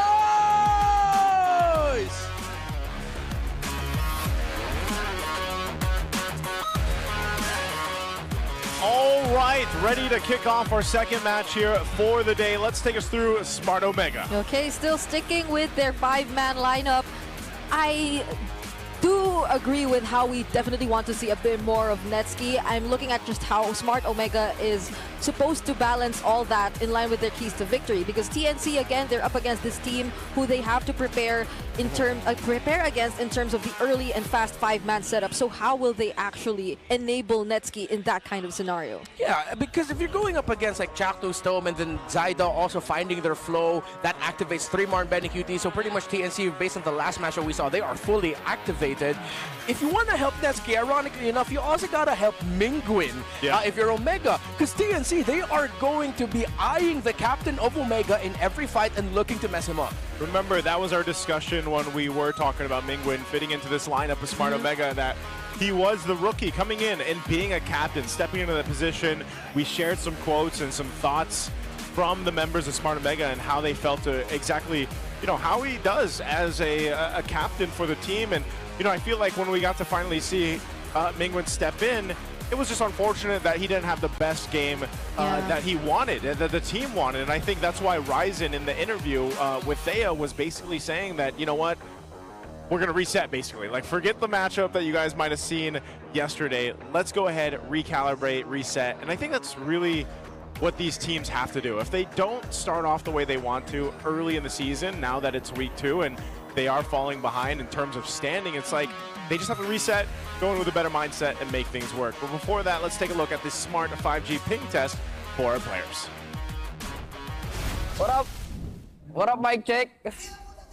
Yun guys, shoutout nga pala sa mga pumunta dyan guys. May fan pala ako na galing sa Mindanao.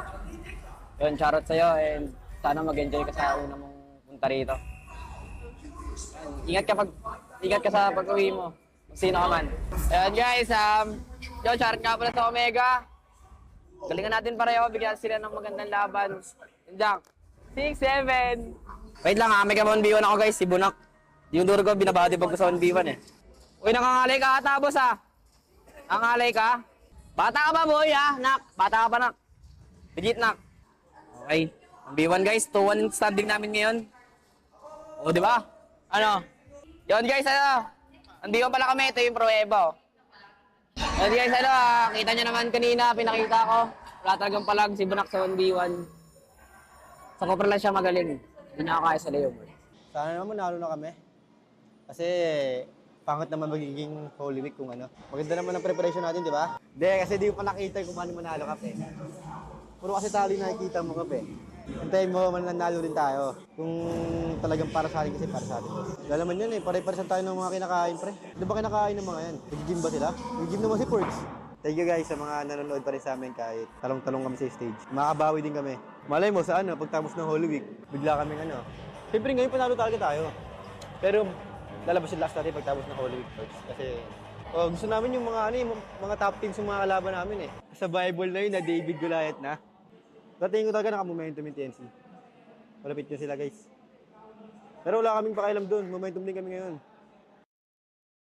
All right, we got to get rid of the 6-7 here, but no, jokes aside, love to see that. It's very contrasting between 3MAR and of course Netsky there, but I think that is a positive thinking from Netsky. They might have started roughly. Well, hell, they can get a win here.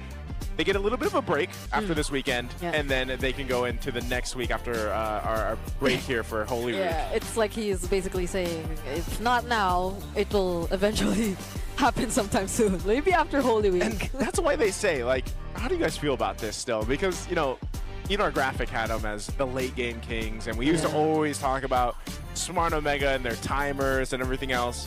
Do you think that identity is changing for Smart Omega at all? I think it's Omega still trying to find who they are. Yeah. It's, again, with the inclusion of Mingun and Perkiziva now, it's a different team. You change your Roman mid. I know Coach Wura, Coach Lembot are both still there. But the thing is, when you change your mid, components of your mid duo, then it changes the whole identity of the team. How aggressive they are, their pacing, their rotations. It's different. So I think it's just them trying to discover who they are. And we've been talking about this behind the scenes. Omega is lacking that one X factor to really put the team on their shoulders. In other words, not gonna sugarcoat it, that one big star. That guy that has that dog in him. Because if you look at they got that dog. Because if you look at the members of Omega, I mean, they're vets, they got fundamentals, they have knowledge. It's all there. But we need someone who's gonna be able to consistently show up day in, day out, and say, I'm carrying this team today. Yeah, and I don't know if we're going to actually see that kind of unfold here over the weeks. Maybe we do, but hopefully Omega can get it together. They are going to actually ban out the Harley, by the way. So still sitting at 100% for the Harley. They go ahead and ban it out, plus the Fanny, because that is, honestly, between Ryzen and Zyda, they both can play that Fanny pick. But so this will be an interesting thing in the sense of even the panel, when we were all, the 6 of us joined here, it was one of the questions of what will we end up in the jungle with that matchup? Will it just kind of default to utility for game 1 here? I agree, because even earlier in the panel, we were talking about what if Ryzen suddenly wakes up and chooses to be a more explosive jungler today? If you want explosive, I thought they'd go for the lane ward, but I mean, might as well. Might as well. It's Valentina and Harley. It seems like it's their meta to shine. And Harley as a later pick, Valentina as a priority steal pick. It's really just because you turn off a lot of really strong EXP laners. You turn off the Sora, which most likely Omega will get. I would highly recommend TNC just to forget about the Sora and not pick it up. Oh, okay. Still pretty standard for TNC here.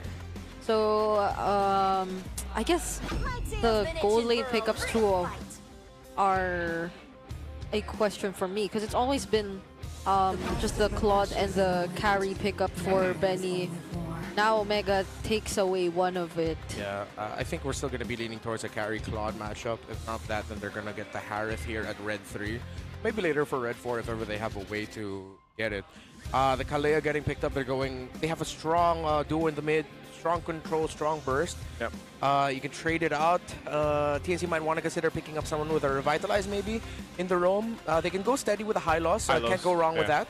I think Omega might actually eye to ban it out. So either TNC picks up their EXP laner or their roamer now, because there's enough gold laners to play around the priorities with. I wonder if he'll end up picking a, because we saw this banned out earlier, the Gatakacha, one of the roams that can go with a Revitalize, especially since the Grok is banned out. Right now we're going to see the Phoveus pick up. So, you know, again, a hero that has just been doing so well in terms of the way that it plays the front line for the XP, because we've talked about how much of a factor those XP laners are currently. Yeah, and the Marcel too is still available for like Chaknu, if ever they do want to go for like a more direct answer towards this very pick-off reliant setup so far in the Kalea.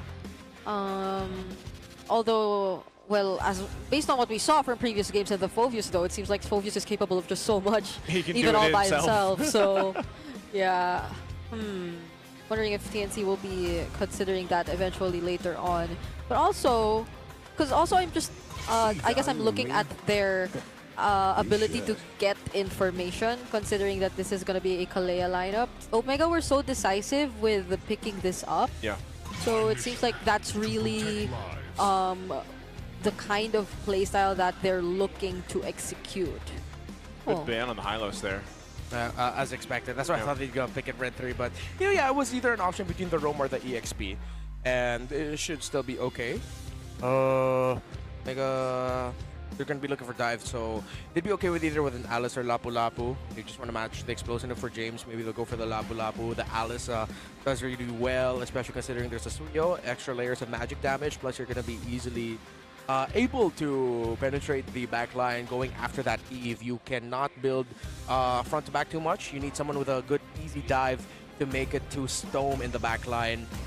Chaknu's probably still going to be looking for someone who can just help peel for the back, as it is going to be 3mar most of the time getting information for the team. So this is actually a good read that they could have gone for a Guinevere jungle for Omega, one of those heroes that has also a very easy time of making it to the back. Plus, Suyo would not be happy going up against that in the jungle. No. So there's the cat that you mentioned, yeah. So that's why I'm wondering, what is Chaknu gonna play? Will he actually end up picking up the Khalid, even though, you know, we haven't seen very successful Khalids so far, and thinking if he does want to revitalize, what else is there? You know, these are the marquee heroes that run the revitalize in the roam. Yep. Oh, yeah, they might have been out of options. Because is Marcel's getting snubbed again really for the series 2? It might be. Right. Some teams might just not be able to play it right now. So there we go. They choose not to. They go with a Cho. So Cho's picked up. Yeah. All right. Bit old school with the Kalea Cho. Both pick off, but the burst and control leans a little bit more towards Omega. However, you can drop the real-world manipulation after the kick of the Cho to stop the members of Omega from diving. Now that it is the Cho, I think... Cho Kalea, okay. It's either still going to be the Labu Labu or Alice, most likely. Blue still would be okay, a little bit slower up against the Phobius, but provides that annoying presence. Well, for Benny, if it's not going to be the Harith, then they might actually go either Claude or Obsidia as the next alternative. Yeah, and what does Ryzen? Okay, there you go. So the glue Leomord will be. Hey, okay. You call on the glue. There it comes through. Yeah, and the Leomord was one of the picks that I thought they'd go for first. For first pick, but they still ended up picking up anyway. So yeah, either Harith, Obsidia. Or Claude, but they might settle for the Claude, but I feel like they're lacking damage if they go for that. They need something a little bit faster. Might just go with Harith, to be Yeah, honest. I might lean towards the Harith. If he goes with the Harith, then, you know, we've... Because you already have the Eve. You've got the Eve, yeah, you can play into that. Suyo is going to have a bit of space to go ahead and work around with, especially around the Zaman Force. And it also works pretty well with the Cho there, if they can actually get the kicks they're looking for. But he's going with Moskov. I was wondering, like, why is there one gold in there I'm forgetting? My brain kept going through Granger, but hey, the Moskov has that knockback, which is much needed here. Yeah, well, if you guys would need 1,000 diamonds, you can get a chance right now. Scan that QR code. Superfans, we want to know. Predict who the match winner is going to be. Just scan that QR. Let us know. You can let us know in the chat as well. But if you want a chance at getting those diamonds, 1,000 diamonds, you have to scan the QR code. You can see the... wow, the prediction already heavily in favor of it at TNC. Which makes a lot of sense. They were impressive yesterday. Yes, sir. And after this draft, I will go back to one of my comfort analytical points, which is just look at the glue. How well will TNC be able to manage the presence of James? Because if you don't give it an early death, if you don't respect it by in Turtle 1 or Turtle 2, then this could easily shift towards Omega. Very close in terms of the lineup rating. So yeah, boils down to Turtle 1 and Turtle 2 and how that will be managed by both teams. Well, let's find out. We're going to be jumping into the Land of Dawn. It's our second match of the day. This best of 3 for Superfan Saturday. My bad. I always get thrown off. Yeah. Yes, it's Saturday here. We're jumping in to the Land of Dawn. Yep, loving the energy from the Phoenix Army.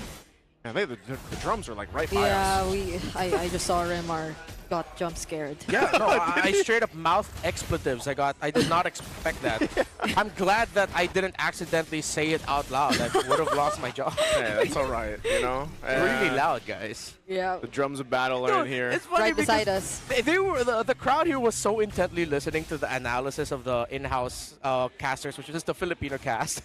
And then once the draft and the analysis was over, it was drums, noise. I was like, where did that come from? Okay, so James goes for the full tanky emblem set as the glue, as expected. When you're playing a pick-off roam, and then you pick up something like a glue, that is your roamer for most of the time, because it's going to be the one getting information for Perkziva if it's not Perkziva staying forward. Plus, he's going to be that guy extending the team fights as much as possible. Nesky handling the laning well up against Benny Cutie, being very aggressive with it.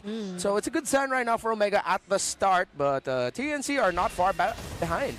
Yeah, still waiting for that. I think Chaknu is going to have a bit of a difficult time on this Cho.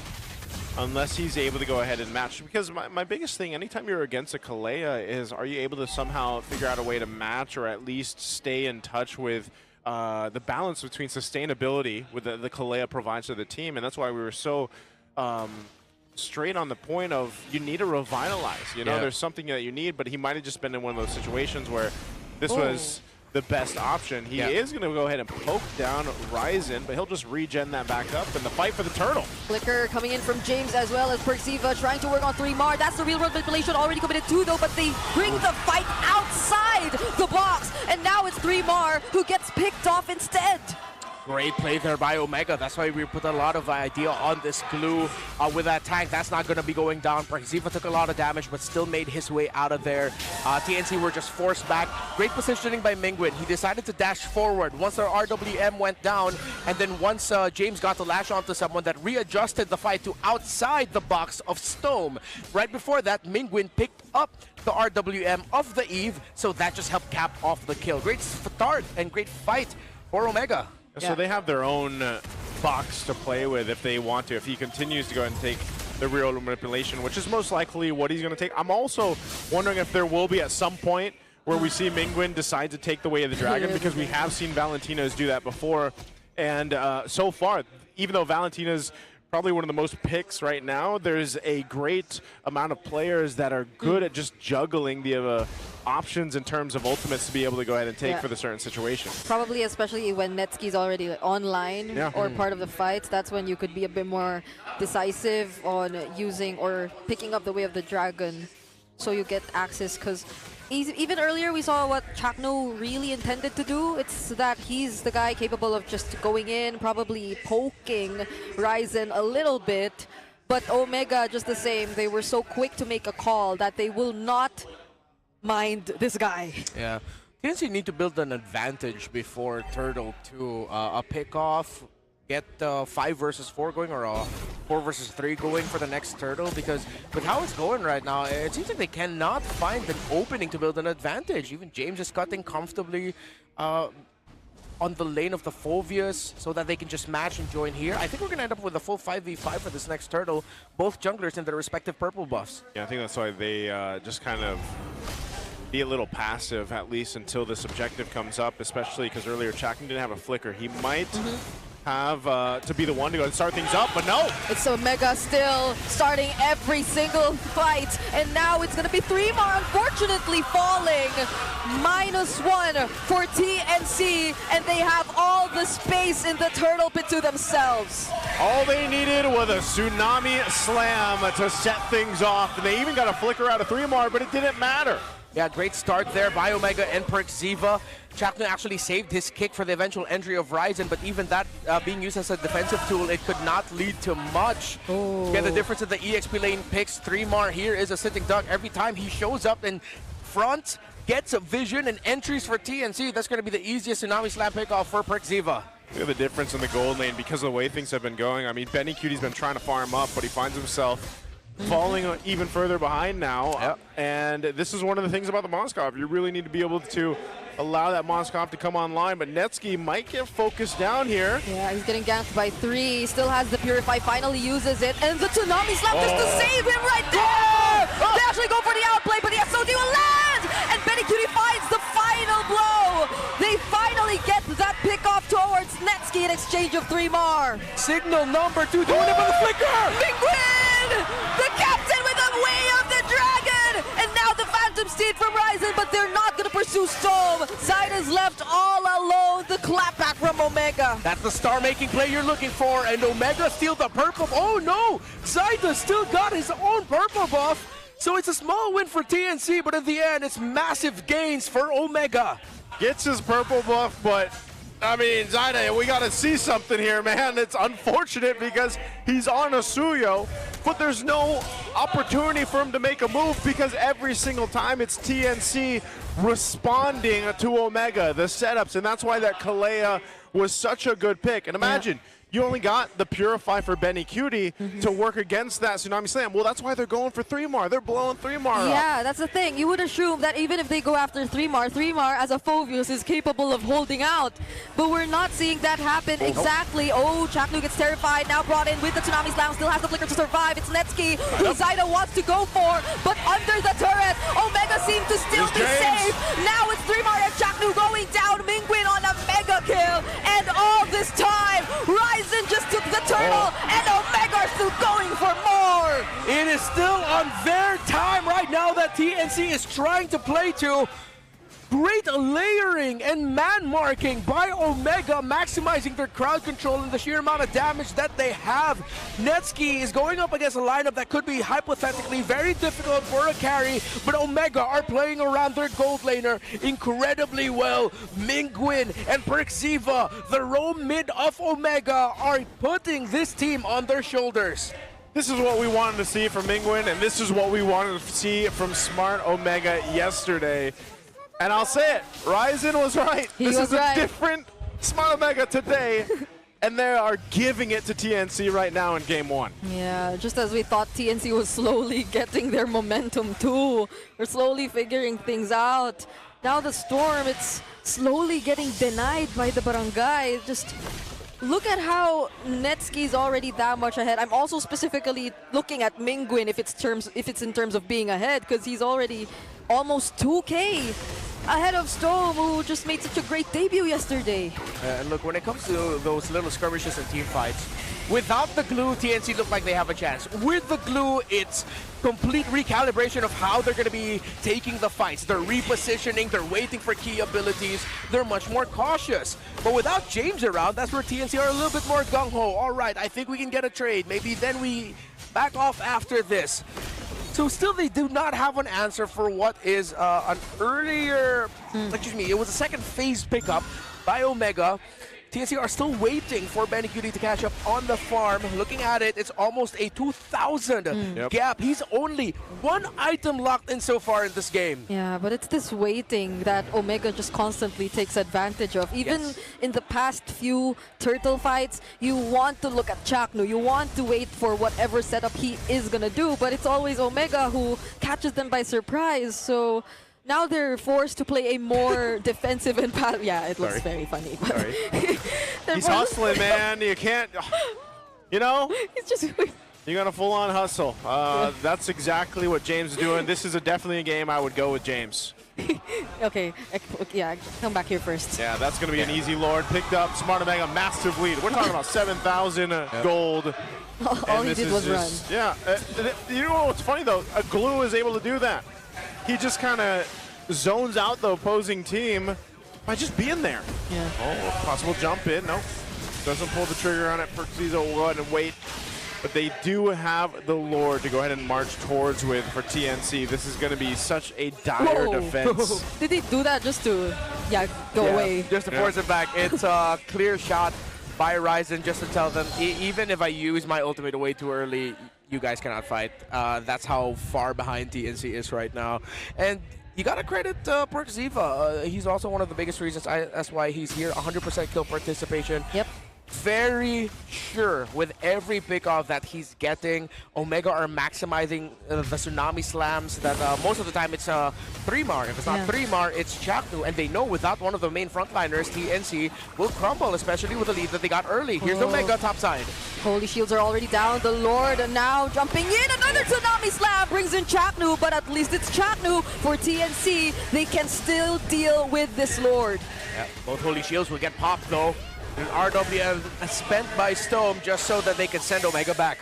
Yeah, that's okay. That's still a successful defense right now for TNC because all they really have the option to do is buy enough time to be able to get back in this game. And, you know, across the board, just how much behind they are, they need plenty of time to do that. Now, their composition will allow them to go ahead and defend at a decent pace, but the same thing. Once Omega decides to go ahead and push it in like that, like we saw with the Tsunami Slam, it was just, they didn't get Chaknu down, so they couldn't continue to punch through, and also just getting rid of the shields and keeping it disciplined, taking those down, setting up. A Flask of the Oasis now for Perkziva on this Kalea. Yeah. They'll continue to take down the tier 2 turrets and get ready to potentially force something, because that's what the Kale allows you to do. Just like the Cho would, supposedly, you can actually force an initiation before an objective fight comes up, but again, TNC is just left to trying to find scraps on the map. Yeah. So clean, so very Filipino is the performance of Omega right now.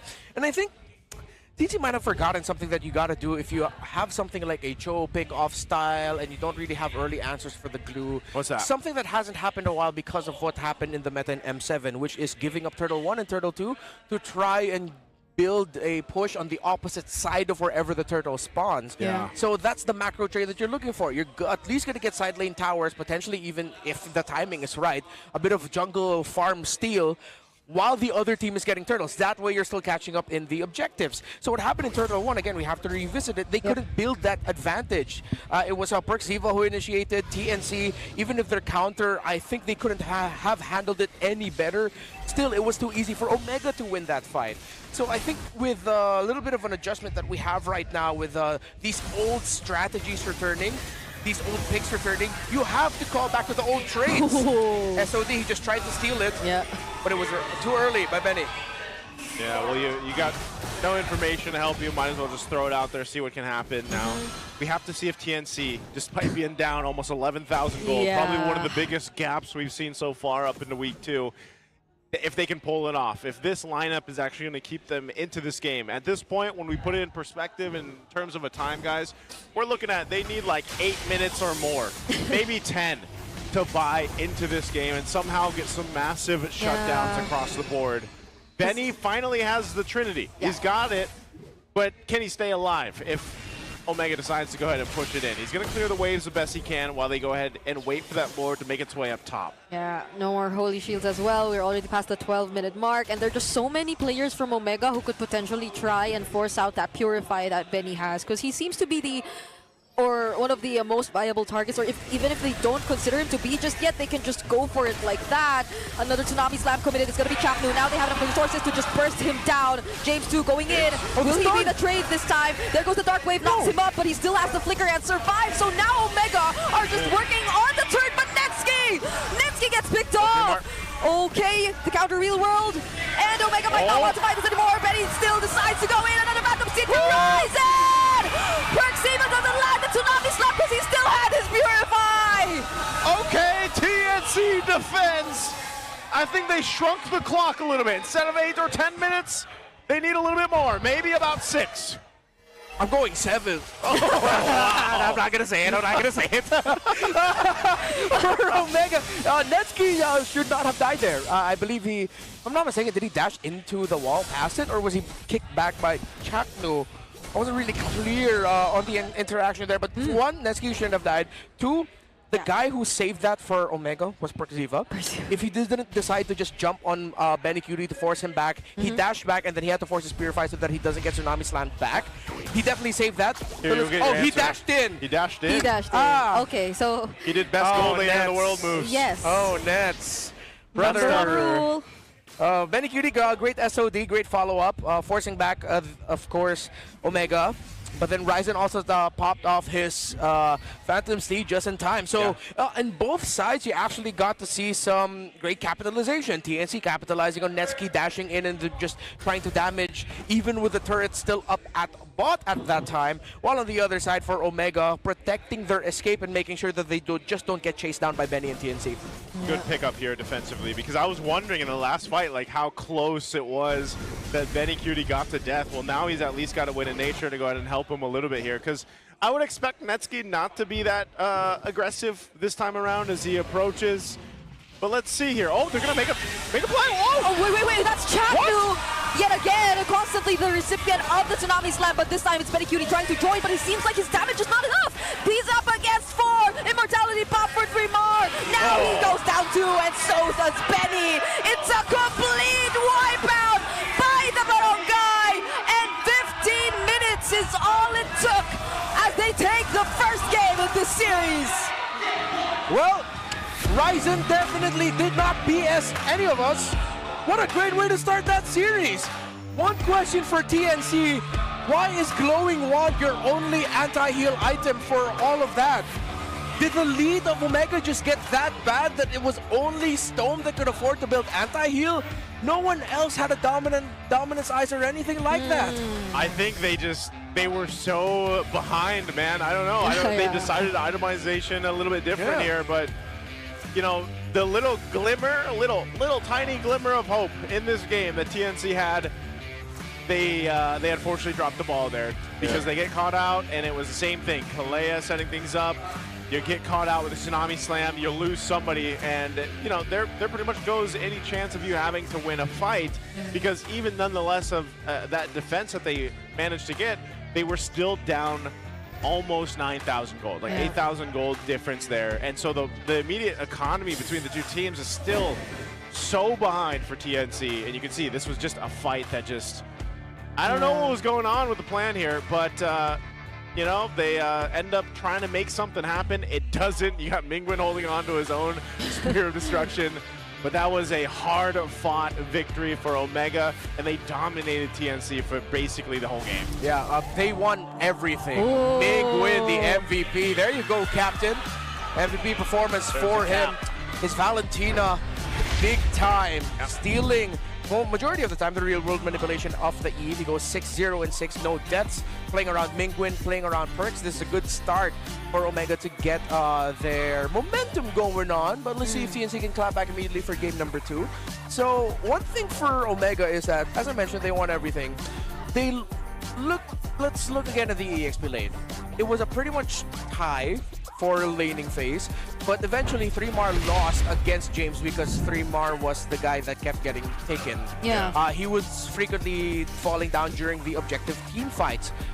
Credit Netsky, he beat Benecutie in lane. Netsky was rotating more often. Benecutie majority of the time was shoved into underneath his own tower, trying to play catch up to the farm that Netsky was getting. But also at the same time, Netsky was also recipient of the gold that the team was getting from securing the turtles.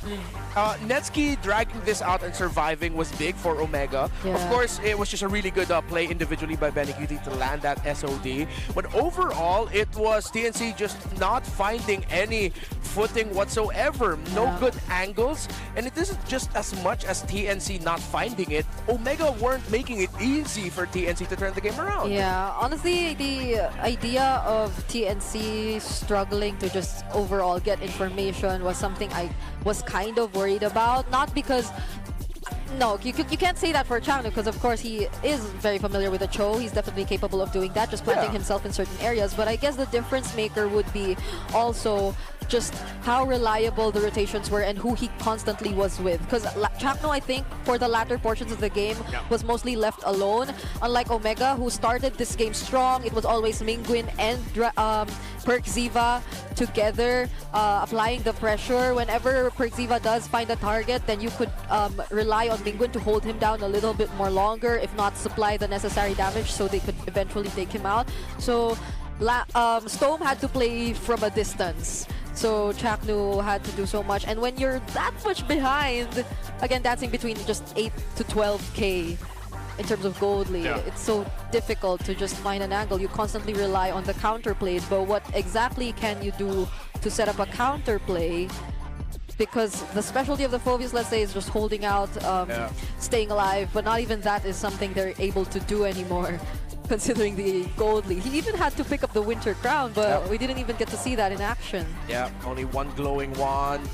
They look like their priorities, they could have built the dominance. I feel like they could have. Yeah. But then maybe really just the lead ended up getting that big. For 3mar, he had to go for the Shash-size Pauldron because at that point, Netsky, they needed to reduce the attack speed there. But you see here the difference. It's like we're calling back again to a lot of old strategies. When Kaleo was a lot more prevalent in this meta, there was always a discussion between the 3 big roamers that you pick up that can provide healing. Kalea, of course, with her natural kit, and then Agata Kacha or High Loss with her Revitalize, sometimes even a Baksha with her Revitalize, to help match that healing because that's important for the early objective takes. You know, and I think that's why they did such a good job at going through the bans there. And before we move on to game 2, you know, there's a potential chance you might go the distance today. Well, why don't you have a sip, right? Sip purified water is filtered through volcanic rocks for a crisp, clean taste that quenches like no other. Quench that thirst. Take a sip. Why don't you actually take a sip? Yeah. Okay. I feel like, there you go. Good job, Brigida. That's not just a sip, though. That is, yes. Stay hydrated. You see the Max 5D over on stage. By the way, if you guys got to look at that, that's clever engineering, keeping these teams locked in. No distractions, just pure performance. Brought to you by TT Racing Philippines. We have your back. Yeah. Right here, we're also using some chairs. Aren't you an expert in this? Like what do you mean, expert? Aren't you selling these? Oh, no. But I'm familiar with some of their models. So that's the Max. This one I think is the... So how many of these has TT Racing gave you? Brigida has 10. No. I think she gives them out to her most. Why are they turning around? Should we do that too? They're showing the 5Ds. Let's do that. Okay. I don't know if I can turn my chair. We have your back. We have your back. I can't. It's my mic cord. Okay, I'll mess something up here. Sorry. If we see them do it, we do it. Yeah. That's basically it. That's basically how that works. Yes. What the hell just happened? I don't know. Sometimes I wonder. Sometimes I wish I could hear them. It's like we slipped into a liminal space. Just like, whoa, okay. That's all right. I would like what's the one that Leo mentioned yesterday? What's it, the Aeroflex.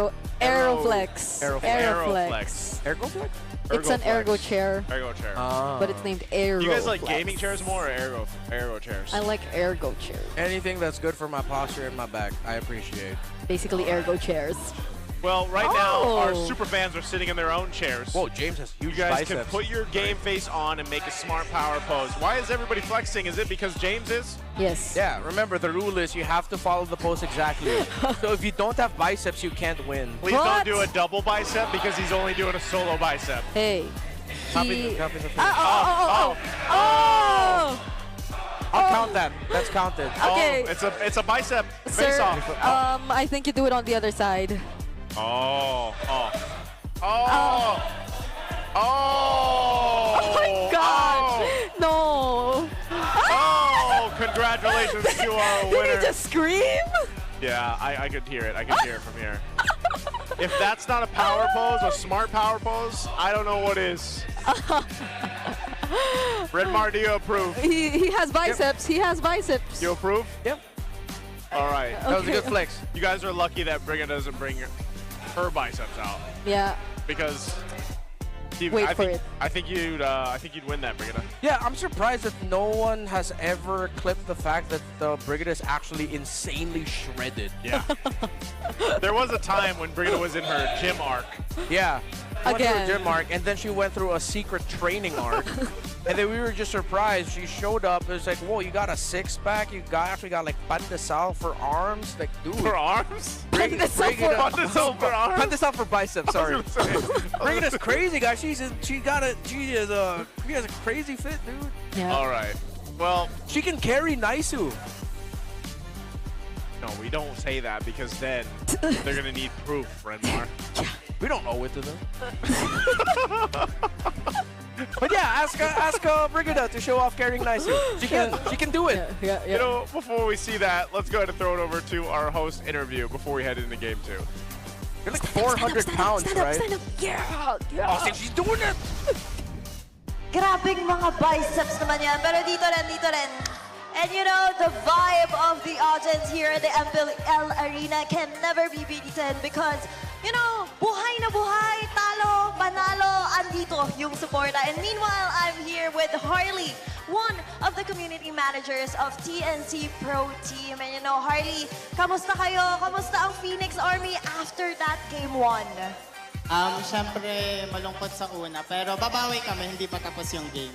Andun yung puso at tiwala. And speaking of Phoenix Army, Harley, saan bang mga platforms makakakonect sa inyo yung mga future Phoenix Army? Ayun, punta lang kayo sa social media ng TNC Pro Team ML and join din kayo sa Phoenix Army FB Group, PNX Army FB Group. And of course, ano ba yung mga aasahan namin? Meron ba tayong mga aabangan na watch parties at activities para sa Phoenix Army? Regarding activities, you can visit the Phoenix Army FB Group. Meron kami dong jersey giveaway, mga skins, dayas, yan. And then regarding watch parties, you support nyo naman yung official streamer namin, which is yung VY's Watch Party, and si Bipolar, and Sakura and Sasuke page. And of course, para sa mga nagtatanong, may mga merch tayo. Saan ba nila makukuha yung mga merch na yon? Ang TNC merch will be here in week 5. So, abangan niyo yung mga new merch na ilalabas ni TNC. At aabangan rin ang ating Game 2 of Match 2. And I'll throw it back to our casters. Thank you so much. Good to hear from you, Thea, and of course the TNC community manager there. I like that we're having more of those interactions, of course, with the community, because I think that's played a huge part in the MPL arena being full every single match so far. And of course, if you're a fan of the teams, go ahead and join their community channels there. So week 5, I wonder how good TNC's merch is going to be, because I feel like they're one of the teams that have the best merch out there. Their TNC Aqua Flask jug from 2023 is still my daily driver jug. I've been using that since season 11. It's the beige version, right? Not the black version. Yeah, the beige one. That kind of looks like kind of 70s. All right, so TNC ended up picking a priority for broken walls. I'm trying to think if there are any specific broken walls picks. I mean, this is where we usually see like the tanky fighter jungler show up. And because of the way that the turtles and even the lords kind of interact there, I'd say, with the broken walls, like that's one thing that they definitely want. that they definitely want. Do we explain why we're laughing? Yeah, dude, Brigida's just been in a different world today. Yeah. So it's fine. Brigida will be back. Yep, she'll be back. She'll be back. But yeah, I think that's probably the case. Like, this is one of the cases where we see utility picks here at Red Marn. But also, I do have to say that the way that it was drafted in the previous game, where they focused so many picks from Chaknu, I'm wondering if they're going to change the course here for Chaknu and try to get something for him specifically in the earlier, like the first phase. Yeah. I think this is why I was leaning towards TNC just picking up the high loss for Red 3 instead of prioritizing the Phobius. Phobius, yeah. Because the high loss got the Gacha bans by Omega, just completely shut down any option for TNC. The last thing that they could have gone for would have been kind of desperate, would have been something like a Baksha Roam. I'm trying to remember if it was banned out. Was it banned out by TNC in Red 3? Which one, the Baksha? The Baksha. I can't remember if it was banned out or not. Baksha was... I believe it was banned out. Yeah, so for TNC, I think it'll just be good to settle in a Chaknu pick early on. Yep. This might be a little bit of a system shock. Again, we're sort of going back to some, I believe it's around Season 14, Season 15 trends with our picks, or maybe even pre-M7 picks. Yeah. So just think of the prioritized picks being old picks from there, especially in the roam. Remember, we're just gonna lay down again. It's Kalea, Gata, Kacha, high loss. You're looking at those 3. And then when it comes to in-game strategy and rotations, be more willing to try and trade Turtle 1 and Turtle 2 for control elsewhere in the map. Whether it is you pressuring the whichever lane is on the opposite side of the turtle, or you're stealing away farm from the opposing jungler, if ever there is anything to steal. I think part of that is like we're seeing so much of the focus on, think about it, the capability of the roams. Like if they're able to get it doesn't even have to be a good start. It's more so of the sense like as long as they're not shut down. Because think about the impact that these roams have in the early portion of the game, but even towards the late game. Like we saw with that, where Chakra was pretty much shut down on the Cho in the previous one. So it's going to be crucial for them, I feel like, to just pick up a roam that allows them to play their game. You can see the bandos. Bans coming out, Baksha. You've got the Kalea this time going around. The Freya is going to be banned out here as well. And we'll see if they still focus on those picks that we talked about. Yeah.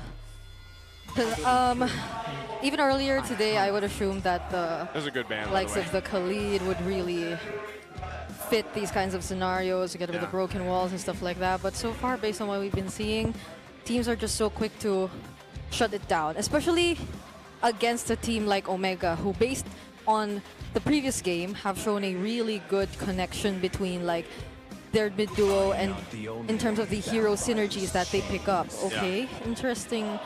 Also taking out the Phobius. We have a Juice and Eve trade active right now as both mid laners are open. But then that means a Omega banning out the Valentina is also forcing TNC to heavily think about the Sora. But the Sora, as wonderful as a pick that he is, he does have answers. You can outplay him. It is just difficult. So it's TNC to decide whether or not they're willing to play into that difficulty. Yeah. Or they're just going to straight up say, okay, fine, we'll pick it up as our first pick. But that gives 2 power picks to Omega right off the bat, which is most likely going to be heroes such as the Juicin and Leomord, or they even get the Juicin plus a Roamer along with that. Nah, no more Juicin. Okay, no more Juicin. So, wait. Huh? But then Omega are willing to give the Sora? Sora or Claude? What about Claude? What about the gold lane focus here too? Man, but I mean, it's a Sora. There are a lot of like other prio picks open, like the Eve and the.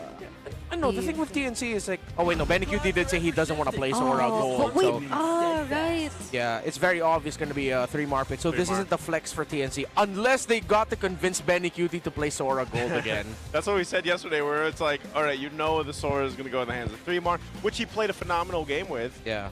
And you know, I don't know if throughout season 17 if we'll ever see Benny QT play the Sora, but it could definitely be part of the game plan here. This right now gives them a bit of a flex, but most likely go to 3-mar. Now for Omega, they answer with Khalid. They'll take the Khalid. Where do they go? Eve? Yeah. All right. They get their box to work with here for Smart Omega. Okay. They pick up a Khalid and Eve, knowing that they have a Sora that can easily penetrate the back line. I think James needs something explosive, so he's either going to be going for a Lapu Lapu or an Arlot. Arlot is one of those picks, again, I've been saying it at the start of this week. If there is a Sora, consider the Arlot. It's a great lane matchup. If it doesn't directly win it, it manages it well. But then they end up with a Hilda and now a Fanny for Zyda. The last time we saw this, he got an MVP performance in the season 16 playoffs in a game that we thought he would not excel in. It was Broken Walls at that time, and we were thinking, wow, he's playing Fanny in Broken Walls.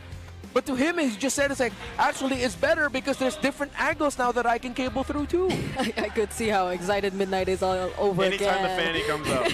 Anytime the Fanny comes up. But yeah, at least you don't have to worry about like a suppressed hero possibility coming out from Smart Omega anymore. You also know the mid laner you could potentially constantly try and take out, or even just force battle spells out of, because that already means a lot for Smart Omega if ever they do lose like the RWM. But they, still stick with a this is very like another box play style draft. Yeah. Okay, we saw it earlier. I think TNC need to ban out a Benedetta. Because if you're not going to get your pick off, if you're not going to get your lockdown, then you might as well get an EXP laner that can clear lane, get out, and then see if you can disrupt that side of the jungle wherever you are in the map. Yeah. We saw it earlier. So you think more players will actually bring out the Benedetta now? So the Benedetta Sora matchup looks like a very aggressive matchup too. I wouldn't be surprised if we see like a lot of 1v1s happen. But they choose to respect the Arlot. Okay, that's true. Arlot Fredrin. It's time to go to the Irish. Lilia, so yeah, left up for Stome. What is he gonna play here? Zetian. Yeah, maybe. We've been saying that for even yesterday. We didn't see the Zetian pop up even yesterday, right? So it's like we've been saying that, thinking coming in here to week 2, we'd see more of the Zetian in the mid, but it's all been Eve and Farsas and Valentinas. I mean, because if you now pick up a Zetian and hypothetically, let's say Omega are already eyeing out a Benedetta later on for Jay. The passive of the Zetian means that you're forcing a reaction out of James. You're forcing him to either use eye for an eye so he doesn't get knocked back, or he has to use time to dash forward, either through his basic attack that he charges up or not. Whoa, that is out of left field. We were thinking Bruno earlier in the panel, but we got Brody instead for Netsky. I'll take it. I'll take a change. Yeah, it is a Fanny. Since the Moskov was banned by TNC, Brody's like the next hypothetical best to try to keep your gold laner alive with the presence of a Fanny around. And what in the AP brand new M5 World Championship is this lineup for Omega? It could be a Baksha here too, and then okay. So the last pick to make this all round out well for the XP lane for James. XP lane during M5. XP laners during M5? Turisla. The guy I call the NBC pick. Ah, there you go. Finally, thank you. Finally, the Zetians picked up. You get the YSS in the gold lane that we've been seeing lately. That's a lot of targets for the XP lane, whoever it is. Even the Benedetta actually is really tough. I think they got taken out a lot of strong XP lane options. Might just end up being a Benny Lapu. I'm considering also Alice Glue, but like, wouldn't you need or want a bit more crowd control? yeah, actually, it might end up becoming a third. No, but it's a Fanny. You're too slow. Maybe a Lapu? Yeah, I mean, Lapu Bene are the options in my head right now. It's the main ones. Yeah.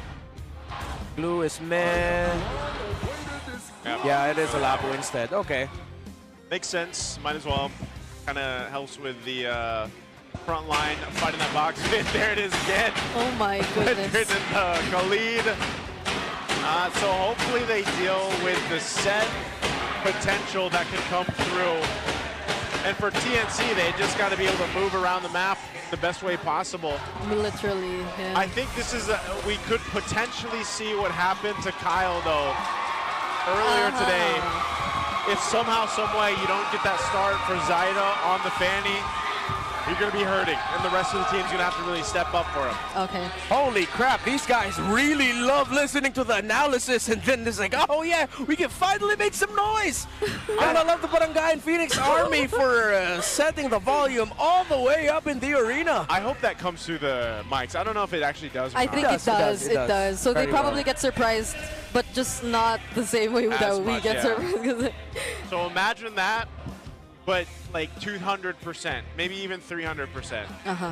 All right, let's jump into Land of Dawn. It's game 2 here. We'll see if we end up going to game 3 or if it's going to be a sweep. After a dominant performance from Smart Omega in the game 1, can they replicate it here? Yeah. I mean, I think for this one, I'm going to keep it simple. Just look at Zaida. Is he going to make this Fanny work? Is he going to show off some Fanny magic again in the Broken Walls map with TNC, similar to what he did last season? That's my biggest question right now. Yeah, and he does start with the purple, so there will be no threats of, I guess, a slight miscalculation in terms of the first or early rotation, which cost a lot when we saw it happen to Kyle in the previous series. Yeah. Killing Spree Assassin emblem for the Brody with Master Assassin at that. Oh, whoa. That's a lot of damage.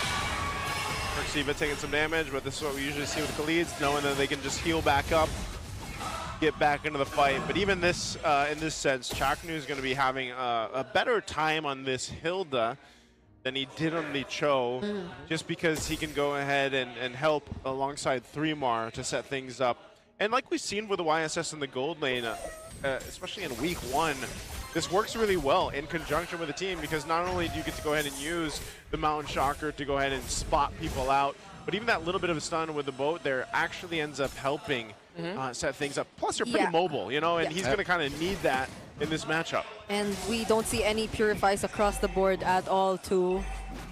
So they could just keep going aggro. Woo. Oh man, Ryzen made that look too easy. Okay, thanks for hitting that 3mar. Let me just poke it down, and it looked like they ended up leashing for Ryzen to get that EXP crab. Oh, 3mar's here, trying to help, and that's a flicker trying just to take down Ryzen. Zaida picks up first blood. I don't know if he was expecting to get hit that hard or what happened. Yeah, was Ryzen trying to bait something out of TNC? Was Omega trying to bait? Oh, James going in, bravest fighter. Zaida already here, but it seems like Omega will focus on 3mar for now. Zaida secures the turtle in exchange for 3mar. Oh, will they pressure the purple? The Ryzen's back. He might give the call since everyone's here, and now TNC's got to respond. Well, Perciva! Oh! Whoa! Didn't he even get to use the quick sand guard? I think... Even Flicker! Yeah. What is that? Did he just accept his fate? What's up with Ryzen and Perciva early on here? I don't know. It might be one of those cases where it's just like, they're hitting way harder than we expected. Like, what's going on? Oh, I know what it is. Zetian, man. Zetian. This is why finally it took her this long to get picked up by someone. Oh, that's a flicker from Netsky. Oh, torn apart memory does not land. Yeah, that's a Fanny. It's too quick to get out of range. Yeah, he did not press it just in time. By the time he already pressed it, it was already out of the range of the Brody, so couldn't get any marks utilized by the torn apart memory. And plus, that was just, I think that was just 1 or 2 marks that he was able to put. Oh, Perxiva again. He had a ton of damage here, but this time actually will survive. If this Khalid loses again, it's a bad very news. bad day. Yeah, it's a bad weekend for Khalid, man. Sad Khalid noises. Yeah, it's Sorry, not looking Khalid. too good. Oh. All right, Zyda. Zyda actually doing pretty good, obviously, on the start, just because of some of the mistakes that Smart Omega has made early on. Picks up the Blade of Pepsis, rushes that. Now the damage is going to be there that he needs, and so this is looking a little spicy, I'd say, for Smart Omega in the second turtle that does come up. I'm wondering where they'll go ahead and recalibrate here. Perxiva again. Oh, Fury of the Phoenix, the quick sand guard makes it in time, but Zyda with his cables. There's no way out of that. Zyda, bro. But yeah, sad Khalid noises. Every time they see the Khalid, they just jump on him, and TNC are making the right call, making the most of the Hilda and Zetian together. You stop the Khalid, and there's a lot of things that could go wrong for Omega, because now that changes the pressure towards Ryzen and James to survive for as long as they could to act as like the substitute roamers. At this point, Perxiva is just looking to land Raging Sandstorms. Oh, weapons drop! James! Oh, with the flicker! Might just actually get the outplay! 3 more falls! And that's what feels bad for 3 more, man. He tried to make a play, but again, I don't know if that would have even been worth it if he got the kill. Oh. Hey, if I'm 3, oh, wait. Oh. Another Raging Sandstorm. They force him back. Yeah. Side. Oh! Is he gonna try again? Is he gonna try again? Nah, I don't think he will. Yeah. Oh, they found Perks. Oh no! Why is he there again? That was good man marking by Chaknu. Flicker by Netsky! Netsky. The stun from the Mountain Shocker doesn't land. Okay. Okay. Right now, Netsky's torn apart Mary looks like a recall animation.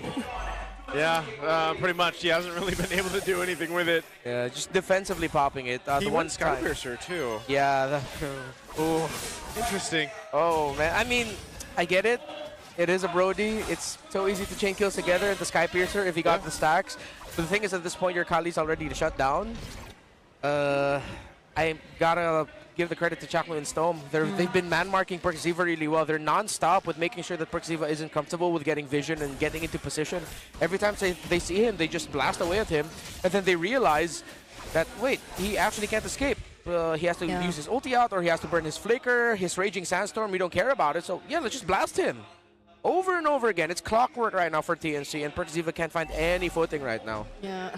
This Khalid is on the road to another 0. What was that, 7 or? Yeah, tough one. 6 1 and 7 and whatever it was earlier on. But maybe there's some way, somehow, Smart Omega is able to go ahead and capitalize on just getting to fight for the Lord. They might have to give up another turtle here, unless they're able to actually capitalize on catching one of the members of TNC. But even if you look at it, think about how hard it is to catch someone over there. Yeah. You're most likely just going to be catching Chaknu, but he's comfortable enough and built up enough that he can just tank things like this. And there goes the Fury of the Phoenix. At least Omega get to keep themselves safe under the tier 2. Ryzen joining in as well, uses the energy eruption, but Zyda's right there. He has to keep his teammates safe. And now they spot that James is here too. Yeah, look, it forced positional shifts by Omega because of that broken wall that allowed Fanny to get easy access to Mingwin's Eve. Oh my gosh, look at Chaknu. Just constantly trying to poke Perxiva! A 3-man setup coming in from 3 bar! Mingwin, though, finally gets taken down. But it's just Mingwin in exchange of the turtle. Yeah, Ryzen actually got the turtle. Great direction from him, but TNC are still pushing forward. Chaknu. Okay, they're going to push Chaknu out. Just giving some vision, poking down the turret.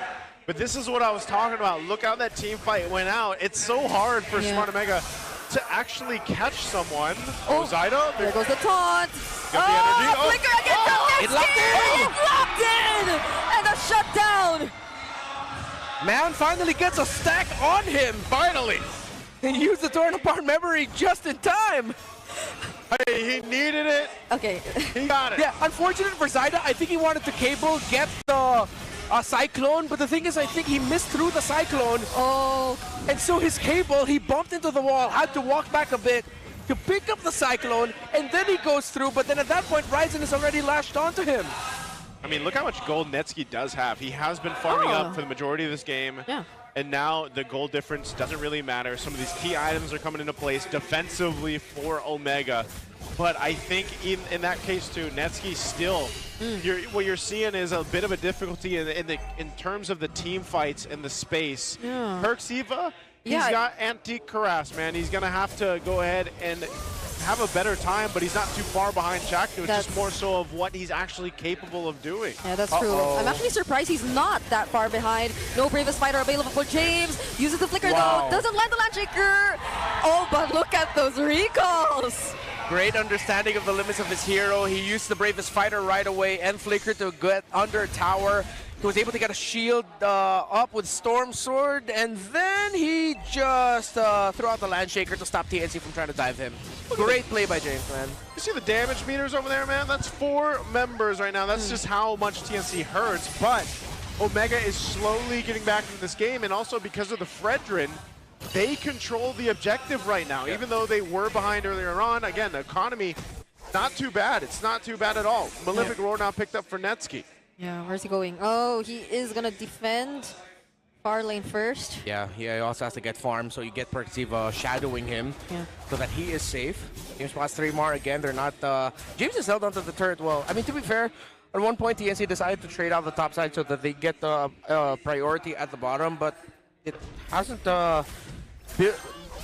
turned into a massive lead for Benny Cutie. In fact, Netsky has the lead over Benny, 500 gold ahead. Yeah. Okay, looking at this, yeah. That's one of the things now, too. Again, defensive items coming in clutch here. Ryzen will get the Radiant Armor. Uh-huh. Oh, they might look to just kind of bait something out here, it looks like. Yeah, Mount Chakra was used. That's so funny. What?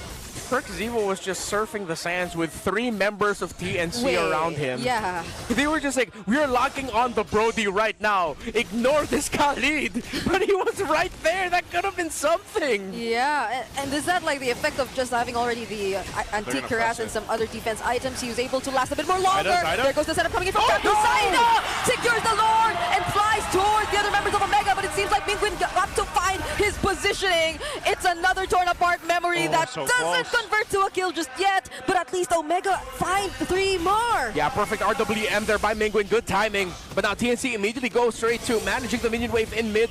They do have the enhanced minions with the Lord marching out. So Omega will just eye out to burning down the Lord so TNC wouldn't be able to make the most out of it. It's going to be a trade for topside as Benny Cutie splits up top. Yep, not much off of that Lord, but still great for Zyda to go ahead and swoop on in, get the retry off. And then now for Omega, still under control here, trying to control the map, not getting pushed out too much. Yeah, they lose a turret, but this is kind of a back and forth at this point, you know? And as you saw, Netsky, his biggest threat is like wherever Zyda rushes in, or even 3mar, if they are able to lock down a Netsky. But when there's a couple of crucial ultimates down, that being the Torrent or from the Sora, or even the Mount Shocker, Netsky has a little more space to work with. Once he gets his Wind of Nature, he might be a little bit more, I don't want to say too risky, but he might be able to position at least better against this lineup. Whoa, James. Oh, my goodness. That was under the damage right there. Okay. At least we saw how James constantly is able to keep himself safe in those kinds of scenarios, but somehow I'm liking how Perksiva is still trying to hold it together. Like, we do see him get constantly picked off, but in the previous instances where TNC tried to lock him down, it seems as if he's able to hold out a bit more longer. We did mention that he already had the Antique Cuirass available, so probably that has a bit of a role to play alongside the Chastis. Yeah, that's a hell of a throwback, by the way. Brody has both buffs. Purple and orange. This point, Ryzen is not getting it, and they're feeding everything onto Netsky's Brody. Oh. He's the main component, and there's the Wind of Nature that I was talking about. So now he is ready to go ahead and fight. I mean, he does only have the 1 stack on the Skypiercer, but you know, one team fight could change the course of things, especially with this Brody. Will they be able to mark 3 more? Okay, they get to spot him out, and he has to reset it. Next buff. Flicker. Oh, that's big. Yeah. Ryzen already used the red tree. Won't have that for 26. But Chapman without a flicker for 2 minutes. Yeah, and Lord's up in 30, so. Yeah, that's big info for Omega that they can capitalize on. At least it's going to be harder, maybe a little bit harder for Chapman to get a big stun on someone. But at this point, he's going to end up becoming most likely the big trade. He's going to be the first one to fall as he doesn't have a flicker out to engage. Oh, Netsky. Oh, does he know? He uses the Cyclone Eye. He doesn't know. Okay, Perceiver gives the information. That could have been a disaster. Yeah. Good thing Chapman and Benicudi actually held off onto jumping onto him because it would have been a big 2-for-1 trade if ever. Yep. Benicudi and Chapman might have gotten caught out there. So they waited. Lord is up. Omega starts it up, but... they're blocking Chapman and Benicudi from making it. Yeah, they want to try to make a play here, potentially. Yeah, but they don't know where Zyda is, Or at least delay it, in a sense. Yeah, Zyda, we've seen it before, man. He can just sweep in with this Vanny. Yeah. If I'm Netsky, you stand close to Ryzen, even though it's... oh, wait, no, you're going to get hit by the Sora. There's a lot of information that can come to... Oh! A two-man raging Sandstorm! Zyda coming in! Ryzen still steals away the Lord! James, can he survive this? All members are still alive from Smart Omega! No one falls! No one died. That's what I'm so impressed with. And the torn apart memory did nothing. He couldn't get any marks off. Bro, that was battle spell maximized. All of those flickers that came out at the Battle nick spell of time. maxing. Yes, battle spell maxing by both teams. Okay, let's see how this next Lord push-out can be translated into something by Omega, as Ryzen did win the Retribution battle against Zyda. It's still a very close game, honestly. It's a game of inches. If who gets to execute just a little bit better, how will they time their entries? Conceal play! 3 more gets to keep himself immune. Yo, bring the tower. Omega needs to go for there. They're gonna go for the tower. Ryzen! Ryzen holding off the other members. They finally take down the turret. Okay. This is all Zyda's gonna do for now. Yeah. So you see the backline is actually sticking close to Stone because they know they have the knockback of the Zetin to help them to create space if ever they get dived on. Bottom side is where Zyda's splitting off. He has one siege minion there, but that falls, and he's going to be clearing down bottom. Omega now is breaching through the top side. It's going to be a macro play here. The Lord's going to go ahead and charge into this top turret. Perceiver holding on. He doesn't have a Raging Sandstorm. Oh, Fury of the Phoenix. Ryzen dodges the second phase of the storm by the Penguin! It gets bursted by Zyda. Now it's Chaknu chasing after 4. But that's all just to push them away. Yeah, that's just great teamwork by Zyda and Stome. The Fury of the Phoenix helps set things up for Zyda, and then eventually Mingu just gets burned off. That's just unfortunate. Mingu wasn't even that deep. Another conceal play. Benny and Chaknu working together. Chaknu or Benny rather gets stunned though. And it's Netsky finding another stack. But the setup from 3 more. Can it be enough? Zyda providing follow-ups, and he actually finds a triple. Oh no, Netsky! He saw 1 kill and he's like, I'm gonna join the fight, but here comes 3 more. Signal number 2, but it's not Storm or it's not the Typhoon Benny, it's 3 more with the Sora. Oh my goodness, he got caught in the torrent. Just as we thought, Netsky finally was getting those stacks in. He was. He gets shut down. Those stacks get reduced. Here you have the Phoenix used again, and Zyda gets access to Omega's purple buff. Oh, that's we got to look at the replay here. Look at this unfold onto the turret. Netsky in the back has the room. It gets tons of stacks off. Benny Cutie dies, and look at the positioning here from 3MAR to set this up, and they all get caught in 3MAR setup. He committed the stun. Yeah. He didn't need to, and that brought him within range. 3MAR popped his ultimate. Oh, Netsky. That's back-to-back games where you're like, man, Netsky. Unfortunate timing. One way or another, the Cloud Prince gets hit by the clouds. Sorry, Netsky, I love you, man. Okay.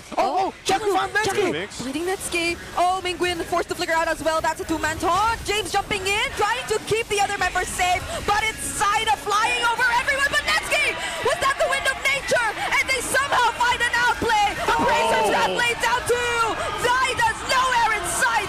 Ryzen and Omega win the team fight. Omega has turned it around, back and forth. Benny, he's stuck here, but James and Netsky can't get close. Oh my goodness, a stun from Netsky! From a blunder Netsky! Take that, Clouds! Okay, okay. Netsky, in my head, I'm like, he makes Bowie. He made up for what happened earlier. And they got the Lord on top of it. So, man, what a twist. What a turn of tables. Now Omega can go down the mid. This game is entertaining for both the wrong and right reasons. And I love it so much. Okay. Now Working they on the have base. one base turret down, make it 2. And the Lord is just about to approach that base. Quick Sand Guard already used. Ryzen onto 3mar. Immortality picked up by James as well.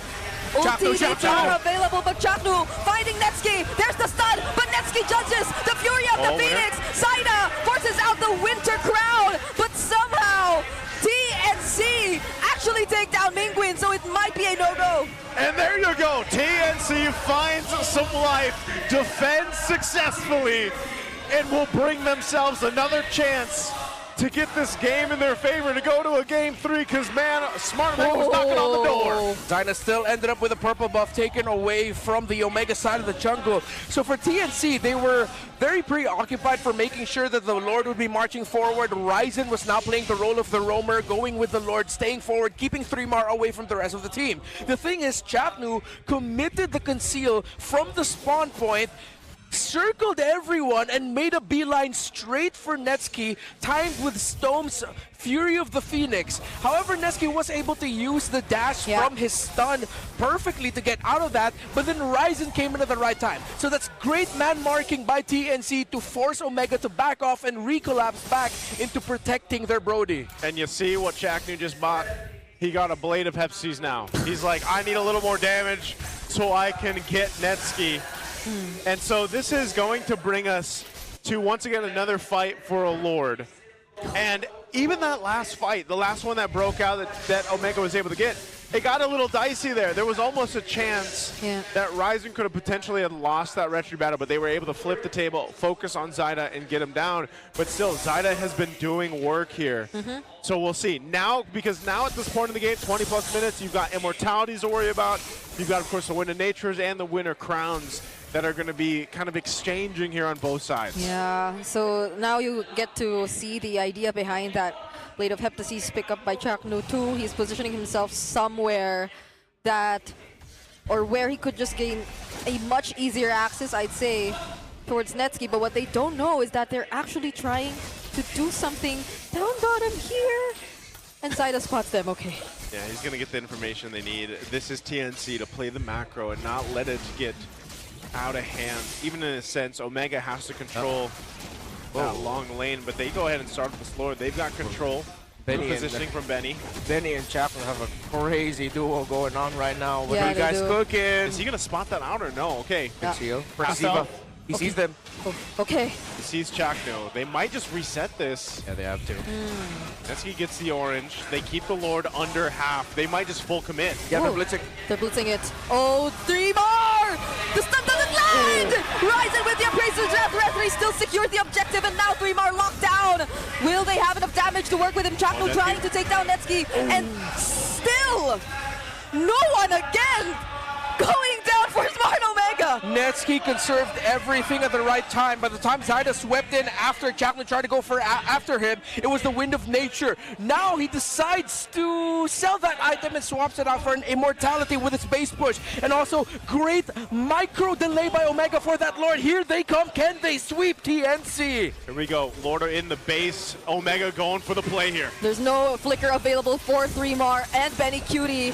Zaida just flying all over this defense. 3mar going into the setup. Fury of the Phoenix landing on multiple members as well, but they're so tacky. Benny Cutie going in an attempt to take down both Netsky or maybe even James. Zaida might just find it here. Multiple members are very low on HP. Can Zaida actually go for the cleanup? Omega will not risk it. It's too much of a threat for Omega when they have such low health. With a Fanny across from them, they'll respect it, and it's a defense for TNC. What a crazy game.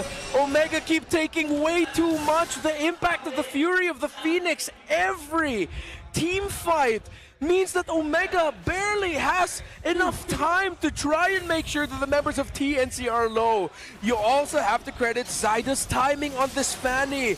He is making the most out of it. Oh, Wingwin! That's the immortality already, Pop! My goodness, look at Zyda. Oh, they're going to hunt him down. I mean, he's trying to get out. He should. Oh, Fury used. All right. He's okay. That's worth. He gets immortality at least on cooldown there for Mingwin.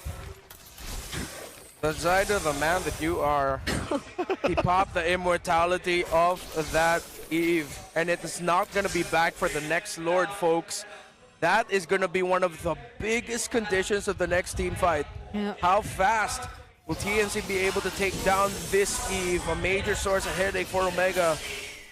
But Stome and Zyda, as the game goes on, their impact undeniable. The Fury of the Phoenix timing from Stome has stopped Omega time and time again. Zyda's patience is what's stopping Omega from trying to finish it when they're all so low. All right, Lord is up. This has been a slugfest in the past 10 minutes. And so far, it has been Omega that has had control around the objective. Will that change this time? Mingwin will have Flicker, at least. That's about what he has in terms of defensive. Netsky as well. Zyda's going to go ahead and work on this orange buff. They might not want to take too long. Right now, 3 Mars. Give me information. Chaknu and Benny Cutie are doing a different, this time, different angle. They might try to attempt this and go for a Hail Mary play here. Right now, Lord, a quarter of the health. Oh, Benny bursted down. That's the conceal. And 3 Mars actually catches Netsky. And Benny Cutie might just get the job done, but he gets stunned by Perceiver right there. And still, Smart Omega have only lost Netsky, but now Zyda decides to go in. They're trying to run away. Will they still go for the play? It's a no. They're okay with just Netsky being the casualty. This game extends. Omega still got the Lord. And TNC. What a play by Benny and by Chapno and Benny, but in the end, it was still the clean, a sharp retry of Ryzen that wins it out. I think they just want to maybe try to buy time for Netsky to come up. He's got 20 seconds. This is a pretty beefed up Lord, so they just want to keep TNC off of these waves in this Lord. Yeah, Omega are not clearing any minion waves. They're allowing it to naturally go out, but it's 20 seconds. This game is going to go on longer again. Oh, Chaknu. Wait, he's in between. He's up against 4, Cyclone Eye. Yeah, I don't think they can kill Chaknu. Maybe just tanky enough. They don't have the damage. Oh, but there might be a cutoff here. Benny gonna do it? Benny Cutie tried to go after Mingwin, possibly, and the flicker from Chaknu. But will they have enough damage? Okay, if they don't, then Zyda might just do it. But the clutch RWM and energy eruption. They're still trying to keep every single member of Omega safe. Mingwin got to use the RWM shield to keep himself alive, and that keeps TNC at bay because Stone cannot handle the minion waves. This is not over yet. Brilliant move after brilliant move from both TNC and Omega. Whoa. What is this game? Captain Mingwin. Captain Mingwin. Captain Mingwin and his calls. No, because imagine just how much of a pressure you're going through as an Eve. There's a Yisun Shin who's not afraid to jump on to 3 members just to take you out. There's a Hilda flickering in, and there's a Fanny flying. Yeah, so that's crazy. You saw the sequence by Chaknu, Benny, and Stoneman was so clean. Benny was behind enemy lines. He decided to stun Mingwin. The Fury of the Phoenix comes down. Chaknu comes running. Flicker, he commits the power of wildness. Mingwin brought low. He gets the sidestep. Then RWM pops up the shield, forcing TNC back because Netsky was on the way back to the fight. 27 minutes in, and Lord comes up now. Once again, and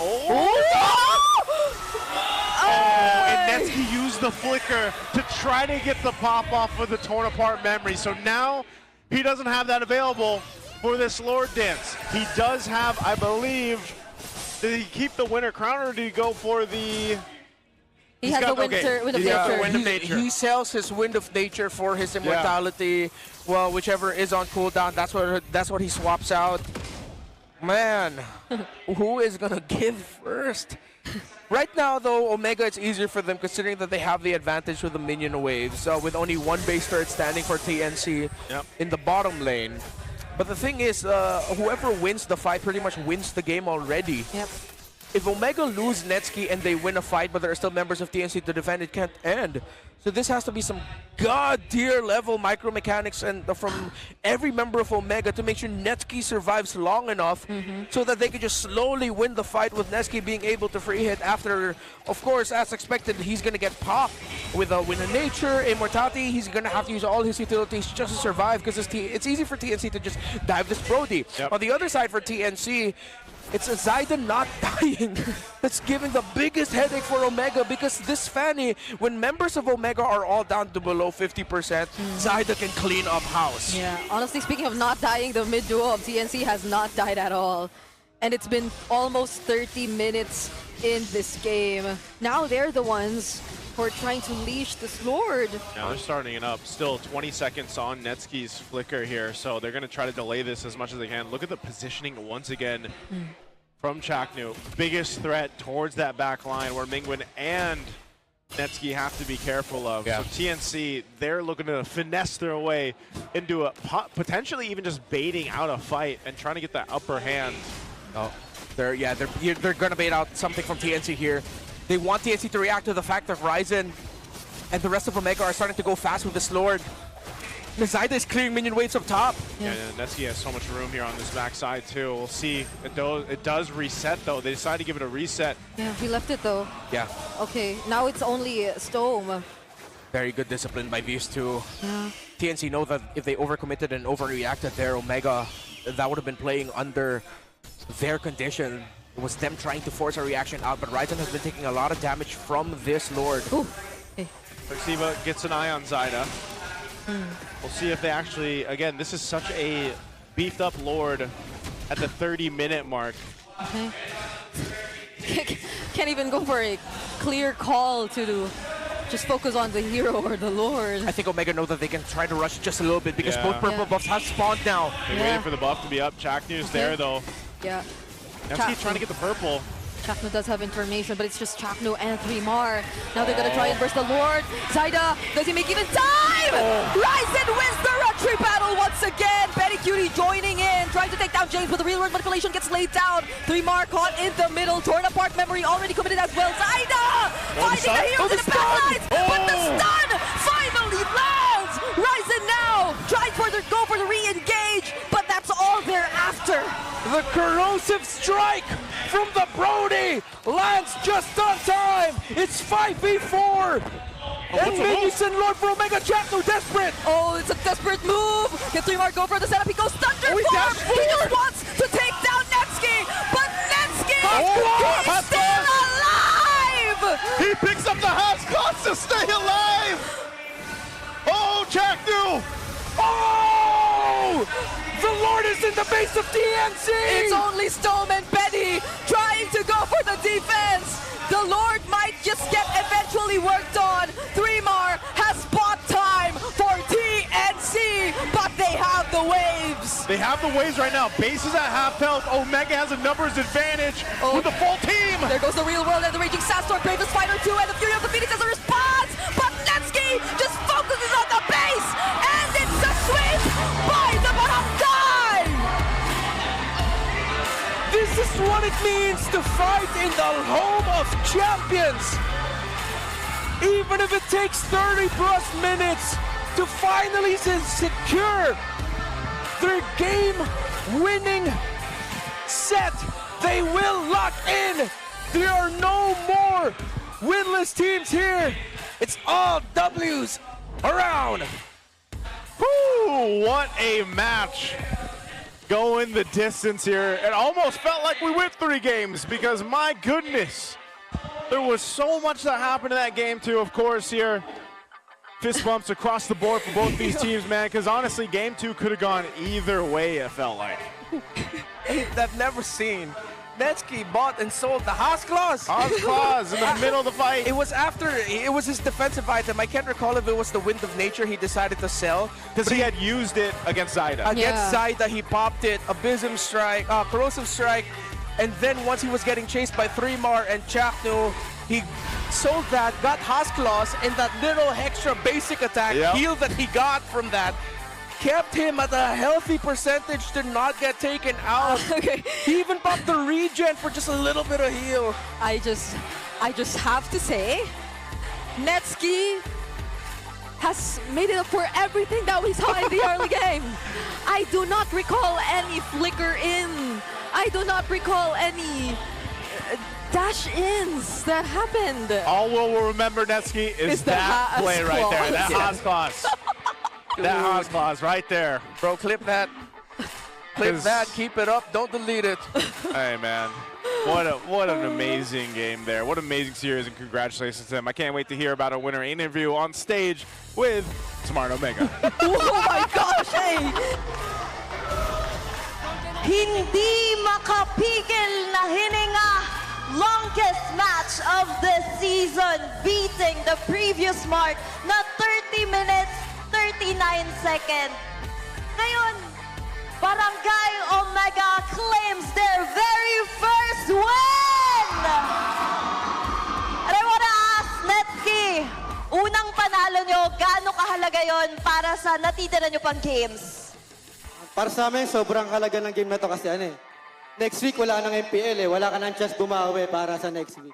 Nakayari kami sa mga boss namin pag 0-3 agad kami sa season na to. Tsaka maganda yung Holy Week namin. Tsaka lang, may talo, may panalo. Okay lang ganun. Huwag lang lose streak.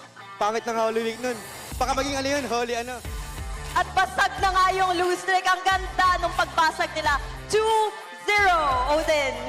Parang good vibes lagi si Netsky, no? Kahit ano makita nating match, laging nakasmile. Pero mukhang pinawisan ang team na to dahil napakahaba ng game na yon. Mingguin! Kapitana, Mingguin! Wow! Ang dami wagag fans, ha? Paghay ka naman sa fans mo. Yeah. Mingguin, unique itong iyong posisyon sa team dahil bago ka dito, rookie ka ng MPL, pero kapitan ka agad. Siyempre, captain ka rin naman noon sa MPL team nyo. Pero ano yung pakiramdam mo ngayon na ganitong posisyon ang hinahawakan mo sa barangay?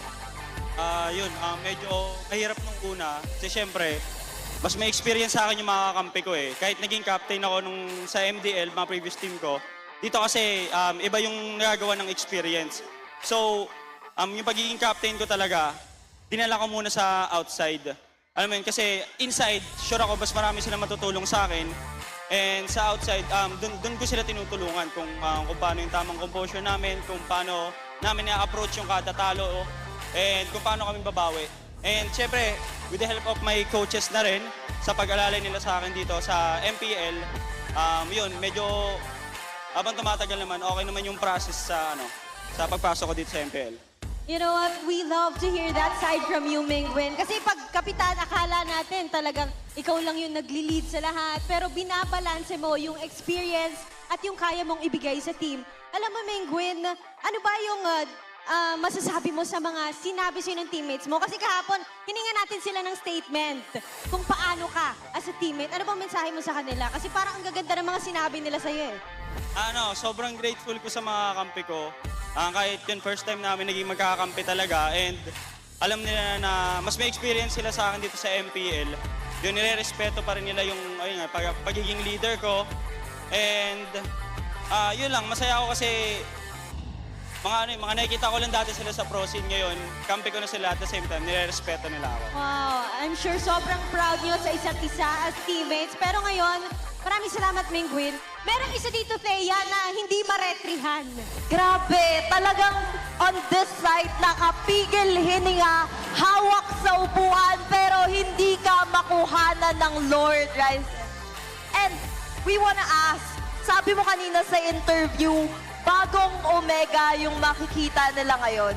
Ano yung mga adjustments na ginawa nyo para makuha yung 2-0 sweep ngayon? Tingin ko yung para makuha namin yung 2-0 Kasi yung mga nakarang laban namin parang hindi namin nilalaro yung laro namin.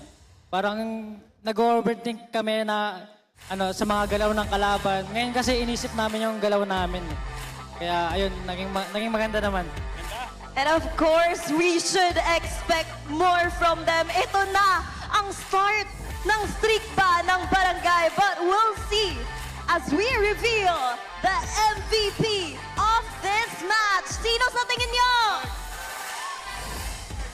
Halo-halo, pero sino nga ba ang ating match MVP? It's you, Ryzen!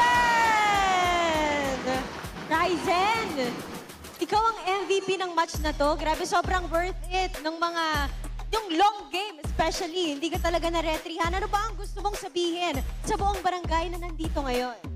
Sa mga fans namin, bibigyan lagi kami ng magandang laban. Salamat sa mga pumunta ngayon sa venue. Tapos, shoutout kay Ate May.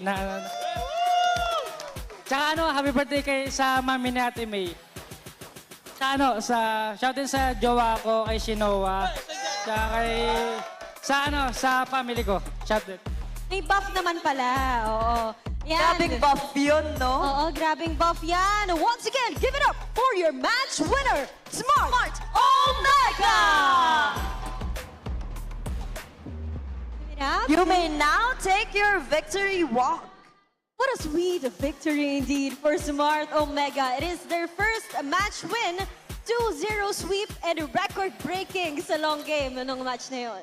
And we'll further see kung paano ba nangyari yung record-breaking na 30-plus minutes as we throw this back to the casters.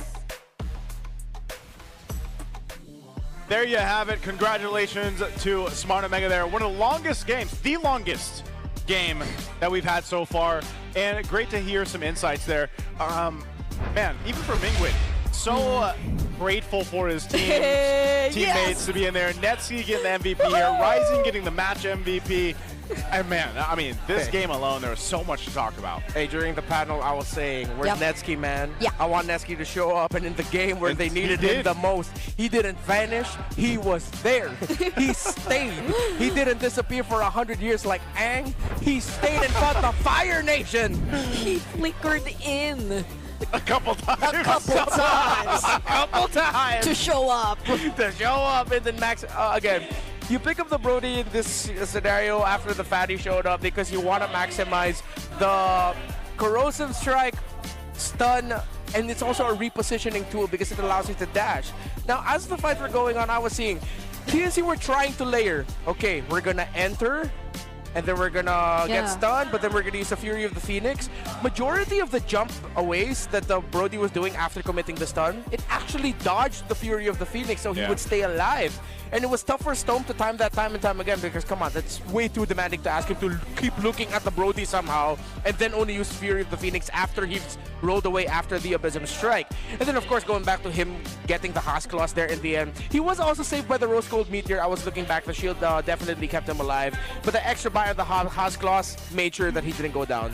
Yeah, just really great play on both sides, honestly. Both sides here. For TNC, definitely could have taken themselves to a Game 3, but Smart Omega really just came together for this and played their hearts out in this game too.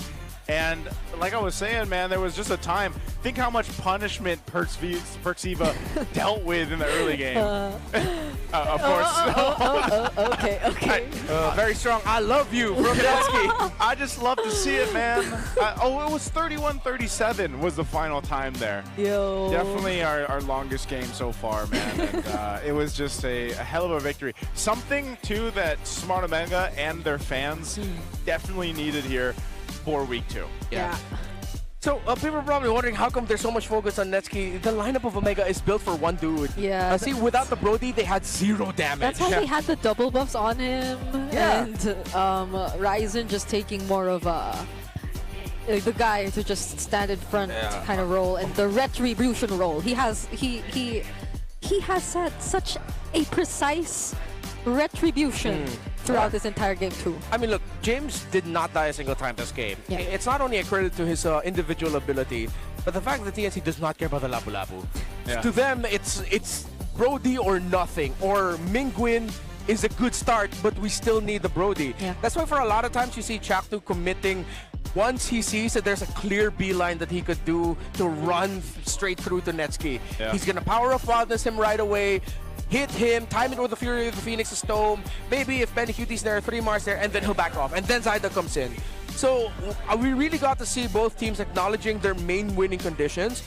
Great respect from these two, great execution. Some stumbles here and there, but all the while, this is why I said this is a game that was very interesting for both the wrong and right reasons. It was so good, guys.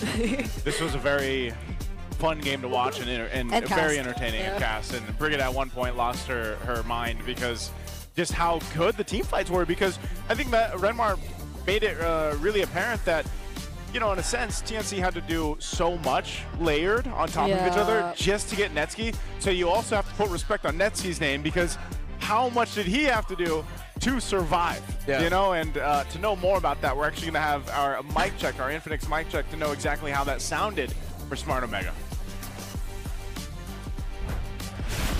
Pre, limay natin, pre. Di may red ka. Patay. Ay, Gines, gusto magkatawin ko sa Lord. Pag low na, di ko talaga mabuhasan, pre, pag low na. Tapos, punta ako sa'yo. Oh, pwede. Basta hindi nila makuha yung Lord din, ha? Okay, pag gusto mo hayaan mo si Nets din, hindi naman natin siya mamamatay, eh. Huwag nyo nga muna clear yung top, pre. Sige, pre. Analyze ako, pre. Nastang ko, MR. MR nga, MR. Pani. Lakayin mo. Tawa-isos. Hero. Oasis, pre. Lord din. Tuloy nila, pre. Huwag ka makita, Nets, kasama. Hayaan nyo sila mainip, pre. Hero tayo pag tuloy nila. 37k, pwede siya naman na first. Kaya niya ba tabangan, pre, sa mid? Protect. Saan ka, Sora? Sige, para kami kap. Iyat tayo, pre, ha? Pani. Pani.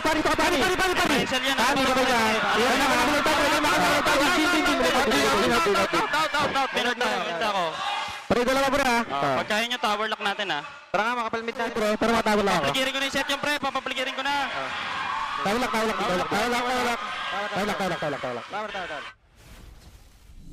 Okay, so there was one very important moment there from Ryzen. He laid down the game plan for Omega, which was, so here's what I'm gonna do. I am gonna bring this Lord down, and then I'm gonna go back to you. Mingwin asks, why? Because they're gonna go to you. So they kept baiting TNC into the fights over and over again. That's why we saw them rushing Lords, because they know the reaction would be, it jumps onto Mingwin, it jumps onto Netsky, and then they go for the counter. What a call by Ryzen! Great communication there from Smart Omega. That's what we had to see adapt over time. They made it work here. It's been us, the three of us, still me, Naisu, Brigitte, Renmar. We have one more match later on, but before we even go to break, we got to throw it over for a little side interview. Let's go ahead and see what they have to say. Maraming salamat, casters, sa paghatid sa atin ng makapigil hiningang match sa pagitan ng TNC Pro Team and Smart Omega. Talaga naman nagkaisa ang buong barangay para masugpo ang kaharapin nilang Signal number 2, getting their first match win of the season. And with everything that is happening here in the Philippines, this is your very own Odin reporting on the side to give you an update on what's happening in MPL Indonesia. Kahapon nga ay nasimulan na ang MPL ID Season 17 at sa unang araw din na iyon ay nagkaroon agad ng panalo sina Coach Wynot, Andoryu at Okira para sa Navi laban sa RRQ with a 2-0 sweep. Nanalo rin naman sina Coach Panda at Eman para sa Bigatron by Vitality kontra sa M7 runners-up na Alter Ego with a 2-1 result. Samantala, ang kupunan naman ni Nabaloyski na Geek Fam ID ay hindi inaasahan ang naging resulta matapos nilang kaharapin ang Evos with a 2-0 sweep. And right now, ongoing ang match na debut ni Kelran, ating gold standard. Kasama ang Onyx at kalaban naman nila ngayon ang Alter Ego. And that's it for MPL Indonesia Season 17. Balik muna tayo dito sa Pilipinas. Alam kong naging napakahaba na ng ating araw. And that's just the match 2 of the day. Meron pa tayong isang match na hinihintay ngayong araw, and that's Twisted Minds versus Aurora Gaming. Kaya super fans, huwag kayong aalis dahil magbabalik ang MPL Philippines Season 17.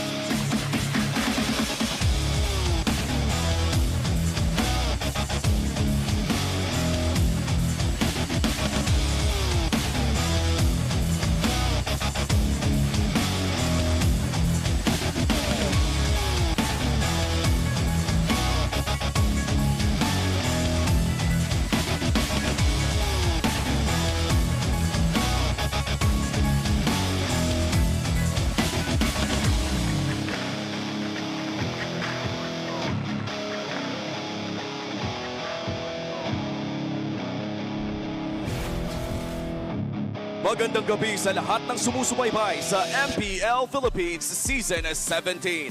Live ngayon sa puso ng Quezon City sa Victoria Sports Tower. Magtatapat ang Twisted Minds kontra Aurora Gaming. Tapatan ni MP the King kontra kay Demon Kite. Pupunta na naman tayo sa Dark Continent. Ano naman ba ang ating makikita sa ating mga manlalaro ngayong gabi? Kami ang inyong makakasama para sa gabing ito. Uwi pa rin kasama si Hans, Midnight at para naman sa ating English panel, Naisu. Kamusta tayo dyan? We're doing good. We're getting to the third series. It's me, Naisu, Brigida, and Redmar will be joining you guys on the English broadcast later. Wow, napaka-exciting makita ko ano nga ba ang lalabas dito sa ating third series. First series, Clash of the Titans, 3 games. Second series, na-break natin ang single game longest time record. Thank you, Brigida.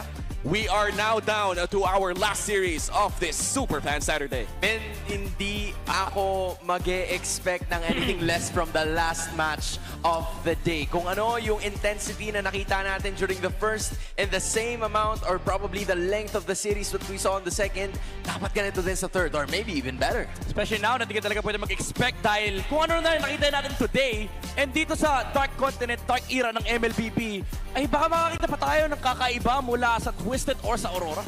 You know, it's funny. What? Hans was sitting in that seat yesterday, and he kept throwing this question to me about the Dark Continent, man. And I do agree. It's great to see. I think we've seen so many unique hero picks up to this point. And I think these two teams specifically are meta, you know, they set the meta. They set the trend for us right now. So maybe we see some more in this matchup. Yeah, because I think also Naisu was mentioning na he's more on the mid lane picks na gusto niya talagang makita yung mga panibago or yung mga Dark Continent, quote-unquote. Pero it's only been 2 weeks or wala pa nga 2 weeks dito sa MPL. We've seen them in all sorts of roles. Like even the jungle sa Balmond. I want Akai. Where's my Akai, man? That's all. Well, considered pa bang Dark Continent si Akai at this point? No, but I just want it, dude. Well, who knows, no? Baka lumabas.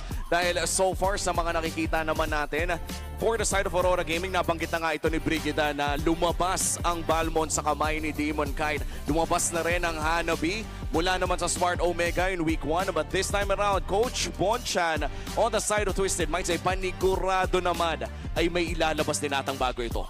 Sana. Kasi na-excite ako sa mga ganitong klase ng picks eh. Kasi I'm sure that there's a lot of people, you know, playing casual MLBB and just, you know, casual players and fans na ito yung kanilang mga mains. And for them to see something like this executed in the professional stage, that's something that they could look forward to na pwedeng ulit-ulitin yung mga laro. But of course, in a tournament setting, yung mga ganito, it's kind of a risk. But at the same time, pag gumana siya, it could deal a lot of damage. Parang ano lang, medyo siguro, for me personally, nagiging mahirap lang at some point na i-differentiate which falls under Dark Continent and which yung parang kaya naman, tinetesting lang. Kasi yung Brody nga kanina, napagana naman siya eh. Oh, who knows, baka may bago nga tayong makita dito. Isa sa mga grabe magpakana sa ating Dark Continent ay si Coach Bonchan. Panoorin ang video na ito. Afford naman talaga nila na gumamit ng mga something na kakaiba. Like for example, yung Balmond and Wesley. Kasi nasa momentum sila papasok ng, ng MPL. Nagkataon nilang siguro na may konting gigil against dun sa kalaban nilang team. Kaya siguro hindi nila na pull off. Pero palagay ko naman, as long as na-practice nila yung mga ginagamit nilang hero, okay yun. Meron. Kasi yung mga tao sa Pro League, yung mga players and coaches, minsan kasi natatakot lang sila na maglabas ng bago eh. Yung tipong aantayin pa nila yung iba na ilabas to bago nila gayahin, bago sila sumubok. So, palagay ko applicable talaga yun eh. Kahit anong hero, basta yung expertise mo nandun, gagana yan. Ako naman, meron pa kaming mga nakahanda. Siyempre, kailangan meron talaga kaming iba't ibang plano. Hindi pwedeng mag-stick na lang kami sa kung ano yung ginagamit sa meta. Kasi madaling mabasa pagka ganun, di ba? Wow, expert insight mo lang kay Coach Bonchan. Ang tanong ko na lang ay, when will the Altus come back? Sana wag na. But I mean, kung sabi nga ni Coach Bonchan, if there's a team that practiced it and there's idea behind it, oh, and I forgot my rule for this season. Yeah, it's like anything is possible. Anything is possible. No matter what you want, anything is possible for the pick. And I think Midnight and I see eye to eye with this. Oh, and speaking of Midnight, may hot take ata si Kuya Midnight dito. Ang kanyang hot take ay there is no Dark Continent. Midnight, You have to defend yourself for this. Ikaw na to. I mean, we've seen so many things over the few years. And I think today was an example kung bakit totoo to. Kasi nag-throwback na tayo. Inangat na natin yung mga Fredrin backshot, binalik natin yung Brody. And even week number 1, nakakita tayo ng iba't ibang strategy. Suyu Skypiercer. Diba? Hanabi. And I think in this patch, MLBB has evolved to a point that gameplay is everything. Anything fits, any gameplay, whatever you want to throw it.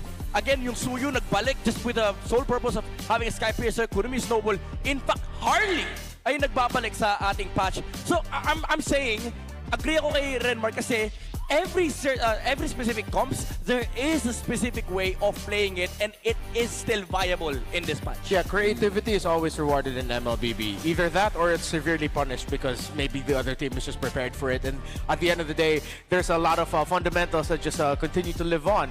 But come on, man, we went through an era of a star-spangled saber that almost won a world championship in M3. So I really think that there is a lot of room for creativity in this. And I'm sorry, I'm going to start this off, all right? Yeah, go for Let's start with Inflix Keys to Victory. For Twisted Minds, Hyperactive MP the King. He has to be everywhere in this map. Unleash him, open him up in the river so that he can make an impact in the opposing jungle, in the side lanes, and in the center of the map. And of course, unleash the Lansu. Twisted Minds, you have a very good EXP laner with you that has been one of the best in terms of playing the heroes that thrive with stress. Don't give him low cortisol, give him high cortisol, high impact. Sa akin talaga matatapat yung Aurora. And ito rin naman yung marirecommend ko for them. Contain Sean via draft or counter yung mga activities sa may mid lane. I feel like Sean is a very crucial part of Twisted Minds and this guy has to be shut down from minute 1 kasi yung control talaga ng Twisted Minds ay nanggagaling sa mid. In fact, kahit naman sino, nanggagaling sa mid lane yung kanilang tempo. So this is gonna be very important for Aurora but also to deny Twisted early 5-man setups kasi nakita natin kapag successful yung kanilang rampage throughout the mid, they like grouping up. Ito yung identity lagi ni Bonchan. Kahit saan siya magpunta, dala-dala niya yung ube. At nakakatuwa makita yun, no, with younger hands sa kamay ng Twisted Minds na, by the way, ay super rookies last season at sophomores. Bakit may mali ba tayong nasabi doon, sir? Hindi, wala. Sinabi mo kasi younger hands. Nag-haya ko. Bri, kita, wag ka nang mahiya. Kumaway ka na rin, Bri. Bri, younger. So yan, bawal na. Malaman tayo. Mga Thunders. It's alright. It's alright. And nakakatuwa makita na rin at this point si Sean, our former rookie of the season, na talagang grabe ang importansya sa loob ng Twisted Minds. Before we wrap up the conversation here, are you guys expecting this to hit the 3K mark? It has to be. Yeah. We're all looking at Brigida for a reason. Am I supposed to answer this? Or It's either like... 3 games or we get 2 games again, and one of them is like 30 minutes plus. Yeah, let's beat our longest game record in one day. In one day. Or in less than 1 day. All right, let's go. Truer words have never been spoken. Huh? Truer words have never been spoken. Couldn't hear you from over here. Sabi ko ha. Grabe yung connection nyo, Hans, sa Brigida. And pretty sure, no, kapag nakita na rin natin kung ano nga bang ilalabas ng ating mga coaches. Drafting will be starting at around 6 minutes pa naman. In terms of the Dark Continent setups, after what happened last week, I don't think the Balmond will be coming back unless may Alice na sobrang taba. Maybe, pero ako I'm looking forward to sa mga return ng mga past junglers like Alpha maybe sa kamay ni Demon Kite. Alpha with a Skypiercer. That's true. We never know. Nakikita ko sa RGN. X siya with a Skypiercer. In fact, kahit sinong hero na may Skypiercer, wag lang Ling. Alam mo kaya nga nag-build up yung fact na sinabi ni Midnight kanina or yung hot take na sinabi niya kanina na parang wala naman talagang Dark Continent.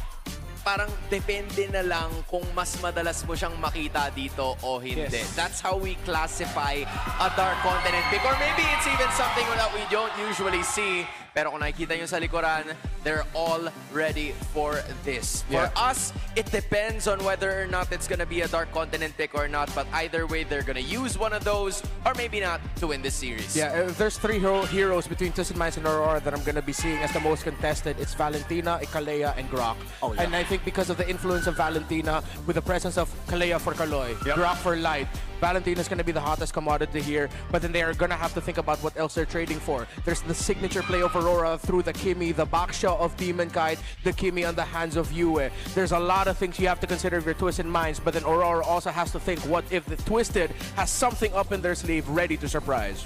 Well, our final game or final series of the night ay malapit na magsimula. Maraming salamat sa ating English panel. Welcome na natin ang ating players. It's Twisted Minds kontra Aurora Gaming. To ensure the integrity of the game, welcome our marshals, Chico, Luis, Joshua G, and Dojin. Fresh off their first victory and ready to shock the system once more, prepare to lose your minds for Twisted Minds!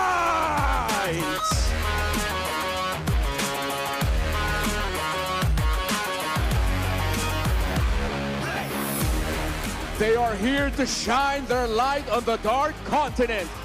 Make way for the reigning champions of the world, Aurora!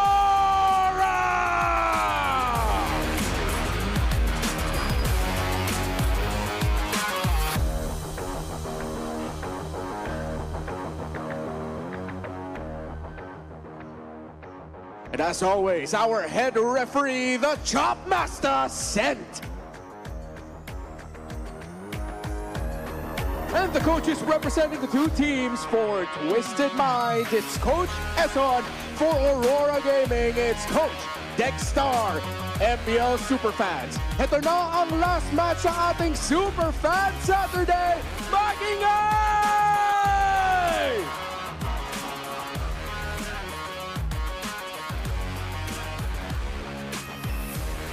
And here we go.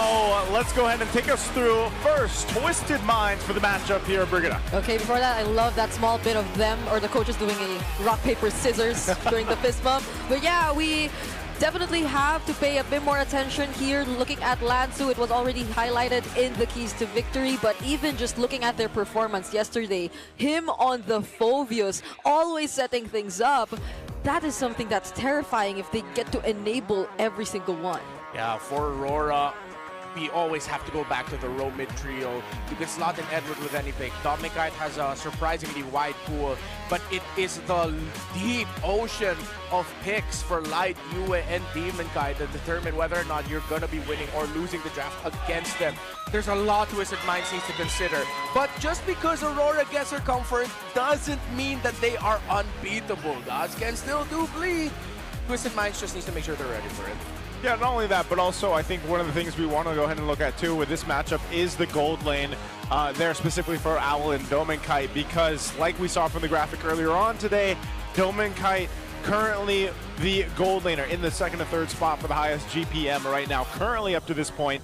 And so that is something, again, there's been a lot of talk about Dominkite being one of the best, if not the best, gold laners right now. Currently, this is a step up that I feel like Owl will need to go ahead and do in this matchup, but not just there, because right now, the current meta, the way the gold lane is working is, like Redmar said, you guys go do your thing, we'll see you by maybe Turtle 3, maybe Turtle 2 if that ends up happening.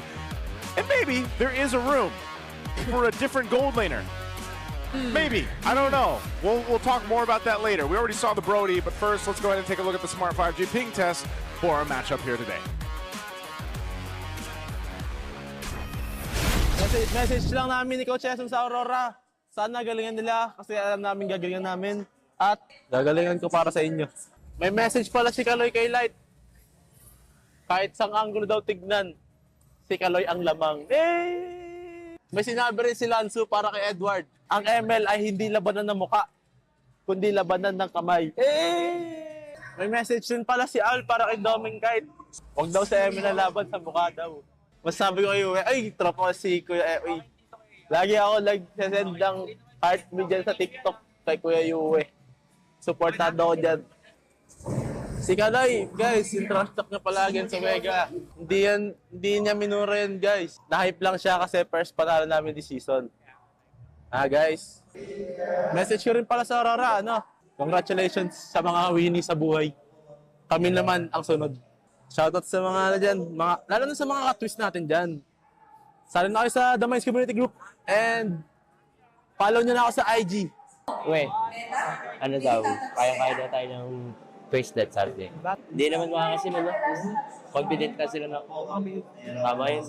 Kaya para sa Twisted, may the best team win. Malalakas kampi ko, kaya ako buhatin. Ikaw na bahala sa akin kahit Pag nanalo kami dito, papakain ako sa bahay. Okay. Do you have anything to say about that, Renmore? I think that was the most important detail. Sean said if they win today, he's going to be setting a little food party at his place. Yeah, and he was the spokesperson for his entire team, which I'm not even sure if they actually said the things he said. Yeah, I thought we were going to get some spicy stuff. No, it was all funny. It was all funny. And I love the contrast, by the way. Yeah. I don't know if that seems to be the trend just today, but there's such a contrast between our Smart 5G ping test players that are showcased. Because Light, on the other hand, is just like, he's just Light. Yeah, quite nonchalant. Also, sometimes we can't directly translate because it's funnier in Filipino. Yeah. And if we try to translate it in English, people would just go, what the hell? Like, what are you Wait, What are you saying? Should we try? No, there was this one line he said. Oh, wait, you try, Brigida. Lansu's message to Edward is ML's not a battle of good looks. Good looks. It's a battle of your hands. What? See, that's what we mean. See? All right, big shout outs, by the way, big ups. Big ups. Sorry, I'm just reading here. Yo, big ups to the Auroras of the watch parties held in Pampanga, Cebu, and Davao. Meron pa yan bukas as they take on Team Falcons at 7:30 p.m. Para naman sa mga dito sa Victoria Sports Tower live. Why is this in Filipino? It's okay. We can translate. Don't forget to watch Aurora live here at the Victoria Sports Tower for the people also watching at home. Big That ups. one's for the Auroras. Big ups. All right, thanks so much. Oh man, I'm gonna be using that this cast, dude. Big ups. Oh, big shout outs to the writer out there. But all right, let's focus in here. Draft 1 should be just about to take us into that. What was the map selection there? Oh, was it Dangerous Grass? No. Who's big ups? Did it even show up? It did show up. It We were did, just but- really breaking down the big ups. the fact that the rhyme didn't work as good in English. Let me bring it back a little bit. Yeah, bring it back a little bit over there. I'm looking I can't for be it. wrong. I'm looking for it. I'm looking for it. I saw Give me it. a I second. saw it showcased for a little bit on screen. We but- are professionals, guys. We are. All right, you know Okay, what? We're here. gonna find out anyway. Let's jump into the draft. Hey, We'll get to see it first. We're third series in. All right. Yeah. All right. Dangerous Grass. Dangerous Grass. See? Yeah. I was right. I said Dangerous Grass. You said Big Up. Because I was told to. Dangerous Grass, game 1. Boxer, Guinevere banned out. Kalea. There goes the Hilda, and there goes the Hylos. What is Twist Minds going for? I'm going to guess a Valentina. Aurora can't ban the Valentina. I think they'd rather get either the Valentina or Juice in, so they'll keep one of those open.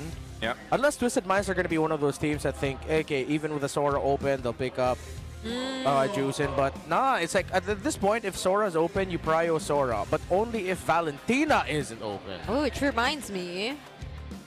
Isn't like Kimmy gonna be a very contested pick here too? Yue has been using the Kimmy a lot. Sean specializes in the Kimmy a lot. Yeah, we mentioned that in the panel earlier. Yep. So, and I like how you're seeing a lot of respect here. Twisted Minds are respecting the high loss of light. Whoa! Even the phobias of Lansu. Okay. Okay. That's a pure Lansu respect. So, wide pool here. Again, I'm the Valentina guy here. Yep. Unless... I don't even see it being worth it to pick up the Claude because there's a Harith for Dominkite who's very comfortable with that matchup. Okay. It becomes the Freya. Right. Okay. Yeah, since that is an option also for Dominkite and Aurora.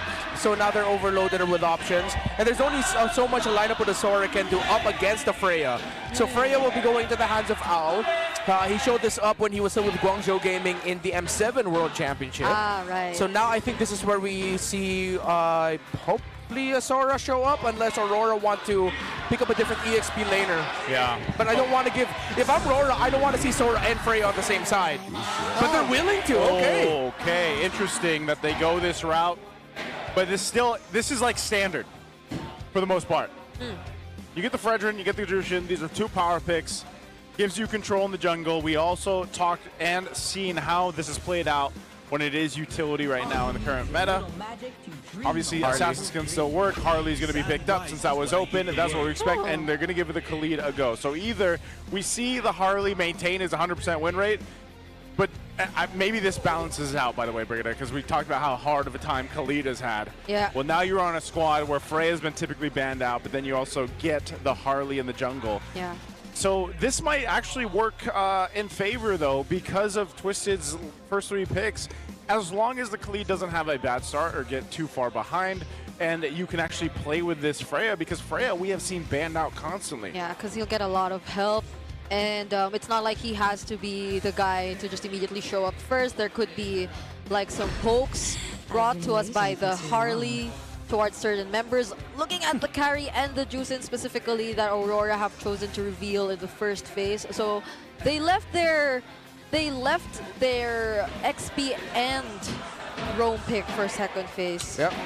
We still have the Valentina Sora trades active with the mid lane, unless Twisted Minds are doing something crazy with a mid Harley instead, and then a unique jungle pick, but I don't see that happening really. This Freya might also be going into the EXP lane. You can adjust it depending on the matchup. Oh, that's... Oh. Wow, that's very too close. We know that guy. Oh, no, okay. I thought I saw that. Yeah, he was just coughing. He was just coughing. Okay. All right. Well, we already got to see the lookalike of Super Marco. Oh. That's light and a brownout. And a what? And a brownout. We will not let him know that we called him that. All right. Yo, but the man there on your left, I'm going to say this now, one of the biggest W's of a dude I know. Uh-huh. That is our great Lord Reggie. Yeah. Big shout outs. Big ups, Reggie. Big ups, Reggie. Big ups, Reggie. Okay, so we were talking about the mid lane trade. Now, I think Twisted Minds... Zetian, right? Don't forget the Zetian. Either the Zetian or maybe the Kimi, but the thing is they need a little bit more crowd control that the Zetian can provide, unless Twisted Minds want to bring out something unique. Well, if ever you see a gap closer for Aurora that's a little bit slower at red 4, hey, bring out the surprise. Bring out Aurora against Aurora. Wow. Respect bans here and there, even the Grok coming through for last. Big respect because... Again, you want to go ahead and play around this Fredgen and the Jushin. And Jushin alone already gives so much support to the Fredgen. So then, like, you're thinking about what can Light pick up here. Right now, they go with the Sora, so they save the roam option right now. This is still a whole lot of crowd control and damage, like that too, that they can go ahead and utilize in the XP lane. Either they keep that Freya in the XP, or then they put in a R-Lot here. But then they're lacking bodies. Oh, okay, so they... Oh! You get the gourd! Oh, boy! He gets his gourd! Hey! He gets his gourd! Nice stood up! Nice is actually dapping the entire table. Let's go! Big ups! Big ups! Big ups, guys! Big ups! All right, I'm gonna sit back down. Wait, because I remember the gourd being a common response to the Fredrins back in the day, but. So see, we're just a lot of throwbacks, but then with the presence of the Sora, I don't know how that's gonna go. Yeah, that's true. And the Cho. And okay, Cho. Okay. Oh my goodness. Oh my god. Oh my god. say it, oh my god. Oh my god. Superfans. Want to win 1,000 MLBB diamonds? Predict the match winner right now, and if that's not Twisted Minds, hey! I don't know what. No, I'm joking. Scan the QR code to know more. Get a chance to win 1,000 diamonds. I know there's another big Gord fan out there, too. All right, there is. There's another big Gord fan out there. I hope he's getting a chance to watch this. Because finally, once again, in Season 17, we get to see Gord. I just gotta say, he's probably torn between being the Demon Kite guy or the Gord guy right now. Oh, man. It's been difficult, man. It's been difficult. Because I was thinking that we wouldn't see him because maybe Haji played him or Few, but Few's not here anymore. There's not that many Gord players in the league. I like this. True damage, Twisted Minds. They needed something sturdy, and they explained glue. Yep. You know what? I see the vision here, Twisted. Yeah. And it's not just because of the lineup rating. I appreciate the creativity. Let's see how they can make this work. Creativity gets rewarded, as they say. Dude, this is not the dark continent. This is the right continent. All right, welcome. Because here's one thing I will say about this, and I have done this in in practice. Whoa, Kaloy. Okay, he should be fine. Typical start for Khalid, that's fine. But MP the King on the Harley and the Gord actually will work synergistically really well together, because you even heard it from Carl TZ earlier on with a winning interview that Genius One alone on the Harley is so good. So you already go ahead and get that first item. It allows Sean to actually pop off more damage because of that Genius One build on the Harley. So unless that's stopped, they might have a difficult time dealing with that kind of overload damage for this lineup from Twisted. Yeah, and it's the athletic Gord with the flicker. Kaloy taking way too much.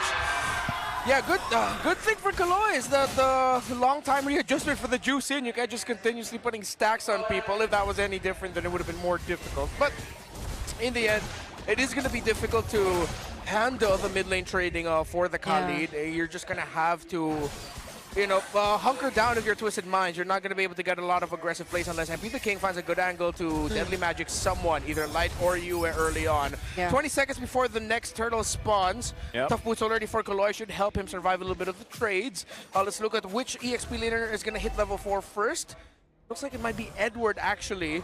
But now in the bottom lane, Owl cutting behind the carry, because this is what Alter Ego loves to do. They'll cut this and then they're gonna ask Owl most likely to join the turtle fight, but let's see if he's just gonna temper it and play it slow in the lane. Oh, I think Sean had a bit of a there he is. swap in terms of the items he prioritized. He didn't seem to be picking up the boots earlier, but now we see almost all members right here across the turtle pit. Factory Descent coming in from Owl, and Pracer's Rat also coming in, but it's MP who actually secures the turtle, and Sean with the Mystic Gush picking up first blood.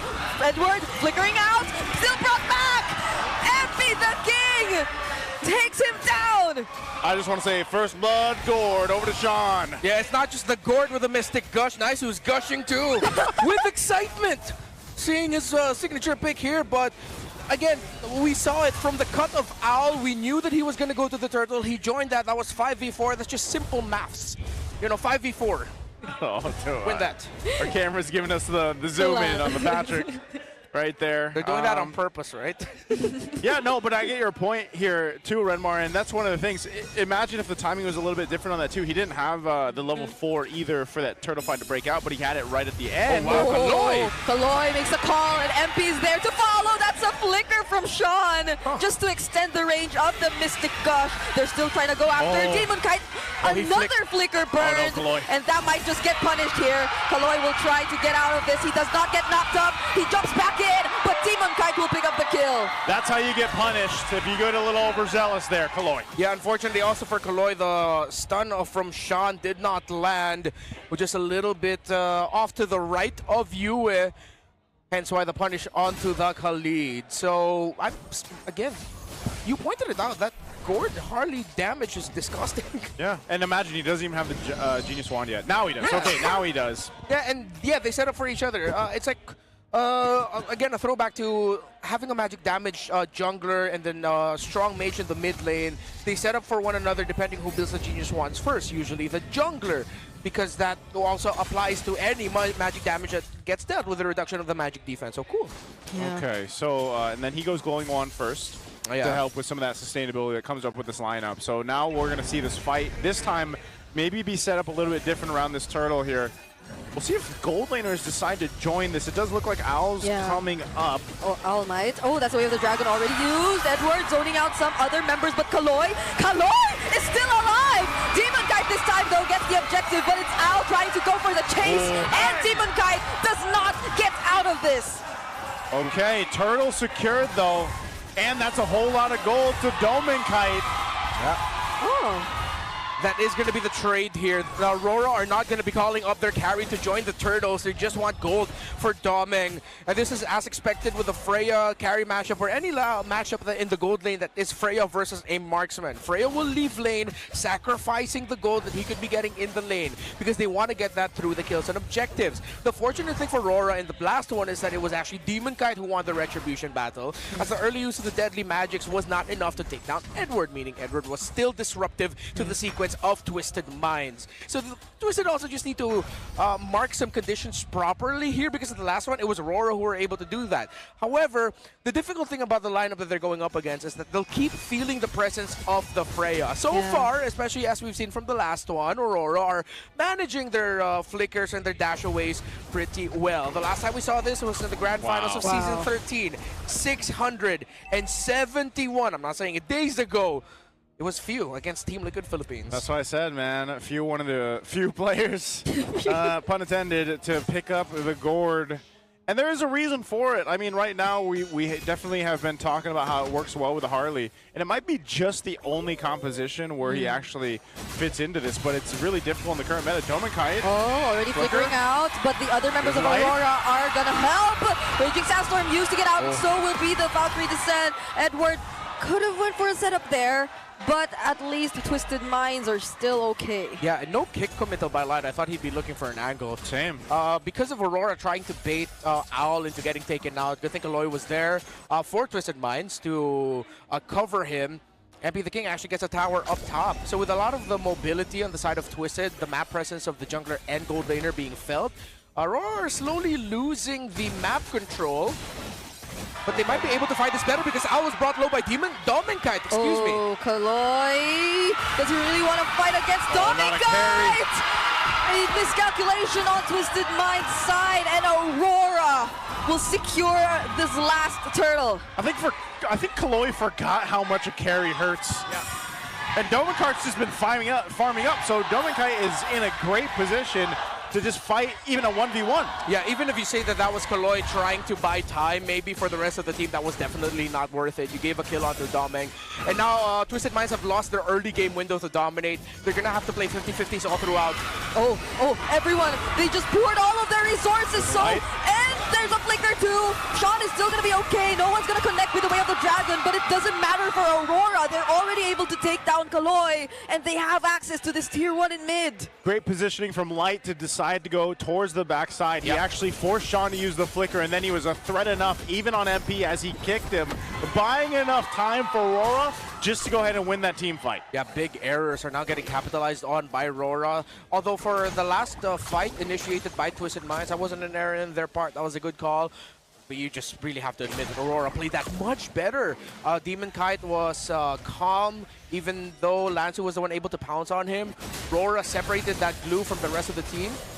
Even though Lansu was able to get away, Twisted Minds could not get any result that they wanted to get. Yeah. It's twisted all over the map now. You can't go for your surprise plays anymore. It's Aurora that are first to show up. Yeah. So quickly how this game turned around. Owl just up to 2 items. Dominkite with an EXP advantage to him. And he is almost up to the Trinity, already up to the Golden Staff and the Corrosion Scythe. So now it's just going to be up to Twisted to see how they can manage the team fights against Aurora better, because so far Dominkite has a lot of space. Yeah. Even though you get the Gush to come through, it's just a 1 flicker or 1 dash away. Yeah. And then that's fine. They have a very strong stalwart, or 2 of them actually, in the Sora and the Fredrin to hold the line to make sure that Dominkite has proper peel and then he can freely hit. So Twisted Minds need to find a good equation in the team fight. Yeah, a couple Radiant armor is picked up here. Edward's got that now too. DHS locked in, so the Trinity for Dominkite. That's how he's been able to go ahead and farm up. So they have control around this Lord right now. Sean will pick up a Divine Glaive. We'll see if they can actually stop Aurora from taking this. Whoa, Yue uses the Crimson Beacon. Oh my goodness. That's a huge ultimate down though for Aurora. Yeah, but also for Twisted, it depends on how fast the Deadly Magic can be back in time. But they can't also pounce on this. The minion wave's not just there yet for them. They can't capitalize on it. Edward's managing it in mid. They can't get a push in bot. MP the King still needs to get his buff, so it's just a big reset in the end. That's what we were talking about in our last series, or the first series of the day, when we saw the Harley come through. Like, just a Deadly Magic alone is enough to go ahead and stop some teams in their tracks.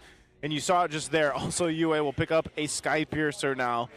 after having that first item, that glowing wand. Yeah, similar to how it was the Brody for Omega earlier, now it's the carry for Aurora. But at the same time, because of, as you just mentioned, the Sky Piercer for Yue, they also have to be careful not to get stacks on this juice in. So Aurora actually secretly has 2 options, even though their lineup looks like it's only playing for 1. Oh, they want to commit. Conceal from Light. He catches MP the King, but MP the King is going to be okay with his space. It's Edward with a 3-man setup. Kaloi falls down next. MP the King. He's on the other side. He could not contest. And Demon Kite finds him, but can he escape? Yue shuts him down. Yue knew where he was going. There's no tricks here. That is now stacks for that juice in. And Twisted did everything right, but they just could not get Dom and Kite. And of course, the beautiful entry by Edward. Should be frustrating for Twisted after that initial start. They've lost every major sequence since then. Yep, this is looking grim here for Twisted. They do have a pretty good clear with this base defense, but right now, Rora waiting for that lore to march in. They deal with the Holy Defense Shields already. Let's see what they decide to do. Light, just trying to test in the waters. The Lord will run in charge down on the bottom side. Demon Kai also jumps in, but a Mystic Gush will clear things out, and they should deal with the Lord here before the turret falls. Okay, so actually, when it comes to trying to end the game, because of the Gord, it might be difficult for Twisted Minds in the long run. They might be able to drag this out a lot if they have good numbers. Okay, well, it's another conceal from Light. They should be aware. Light has no flicker. Yeah. Yeah, that's one of the hard parts too. Your Domenkai is your range, and he just doesn't have that much range on the carry. So they can't continue to get that turret. Yeah, he is going for the last... actually, no, he's not going to be his last item. He's rushing the Malefic Gun for 4th. So that he does get the range that we have pointed out he is lacking. For Twisted, they just completely lost their early to mid-game window a long time ago. They're just really playing through the defense. The beauty of the Harley pick is, of course, you can just send MP the King out, see if he can just surprise Dominicite or Yue and build yourself an advantage. Might not have enough to completely take down Edward, who might be the next in terms of priority. Even Light cannot be single-handedly taken down by MP the King. He will need help from the rest of Twisted Minds. Yeah. Just listing down here some potential turnaround conditions for Twisted through the Harley. It's going to be tough if it's another similar situation to what we saw from TNC earlier, wherein you have a certain setup or a sequence that you should follow. And in this lineup of Twisted Minds, it seems to be the supposedly connection between the 2 mages of MP the King and Sean. But even before they're able to accomplish that, they'll already, or they have to worry about the setups again from Edward, or Light just suddenly comes going in. And I think it's tough for Twisted Minds to pull off a similar play, because Kaloi, well, there is a flicker reaching Sandstorm setup, but then how could the others just confidently follow up? Because that'll expose a lot of the backlines. Exactly. Yeah, this was also one of those games for Twisted. If that was 3 turtles to none, it would have looked completely different at Lord 1. But they just didn't get that. And then this is why earlier it still holds true. Twisted Minds have this great lineup for burst. They have great damage, but there's just so much tankiness on the side of Aurora that they have to find a way somehow to break this formation that's just so good, whether it's tight or split up. Oh, the Lord's getting bursted down already. Dominicite secures it for the team. Light's already low, but look at Yue! He tries to take down Sean. Successfully does, but he will go down too. MP the King outplaying Light, and Owl White just gets to survive. But no! Demon Guide still had the Appraiser's Wrath. Bogged down by the Fragrant and Demon Kite. Letting Owl know, nice try trying to take down Edward. You don't touch a celebrity? You don't. Perfect flicker forward by Yue with a Crimson Beacon up. Sky Piercer still impact, forcing Twisted Minds to go back every time that Juicin goes forward. I loved the genius there from Yue to go ahead and just say, you know what? Here I am, here's my beacon, focus on me. That gave so much pressure to the back line where, it didn't have to just be Light or Edward to do that. So that was just a great choice of utilizing the beacon. Lord's gonna charge in, take out that bottom base turret, and now Aurora finds themselves getting ready to march through the mid and possibly the top, managing these waves that are gonna be pushing in. Yeah, Twisted really just have to hunker down, hold the fort. Even a BFB for Demon Kite. They're sinking the waves. Nothing. Yeah, gonna be really difficult to take that Fredrin down, who's been the main guy to hold the line for Aurora. Hence why Demon Kite has no deaths. Force the Mystic Gush out. Sky Piercer for Sean, so they're hoping for a miracle now to get a big swing. You do see the math. True damage, Sky Piercer could be good. Let's look back at the instant replay. Yep. So see, look how free Dominkite was. So much attention pulled by the front line of Aurora that it was actually mainly through the carry that they were able to take it down. The perfect flicker forward. Yue was able to get 2 up, and then in the end it was just a futile attempt by Owl. Bonk. Yeah. Could have been better if the space escape wasn't there for MP, because I think Yue thought it was just Sean. If it was, if he just got to isolate Sean, then he could have probably still survived that. But okay, now we're seeing still 50 seconds before the next Lord. Twisted Minds are gonna have such a hard time trying to even catch up in terms of farm at this point. Yeah, they just want to basically have these successful base defenses until they actually win a decisive fight on the defense. Now, if we basically wait for that Lord to come up and find themselves in this position again, it's going to be more so the same thing. You can see that too. Yue went with a little bit of magic resistance. He picked up a Radiant Armor because he's most likely going to try to emulate what he did last time. He's going to throw himself forward, and even so with Light, you know, Light's going to be trying to do the same thing. He's got a good mix of the physical defense, also the magic resistance, but it's more so of like, if he's able to get the Way of the Dragon off, that might be mission accomplished for Light, and the rest of the team kind of just has to be there to clean up and finish the job at that point. So Lord is up now. Rora's going to go ahead and try to take some buffs or put some pressure there where they can, and they'll rotate down to the Lord. Edward cuts off this side of the map because he knows that's one of the angles they fought out in the previous fight. But Rora will still take their time with this because that's one thing. They know that Twisted has to fight frontal here. Look at the positioning from Light. Yeah. We've seen this before. Winter Crown pickup for Yue as well. For Yue, for Doming, Light swinging for around. Edward. That's 3 Winter Crowns on the side of Aurora. Oh, Light. Did he get spotted out? Did Sean see him? Typical Light plays from even when he was still in RSG. He loved finding these weird angles like this. They're pushing it. Conceal used. He's going for MP. Yep, the call is to go for MP as Demon Kite takes the objective. Another setup from Edward, bringing multiple members of Twisted Minds towards Aurora. It's MP and Sean who's taken down first. The knockups on Owl. He's not able to do anything. It's only Lansu and Kaloy. Rora on the way, and I think this is game.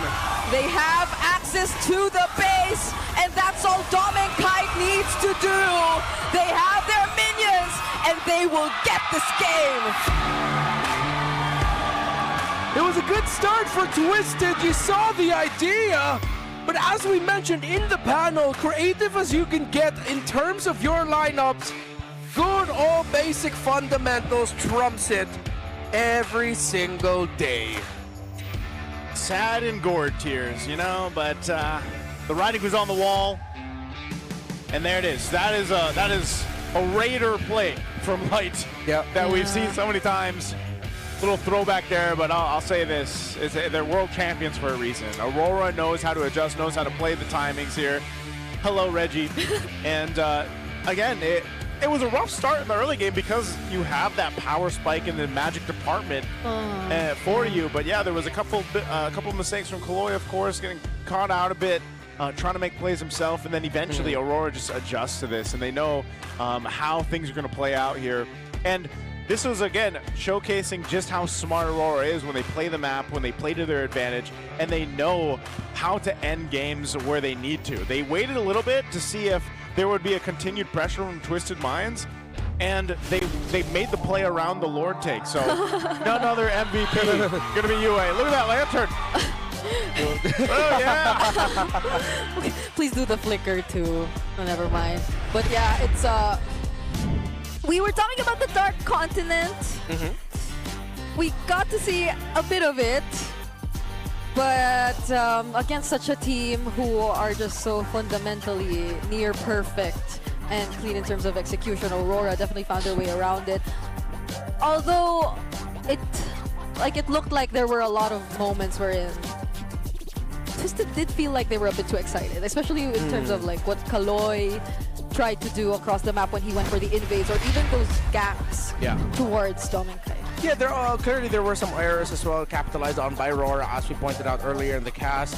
You also have to commend RORA and how they handled Turtle 2 onwards. Yeah. Twisted really needed to win this Turtle. I really thought that they'd win it here, but MP the King wasn't even able to get his retribution off. They thought they could get the kills. They did get a kill there onto Demon Kite, but after that, RORA still looked fine. A slight lead for Twisted. This is the mishap that I think it was here that things started to go wrong. Owl failed the duel against Dominkai, which pulled Kaloy, and then ever since then, it's like Twisted could not find their footing in any of the objectives. It completely lost their flow. So it's, again, for the side of Twisted, it's frustrating despite the early start that they had. Even though they lost Turtle 2, they got some kills through Demon Kite. The Aurora lineup is just so solid and stable, playing through the Fredrin. Again, going back to basics, XP, fighter, jungle, tank, fighter, and then you have a marksman. Put that all together, wrapped up in the pretty bow with juicing and the show in the Roman mid, then your creativity after you've lost all that momentum will just suffer. Yeah. You know what else suffered? What? The win rate of Harley. Oh, yeah. All right. It's not 100% anymore. Yeah, that's the first loss for Harley. That's the first loss. And Gord. For Harley, yeah. But that's his first appearance too, anyway. You know, yeah. Yeah, I can't help but think that Twisted Minds probably didn't really expect the possibility of this kind of like roam for Aurora as well, because they went heavy on the rock and like the more front to back, tanky kind of roamers, but they failed to take into account that these are the kinds of roamers that will really destroy your formation, because it relies so much on the positionings for both the Gord and the Harley. So yeah, it's one of those rare times too that you really didn't feel the glue as much very quickly. Of course, early on the impact of the glue evident. Yeah. But then once things just looked like it was slightly leaning towards Aurora, it felt like the glue was a non-presence. Every time Lancer would get a lash onto someone, it really didn't affect the team fight. Aurora just played around it. Yue would go forward, or Edward would go forward. Dominkai just staying happily in the back. They'd take down whoever wants to help the glue, and then suddenly Lancer is left behind, and he's forced to either end his grab early or just force his flicker to get out. So it's starting to sound like a very consistent analytical point here, wherein Aurora just executed and played this so well. With everything that Twisted threw at them in the early game, they readjusted, and as you mentioned, Nishu, showed off why they're world champs for a reason. Yeah, it's that's the breakdown for game one right there, and you know, maybe there's still a chance that we get to see the Gord Pit come up through one more time, but I don't know, guys. It's rough. It's rough for these mages, and props to the mages, props to the teams out there, because we have been pretty adamant on, let's go ahead and, you know, shake up the mid lane a little bit, because it was so much for the longest time, the Valentinas, the Varsas, the Eves. So it is nice to see some of those, you know, some of those tests out there, because yeah, unfortunately, as you see on the headline there, Sean Gord failed against US Jushin. Is RORA immune to the Dark Continent picks? Well, but can they be immune if they pick it themselves? well, yeah, last week they weren't. If the Dark Continent picks come from themselves. But Bonchan did raise a point. They were just probably to... What's Gigil? Gigil's officially an English word, but I don't think a lot of people know. Cute aggression, right? Yeah. It's cute. It's cute as aggression, but the translation we used earlier, the subtitle was like they had an itch. Yeah, they had an itch to just go up against Liquid at the time. Oh! Guys, you can get rid of your itch, because did you know that men are prone to dandruff 5 times more? Don't let flakes ruin your focus. Power up with Clear Men. It's triple cooling power. Gives you 100% dandruff-free hair. Wow. For that ultimate fresh feeling, so it's time you supercharge with Clear, Mr. Clear. Oh yeah, he's our Clear at Superfan of the Day. For a second there, I thought you knew the dude, and you were just No, like, no, oh, no. cool, it's a friend or an acquaintance of Brigadus. He's like, he's just Mr. Clear guy. Yeah, because I didn't expect us to have a red carpet for the Clearhead Superfan of the Day. We just used to like pan the cameras around. Well, you missed the memo yesterday. because that was a new implementation yesterday. They got a red carpet. So we actually, I think we have a couple integrations now for the red carpet, like we saw from the Even last the series. Was that the one where we found out the neigh and the Falcon sound? Oh, yes. Yeah, During the that Falcon Clash of Screech. Titans. Yeah. Falcon Screech, we had that one. I think, you know, overall, if we go back here for a bit, and I hope we get a little insight on this later on, but there was, you can't deny the fact that Twisted Minds is just a team. And they showed this for seasons now, that like to bend the rules of the draft, bend the rules of the meta. And I think, like we heard from the video leading into the series about from Coach Bonchan, where he was saying, you know what, and you guys, you and Midnight agree on this, that any hero is possible.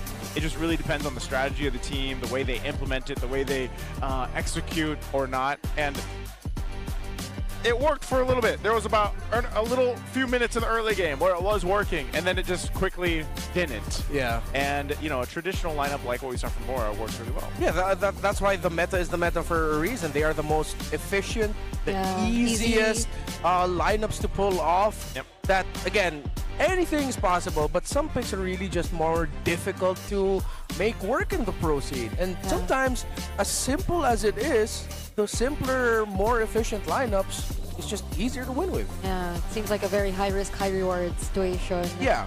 For teams who especially are still struggling to somehow get their footing, and it's, I guess, an expensive decision at times because they're going up against Aurora, defending champions of the world, but we saw the vision, and I'm okay with seeing more of that. Hopefully we do, but first let's take a look at this. Battle trips, what do you guys got for us? It's the Auroras shining bright para sa ating Game 1 ng ating Match 3. Pero syempre dahil Superfan Saturday, we are putting a spotlight sa ating MPL Battle Trips. Hello guys! Kumusta?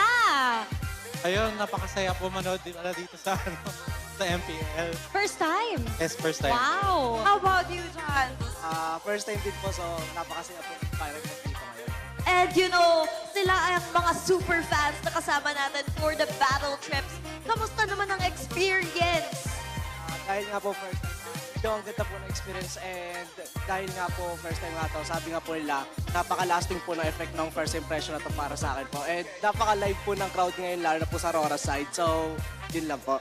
Super fan ng RORA. And I wanna ask, Jan, ano yung mga highlight ng experience mo sa battle trips? Pwede ko po masabi yung highlight ko po ngayon is yung kanina pong mga community managers po. Medyo malaking insight po yung mga nasabi nila sa akin dahil nga po as a student leader nga po nung campus namin sa Batangas State. So malaking tulong po yun na paano nagbibigay po sila ng idea kung paano po mag-build ng community. Not only as a group po para magsabi na parang ML players po kami, but it builds parang closeness po sa amin and camaraderie po. So yun. Very insightful ng kanyang experience dito, no? So, sa mga hindi nakakaalam, ang MPL Battle Trips, meron silang nagaganap na workshop before our broadcast starts. Pero sa'yo naman, Tigs, sino ba ang team na sinusuportahan mo ngayon? Ako, sinusuportahan ko po talaga Aurora. Aurora! Magingay naman ang Auroras dyan! Tigs, bakit Tigs ang pangalan mo? So, yes, CH Tigs po, pero Joshua Tig na po mo. Oh, okay.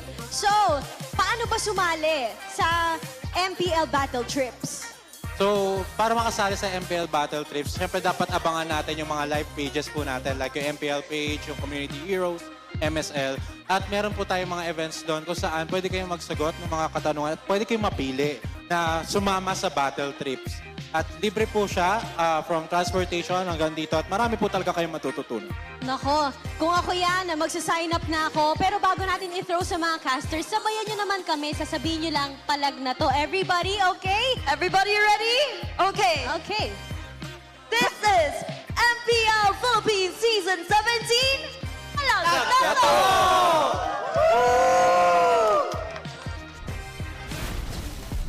Yun, ating mga estudyante mula sa Battle Trips. Nagbabalik tayo dito sa ating panel. Muli uming kasama dito si Hans Midnight and our English panel na si Nice Subrig and Renmar.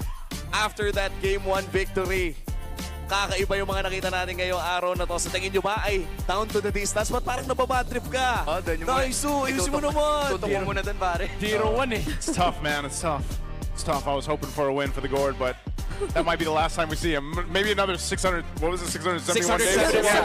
671. Oh, yes, you ended up saying Ganun siya ka-down, bro. Hey, so, just so you guys know the context, when the gourd was picked, it looked like a guy just celebrating the announcement of the birth of his first son. That's what everyone was dapping up Naisu. It was like, hey, yo, your gourd finally got picked. It's going nuts. Man, he was laying down some gourd analysis. I have to put context. Yeah, okay. Former global #1. Hey! I'm sorry. Exactly, yeah. Because some people don't understand why I play Gord. Okay. Yeah, former top global Gord. And then even he was the one saying, it's like, the Harley Gord combo, bro. Yeah. It's this Genius good. One, this bro. bad. Genius One, bro. He Yeah, was bro. pointing that out. So how was he after the game? Devastated. Devastated. 671 days. Yeah, it's not nice anymore. That was bad, too. Glue got a victory. Fanny got a victory. Benedetta got a victory. Gord. Hey. You can't say the same. I'm sorry, brother. Glue, Ben, and Fanny. Let's go. But it is what it is, and goodbye. I feel like we will be saying goodbye at this point. Goodbye, Gord. See you next time. See you later. Get out of here. Okay. Back to the Dark Continent. All right, that's fine. Well, I didn't realize that. So wait, who would your guys' here? Yours would be a Kai. Oh yeah, what's your pick? Brigida is. Before I thought it was Savior, but apparently that's changed. Is it Julian? It now? used to Wait, be... before you answer, chat. What do you think Brigida's main hero is? Okay, let's keep it there. All right, Yeah. leave it there for a bit. Yeah. Type. Okay, 3, 2, 1. Okay. It used to be 1-1. Used to be. Yeah. I don't know what it is now because I play Rome. How? Okay, you play Rome now. So how about now? Who's your hero? If you could pick, It's- your go-to. It's more gut thought. Oh. That is not what I expected. Yeah, why? Why? What No. were you Wait. Words of Steel. Let me change it. Okay. It's Hylos now. I see. That's more expected. Hey. Yeah. But I. What's he trying to say? I don't No, know. when you're playing with our friends from Liquid, do they just tell you, say, hey, JP plays and play the high low? Yeah. Oh, exactly. That's how it See? goes. See, that's insider info for the chat right there. By the way, when you say Hylos, I think rock hard. So let's jump into the draft for game 2. I'm not gonna know. Hold it in, Renmar. I know what you're thinking. I don't. Yeah, just leave it there. All Okay, right. let's just... Expanding Rivers for game 2. If you know, you know. Analysis. Big ups. All right. So wow, RORA, despite everything that happened in game 1, are still respecting the Lansu Phovius pickup. It just goes to show the impact that, again, it was acknowledged in the keys to victory. You want Lansu to play those heroes that are high cortisol, a lot of things that putting you through stress. So now TWIS must take away the juice it, meaning that there's a Valentina, Kimmy, Farsa option for you. Lately though, it's been more Valentina or Kimmy because they're still open to play through tanky fighter jungler if ever, and if ever that's a Fredrin Kimmy, then TWIS might need to answer that. Grok is still open, Valen still open. They'll go Valen first. If that's a Valen Grok for the side of Aurora, this is going to be a tough game for Twisted. Yeah, even without seeing what they're going to pick, just by knowing that life on his hands on the Grok. And he has the Valentina. So almost, do you think they just have to take it? Like, just Twisted Minds take it here? The thing is, they're also just going to end up giving... What the heck? What was happening on the other side? What would be the broadcast and just you shout the Yue all at the same time? Yeah. What are we shouting Yue for? Because he got the Valentina? Maybe. That's gonna be his hero, right? Okay. Sometimes I'm always lost in translation over here. There we go. Okay. Kaloi's going to get a signature pick, and then they get the Harley as well. Oh, it's actually undefeated, this Kaleo. So let's see if they can keep that up. Uh, So is it, are they gonna rock with Grok? You're on a different level today, Renmar. I am casting all games this weekend. Big ups. Big ups. Just give this to me, please. By tomorrow, I might be back to normal. I don't know. Maybe this is my more normal. Just make it a Grok right now. Grok or high loss, it's okay. Actually, yeah, Grok or high loss along with the Fredrin Valentina. Oh, but the Guinevere's... Oh, no, they're gonna pick Guinevere. It's already has a demon kite. Yeah. Oh, they're not gonna rock with the Grok. Yeah, exactly what I said, Harith. Okay. Pretty close. Those were the words that came out of my mouth. Harith. They could still technically get the Grok, though. Yeah, I think... Later on, I think it's because Aurora understands that they have so many options. There's only so much Twisted Minds can take. They can only ban 2. They already picked up their roamer. Yep. That Aurora didn't need to worry about it, so they just locked into the signature Doming kite pick. Okay, does Owl pick up his hero here, though? You already know the matchup, what the matchup is gonna be. Oh! YSS? He does, but it's a YSS. I did not. Yeah. Huh. I didn't expect that. YSS gold against the Harith gold. I thought they might even consider picking up the CC gold instead and then end up going for something like a Kimi in the mid, because even Twisted Minds can actually pick up the Kimi, pair that up with the Kalea. But no, they go for the more, I think, modern version of that, which is just putting the YSS in the gold lane. Yeah, but we're so used to seeing the Yisun Shin gold paired up with the likes of a Fredrin. Yep. And now it's paired up with a Harley jungle. Yeah. So I wonder what they're expecting to put in the EXP. Oh, wow. So RORA are still considering the Twisted will still pick up the Kimi. Yeah. So they still ban it out. They deny the... Oh, it still could have been a double marksman-ish lineup. Ban out the Grok, I guess. Yeah, might as well. They already went with the Hylos. Yeah, and then just give the Gacha maybe, or they'll ban the Gacha. Nah, I don't want the Grok. the Light is too good with it. Twisted might need to respect Light's Grok. That has to be the only ban left, I feel like, because you just threaten yourself here. Because even if they don't, then Light gets the Grok. You have a Valentina to go ahead and take the Tsunami Slam if you want it. And, they don't. They go with the Lapu Lapu. If it's not the Grok, what else could Light end up playing here then? Gatot. Oh yeah, got the Gatot or the Cho if it's gonna go back to Cho versus Kalea again.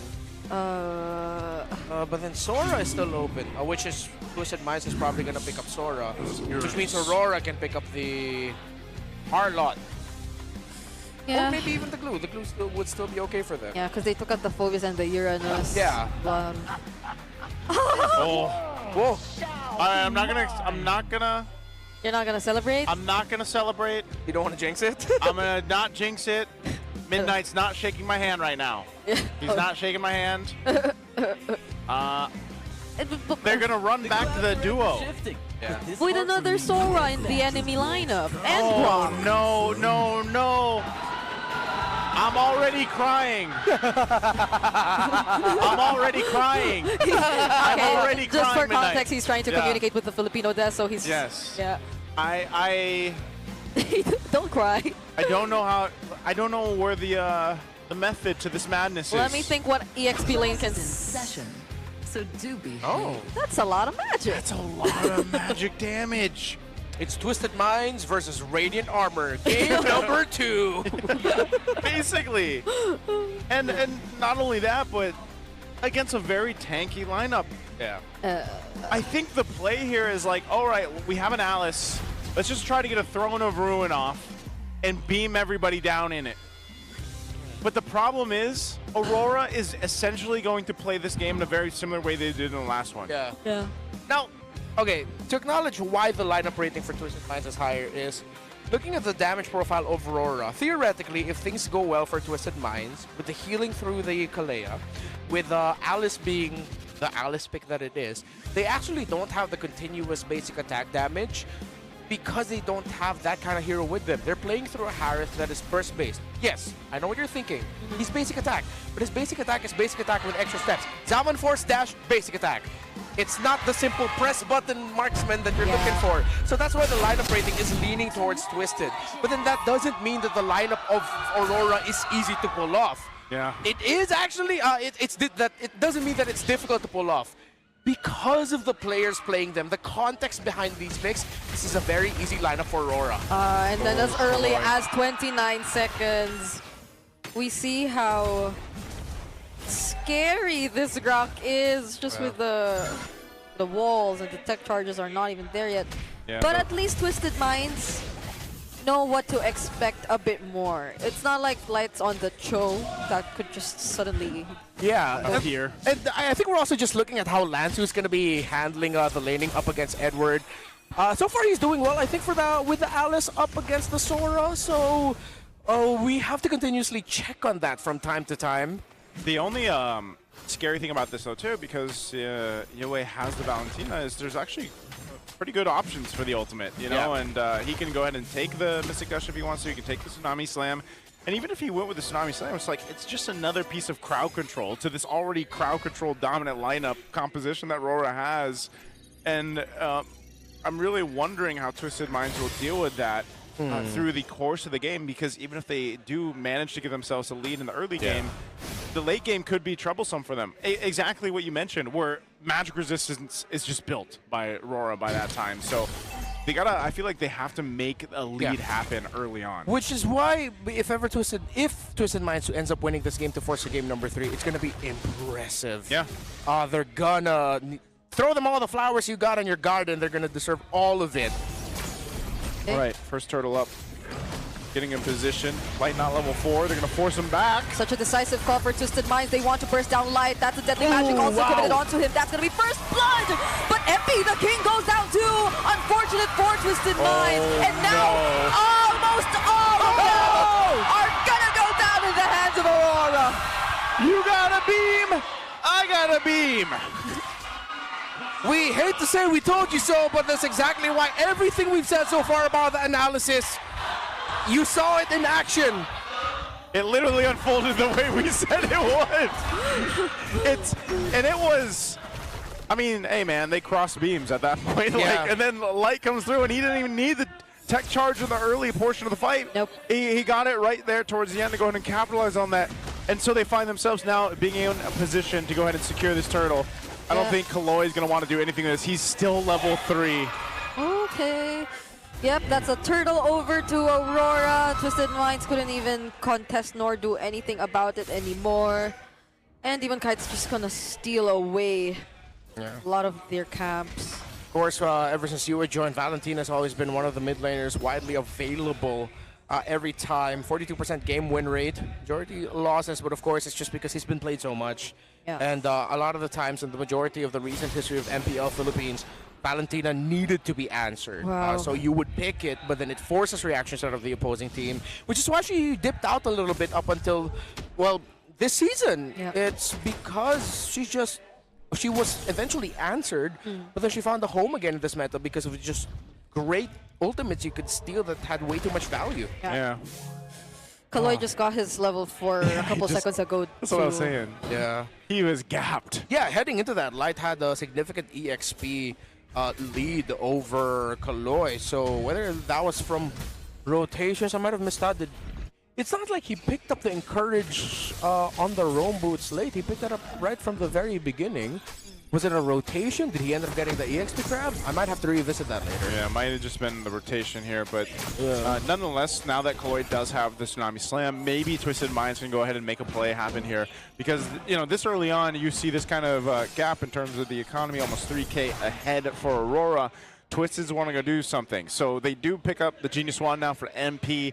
This is usually the signal for the Harley to start to make some moves.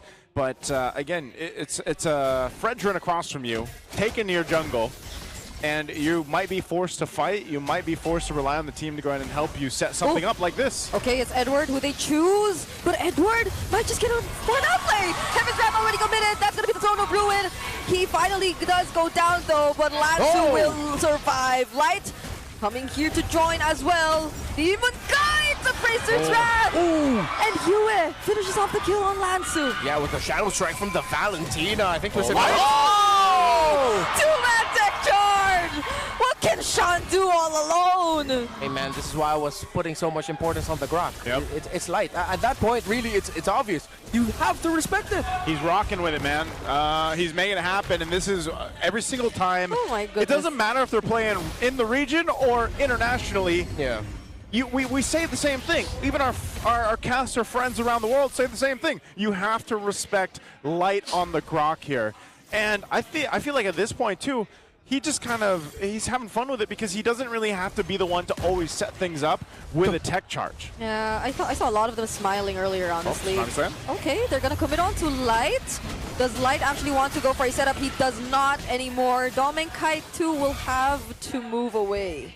Sorry about that, Light. Yeah, it's one of those moments, yeah, we just cursed him. Twisted Minds finally, all right, respect? You want respect? All right, here's your respect. I think Light, it's one of those head scratch moments like, oh. Oh yeah, sorry guys, I didn't expect that. Yeah, funny because he has a Radiant Armor too, right? Yeah. But they still did commit quite a bit to kill him. Edward. Edward, it's gonna be tough for him to get out of that. Okay, we're getting some outplays from Twisted Minds here. RORA getting a little bit too overzealous. Making some mistakes. Yeah, making some mistakes. So slowly Twisted Minds are getting back into this, but they're still losing a lot of control of the map. Owl is still trying to catch up with Farm. It's still a 4,000 gold lead for RORA, but hey, if you give Twisted Minds an opening, they're not going to hesitate to just jump. Yeah, good maneuvers from Twisted Minds here. Let's see if they can actually contest the turtle when it comes up in about 38. And at this point, too, what this has allowed for their Golden Kite, for Dome and Kite, for the gold laner, is to farm up. I mean, look at this. He is nearly 1,000 gold right now ahead of Owl. So he's already got the Feather of Heaven. He's working on his next. He does just pick up the Starlamp Scythe. So now he's got that, and you can expect Dome and Kite to join these fights if he wants to. Sean's going to pick up an earlier Sky Piercer this time around, so a bit different this time. Went Glowing Wand and then Sky Piercer this time. Yeah. 3.5. Oh, I thought I'd be able to see the items up on the big screen here in the arena, but... oh, wait, that was a flicker. That's a whiff! Yup, Kaloy did not want that to happen! Light once again on the ground, followed up by Edward, and now it's Dom and Kite using the 7 Force as well. Only Owl will live, but maybe not even unless... it's a triple for Edward! Edward got the Sora, Light got the Grog. The link up was clean, and Twisted get punished. 4-man knockup, man. Under the turret.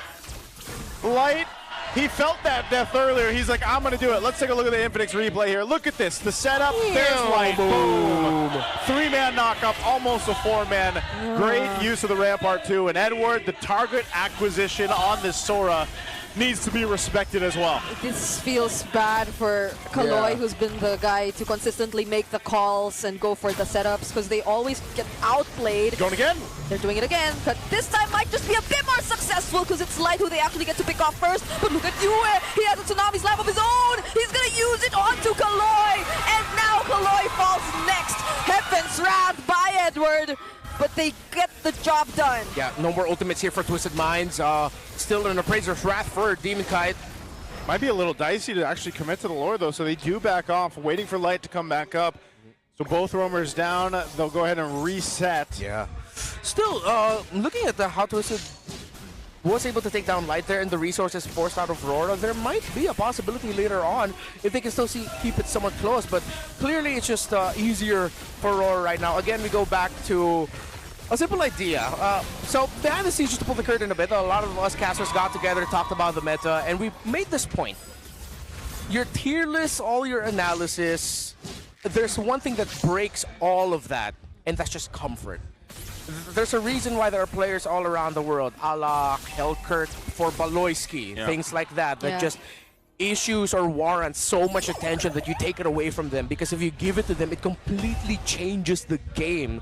If Twisted Mind wants to make this lineup work, it's surprising to me why they would give Sora and Grok. At least take one of them. As a picture, at least maybe. Just pick one of them, but like giving both when your lineup wants a little bit of ease when it comes to being able to freely hit from the back, a Sean being able to use the Mystic Gush without having to flicker away to reduce the damage that he's taken. It seems like the Twisted Minds lineup with those back-to-back Gord picks, they decided to go the hardest way possible to make it work. Yeah, that's a Holy Shield going down. Oh, it doesn't. It doesn't go down, it gets popped. They tried to use the Rampart to delay the Lord from getting there so he didn't get hit by the... nice view. Yeah, he did get hit by the shields. Little view there, but... Oh, wait, no. He does that all the time. I like but the view. Twisted Minds actually actually punish it this time. They do, but Edward too Turret's still finds up. a setup of his own, but the turret's still up. RORA do not want this, but yet Lansu still gets taken out. Hello, turret. Hello, light. All part of the plan. Scratch head. I'm pretty sure Light and Aurora did not want that to go the way that it did. Why is it every time we, try to make a good point about a player, it's just something bad happens? Earlier with the triple knockup, he's like, let me do it again. He just doesn't hit anything. No, but he does that all the time, right? That fake tech The fake, charge, yeah. but that didn't look fake. It looked like he actually wanted to go for a play. Unfortunately, it didn't happen for Aurora. That wasn't it, fam. Yeah, That wasn't it, fam. They're still in the lead. They still have control on the map. Twisted, though, trying to fight for what they can to keep themselves from getting swept here. Now, we're still 40 seconds away from that Lord to come up. But I don't know, maybe on these missed plays that Aurora is making or these attempts that they're trying to make, it gives somehow, some way enough time for Twisted to catch up here. I'm wondering, too, when we'll see Owl be able to go ahead and activate on this YSS. Yeah. He's had time to kind of farm up here. He's relatively been down 1,000 gold against Dome and Kite, but it's more so of them finding that set potential around Kaloi to actually make something work. And it's all a numbers game for them. If they can get a numbers advantage in their favor, then this lineup for Twisted could end up winning a team fight. Oh, nope. Okay, that's going to be Lansu. They're not even using all of their resources just yet, but he's brought down to less than half HP. Yeah, there was no ultimates at all. That was just the energy eruption, the swing. Yeah. Poke him down. Lord's up, though. Roar's got control, total control of this side of the map. Man, I think Twisted just has to wait. Yeah, you wouldn't even want to call MP and tell him, hey, can you try to steal this? It would be way too risky. Easy take for Aurora. And let's see if they'll be able to end it with this upcoming push. Twisted has been, on average, down 5,000 gold for majority of this game. Yeah, there has not been really a moment for Twisted. Yeah, because even if you want, because it's mostly just going to be Lansu at this point tanking everything. Whenever Kaloi goes in, they're not able to get that much value out of it. You don't want to use it on light. Maybe not Yue, since he still has the Purify. Yeah, really tough here for Twisted. Even on this base defense, again, they're relying on their clear speed to stay in this game. Even down this much, 8,000. Lord making his way down mid. It's going to go ahead and charge it and take out this base turret. So we'll see. Again, the Mystic Gush is crucial for defending this. They're going to lose both turrets very quickly here. Does RORA look to end the game here? There's a flicker from Light, but they might want to work on all the base turrets first. Not going to force a team fight right under the base just yet. Well, that'd be magic views, but it's just on Nomenkai. He doesn't really feel anything. Yeah. They're just going to go for the base turret, clear out all the base turrets of Twisted Minds right now. And I don't know, they don't have to force a fight, but keep an eye on Light just in case he decides to. Oh, the taunt on Lansu and the Terrify! He doesn't get to actually teleport away, but then Demon Kite gets traded out. MP the King 2, Space Escape actually still gets to return to the fountain. Why still holding on to it? Oh, there you go! Never mind! That's the setup from Light and Edward coming in at the same time. Aurora have this in the bag. A shutdown from Doming Kite and another on Kaloi as they sweep Twisted Minds. Get as fancy and creative as you want with your compositions and lineups. The terrifying reality of the fundamentals of the reigning champions of the world trumps the twisted ideas you have. Put respect on Light's Grok. Oh my. I don't know how that slipped through the draft, man, but you saw it time and time again. Just when you thought, oh man, he's holding on to that tech charge a long time there. Boom, here it comes. And I'll tell you what, Aurora, again, there's a reason why they are the world champions currently. Very clean game 1 and 2. Yeah. Yeah. That was a flicker bow from Twisted Minds. Yeah. Yep. They, I don't know, maybe just testing things out. And that is back-to-back losses for Gord and Harley. Yeah, that was I feel like that was a harsh limit test for the Harley Gord. If you're giving like a Grok and a Sora. And again, at this point, I'm sorry all if I sound like a broken record, but Valentina! That's it. Yeah. Valentina. Just pick Valentina. Just pick Valen. You're giving up Valen, you're giving up Sora, you're giving up Grok. Yeah, how? For a Gordon Harley. How often do you see the Valen and the Sora together? Usually gets denied one way or another. Yeah.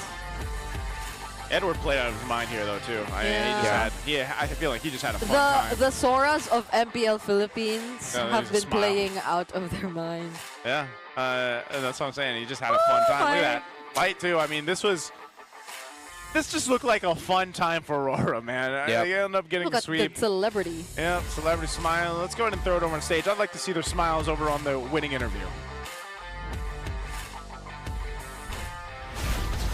And that's how you end a Superfan Saturday. RORA Makinay! 2-0 Odin. Napakagandang performance para sa Aurora Gaming. And now gusto kong kausapin ang ating coaches, Coach Dexter and Coach MTB. Dati yung katrabaho, yung coaching staff ng Twisted Minds na si Coach Pon and si Eson. Gaano ba kahirap mag-prepare sa mga coaches na kilala nyo by heart? Ikaw muna. Ayun, sobrang hirap kasi nag-overthink kami kung ano yung mga gagawin nilang kalokohan. Kasi kilala namin yan, mga cheese strat na gagawin nila. Ganun. So mas mahirap pala isipan para sa inyo, Coach, yung mga ganon. Yes, mas mahirap kasing i-predict yung mga heroes na hindi mo talagang ine-expect. And alam namin na pagdating sa kila Coach Bon, kila Eson, hindi yan lalaban ng normalan. So, in-expect talaga namin na may kakaiba silang ipapakita. And yun nga, nailabas sila yung Gord. And coaches, speaking of kakaiba at kalokohang hindi inaasahan, we have Dark Continent picks. Kanina may lumabas na Gord. Paano kayo nagpre-prepare sa mga ganong unexpected heroes na mamamatch pala sa inyo? Siguro sobrang sanay lang kami kasi yung isa naming member nasa Dark Continent. Kaya alam na siguro nila kung ano yung kailangan gawin. Sasabihin lang ni DK. Oh, ikaw pala yun. Nasa Dark Continent, a.k.a. ang celebrity ng Aurora Gaming. Parang bago yung jersey mo, ah. Maganda yan, ah. Parang may Dark Continent University. Okay. At siya yung principal. Oo nga, no. DK, paano ba yung mga tips mo sa mga nakakaharap sa Dark Continent picks? Lalong-lalo na sa RG. Tips ko, siyempre kapag naglalaro kayo, ang goal nyo ipatalo yung kampe, hindi panalo. Ganun pala yun. Pababa. And you know, earlier kanina nakita natin stellar performance from Sora. Edward, we wanna know, after that performance, ano yung plano nyo? Paano mo nyo i-continue yung momentum from this match?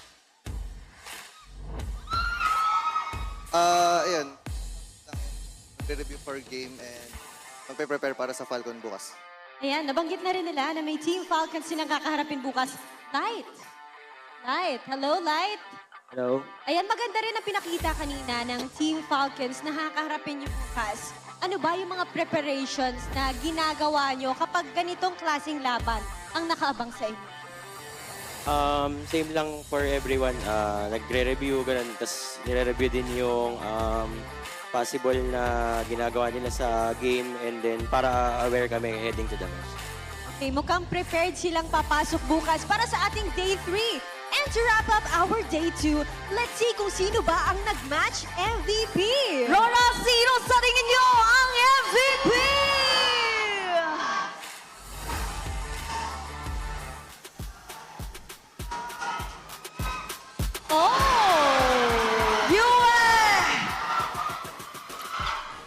Congratulations! And we want to ask, ano ang message mo ngayon sa napakaraming RORA fans?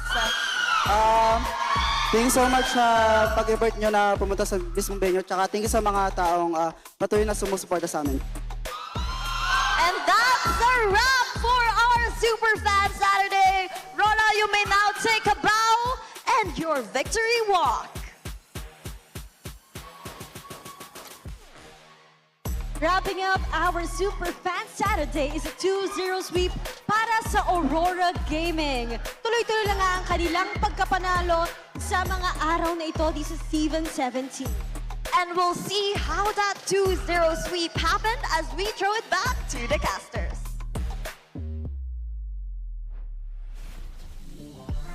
Congratulations to the world champions there, Aurora, for getting the W here. Big ups to them, a sweep, 2-0, Redmar. Do we have a hand sign for big up? Big up. Oh, they didn't see it. You have to show them later. No, there's a reason why. That's an automatic The universe said no. That was just okay. I'll just do my job here. Of course, MVP the game is this Grok. Yeah, no, but I mean it was obvious. Yeah. Again, some of y'all might be thinking, like, oh man, these guys are overglazing light on his Grok. What are they saying? Guys, is that our audience sounds? No, I'm not. There's probably someone who sounds outside the world like that, but like, guys, it was clear as day. Yeah. It was so obvious, the effect. It's so strong. It's his comfort. He has. I don't know why I'm changing my. I was gonna say he has won a world championship with this pick. I like the headline earlier. Light work, baby. Yeah, buddy. Yeah, baby. Light work. That's it. That's the light work. That's the light work right there, man. The Grok, respect it. And you know, I feel like UA had more Mystic Gushes than we got to see from Sean. Yeah.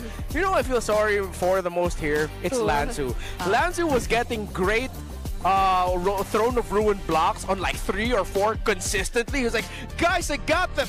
Oh, you're all knocked up and dead. Yeah. It's like over and over again. Lanzu's entry into the fight to block the help that Aurora would want to supplement Light.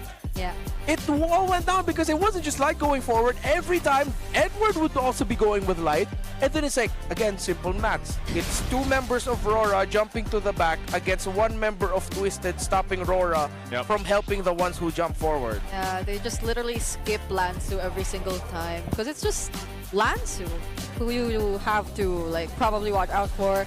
Kaloy, it's sad to think that almost all of the setups he went for actually caused so much more damage to the team rather than them actually or eventually finding a way around or making it an opportunity to catch up even just by a bit, because the goal lead was always again amounting to at least 5k up between Aurora or in favor of Aurora in this entire match, and that I think applied to every single lane, to every single matchup that you could potentially look at. It was tough. I mean, I feel like it's a pretty tough position to be a roamer right now in the current meta, man, because when we see a lot of these games unfold, you see a game like this for Light where he gets the MVP of this game, and we saw him, you know, do so much for the team on this Grok. And then we've seen, like, today alone, so many roams playing the Khalid, for example, or the Kalea that get punished very hard. So I feel like roam is almost one of the more punishable or rewarding roles right now on any of the teams. And we're going to have to take a look and listen exactly how it sounded for Aurora Gaming to get that win here. Let's go ahead and listen to our Infinix mic check.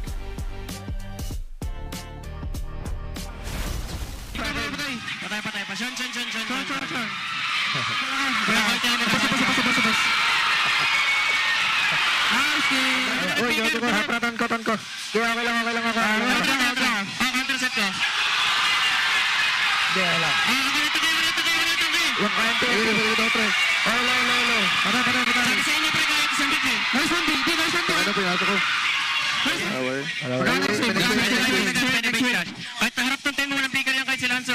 Lanzo pre, Lanzo ng picker yan. Nakap ko Lanzo pre, nakap ko ulit pre. Picker ko. Patay. Binuhata ka. Binuhot si Kite. Walang bravo Kalea. Kalma. Alalay. Nice one. Ina, buhati ka.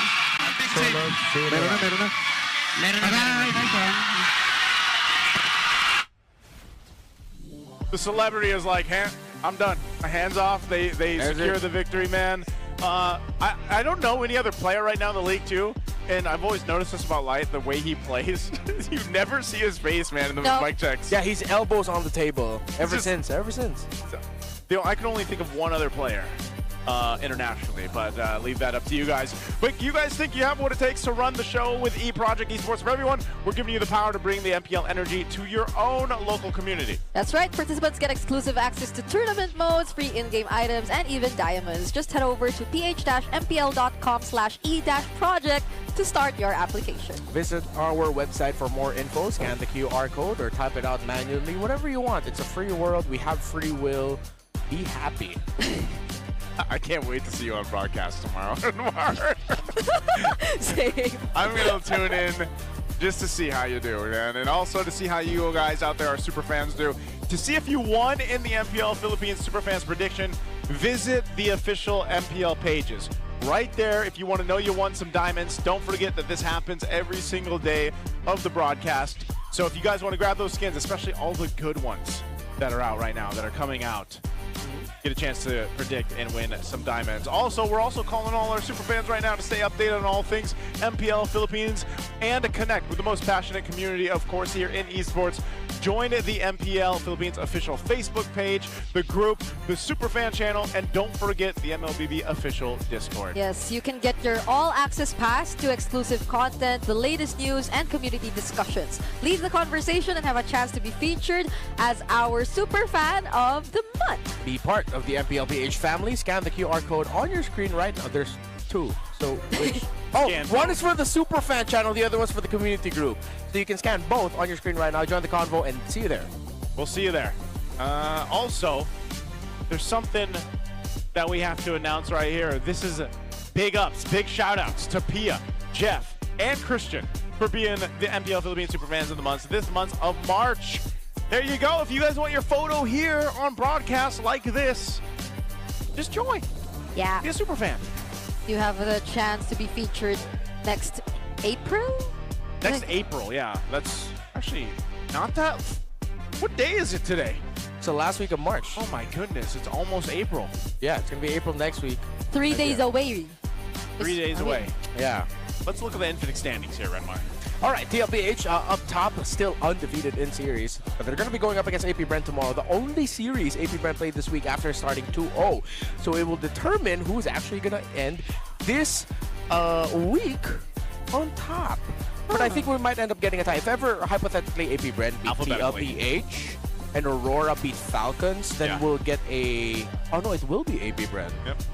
Lording over everyone, which should be an interesting start. But yes, as mentioned earlier, after the Omega win, there are no more winless teams. You didn't have to wait long and only happened in week 2. But here for the Fancy Klaba, the Sonics are still leading the charge alongside the Auroras and Bees. Cavalry, Kabarangay have a 3-way tie for 3rd, while Falcons, Phoenix Army, and the Mines have a 3-way tie for 6th. Yeah, I'm trying to recall who our champion last season was. You were trying to think that yesterday, too. I forgot to check again. I think it's a... Wasn't it the Bees? I was thinking it was the Bees. Yeah, I'm thinking it's the Bees. Oh, yeah, they had a surprise win after the start of the Mines. Everyone thought it was just going to be the Mines, but then nah. It was the Bees that got it. The Bees got it in the Fancy Klaba. We'll see where the standings end up after tomorrow on a final day. That's going to do it for us, man. It's been triple header Super Family Saturday. It's been a great day. I hope you guys also enjoyed all the matches. Again, it's me and Isu, Brigida, Redmar. We'll see you guys back here for MPL Philippines tomorrow. We'll close out the show. What an unbelievable Saturday, ML Superfans! Tatlong intense matchup ang bumuo sa Day 2 at hanggang ngayon, ramdam na ramdam pa rin ang energy dito sa arena. Totoo yan, Thea, no? Alam mo, lalong-lalo na doon sa Clash of Titans, alam mo nga, walang gustong team na mapaiwan, lalo na ngayong week 2. Nabitin pa nga ako eh. Kaya kita-kits bukas para sa last day of our week 2 action. I'm so excited for that at maraming salamat sa lahat ng Superfans. Muli, this is your very own Odin. And I'm Thea. Abangan lahat ng aksyon dito lamang sa tahanan ng pinakamalalakas. Ito, ang MPL Philippines Season 17. Palag na to!